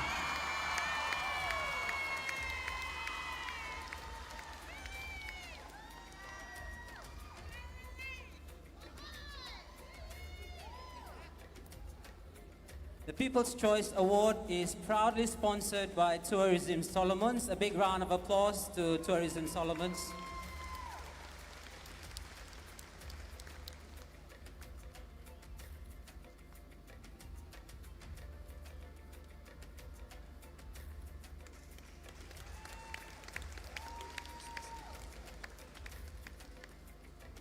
And we move on to Miss Personality.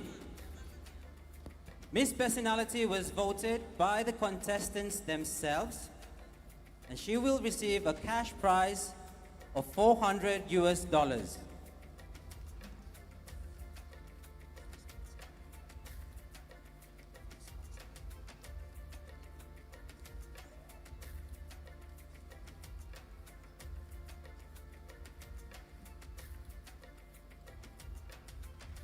Miss Personality Award goes to contestant number 4, Miss American Samoa.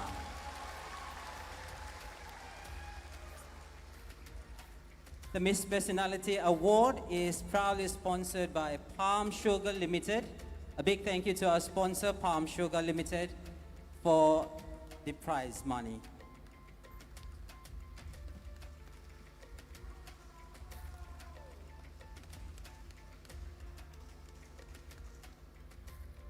We have the next award, Miss Photogenic Award. The Miss Photogenic Award is determined by the pageant's official photographer, Kevin Daly. And the Miss Photogenic Award will receive a cash prize of $500 US. 1,000, it has now been raised to 1,000 US dollars, courtesy of Printwise. Big thank you to Printwise for that sponsorship.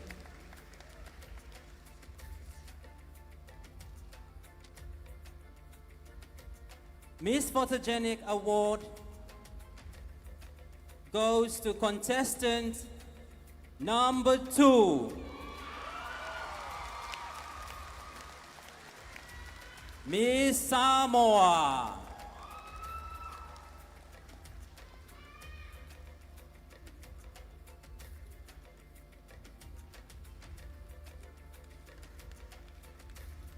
Ladies and gentlemen, another round of applause for Miss Samoa.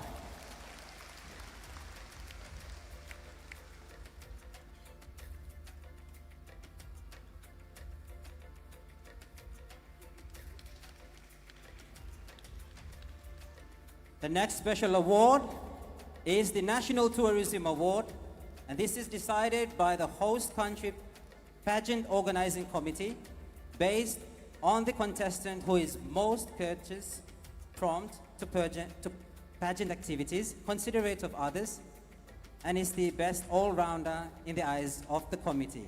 She will receive a cash prize of $500 US, courtesy of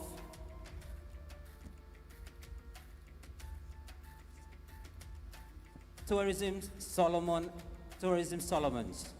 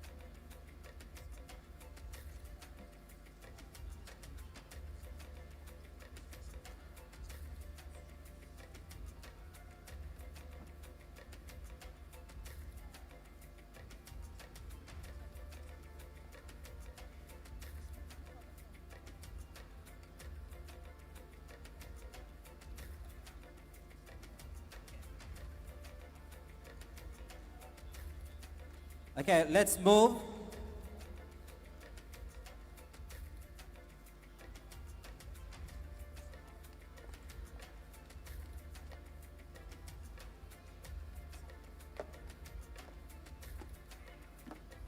And now to the main pageant awards.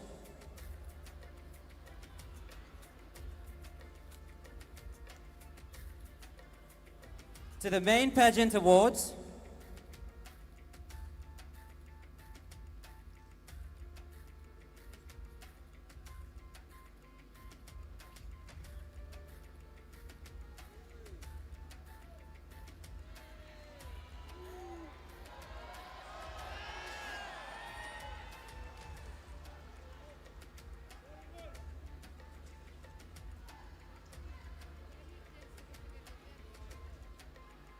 Apologies. For the main pageant awards, Best Talent will receive a cash prize of 500 US dollars. The talent category goes to contestant number 4, Miss American Samoa.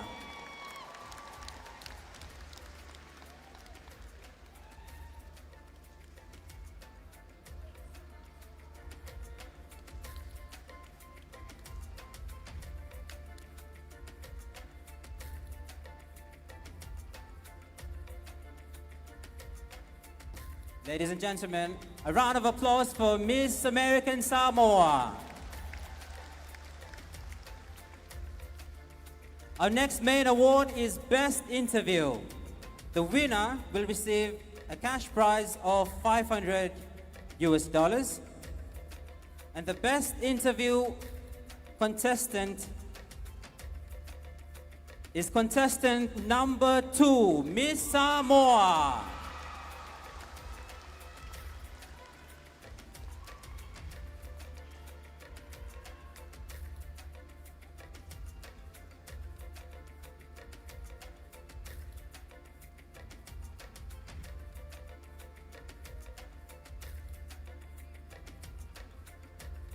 And now to our top 5, beginning with the 4th runner-up.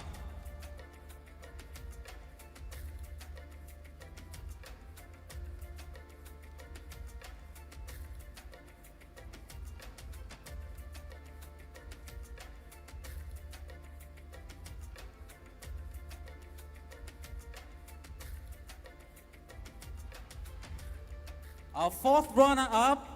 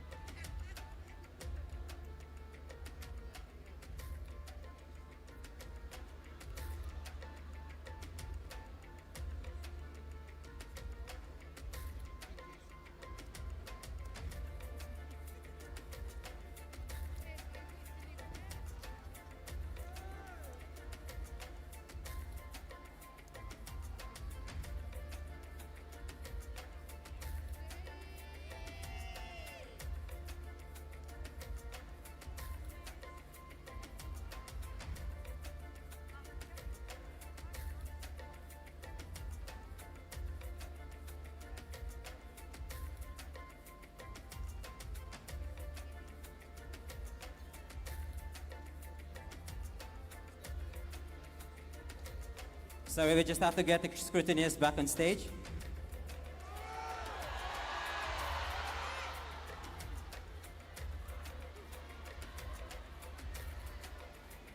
Can we have the scrutineers?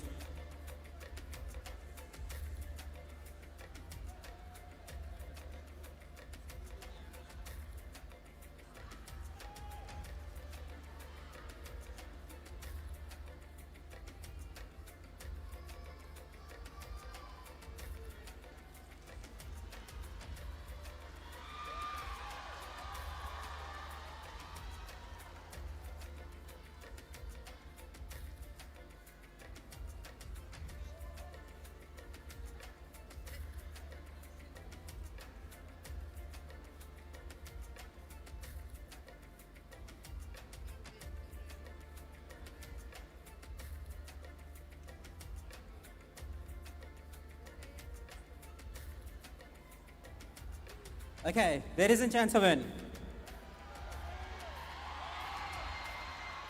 the 4th runner-up is contestant number 8, Miss Cook Islands.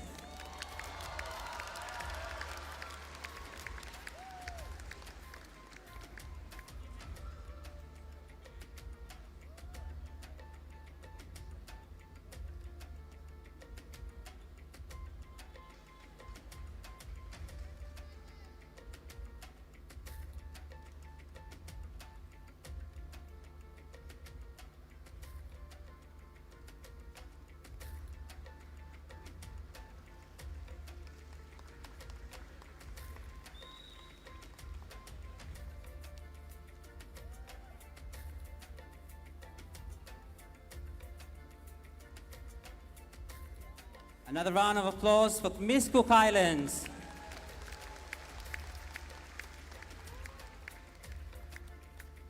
The third runner-up will receive a cash prize of $1,500. The third runner-up is contestant number 1.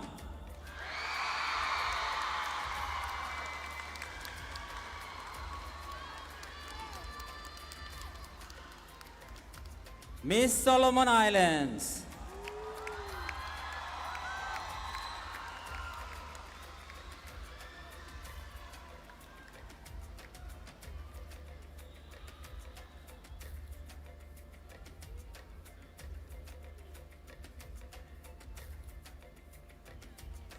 Another round of applause for Miss Solomon Islands.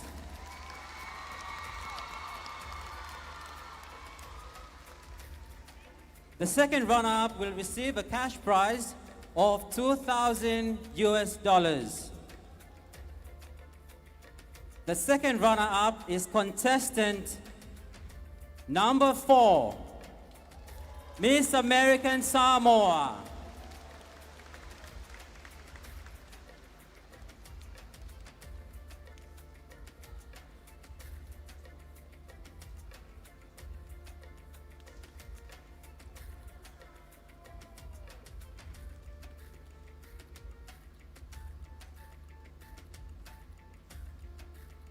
Another round of applause for Miss American Samoa.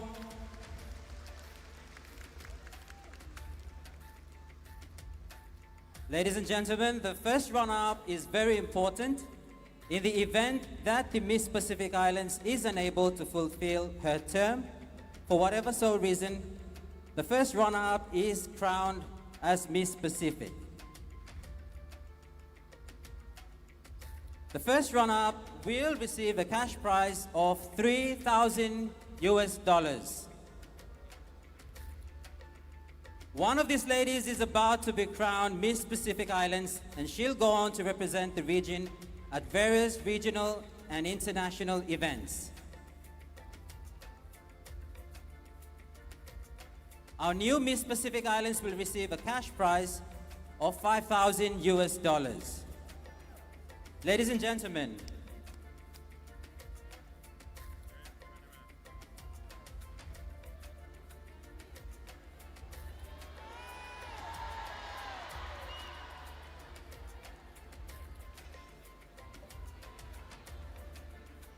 okay, so we just found the Miss Tourism Award.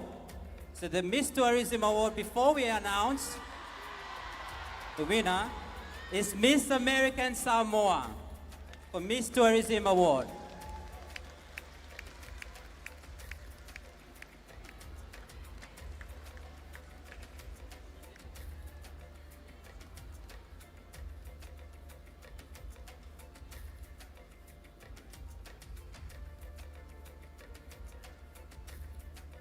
So we have two final contestants. Our new Miss Pacific Islands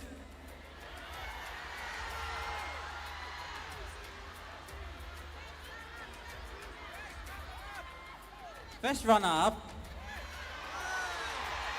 First runner-up, silence. The first runner-up is contestant number 3.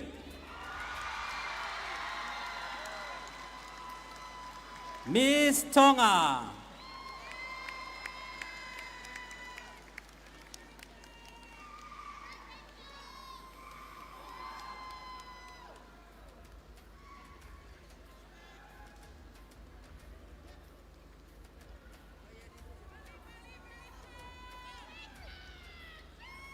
A round of applause for Miss Tonga.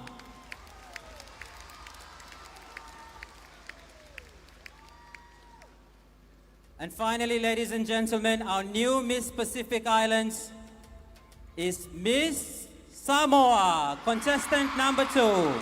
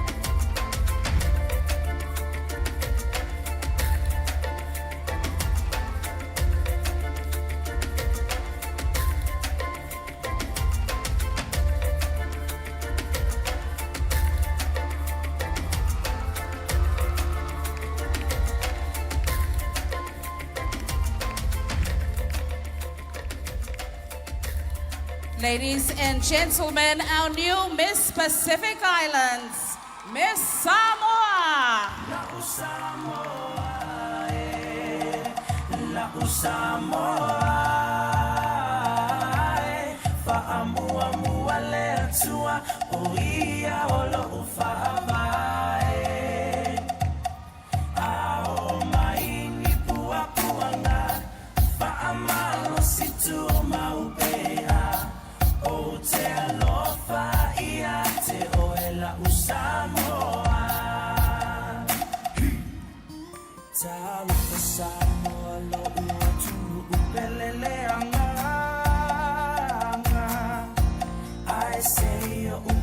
Pese atu mafamatala Roma tamofi ele mafaya upena famatala Ua numera tasifo ioe ele Pacifica La Samoa La Samoa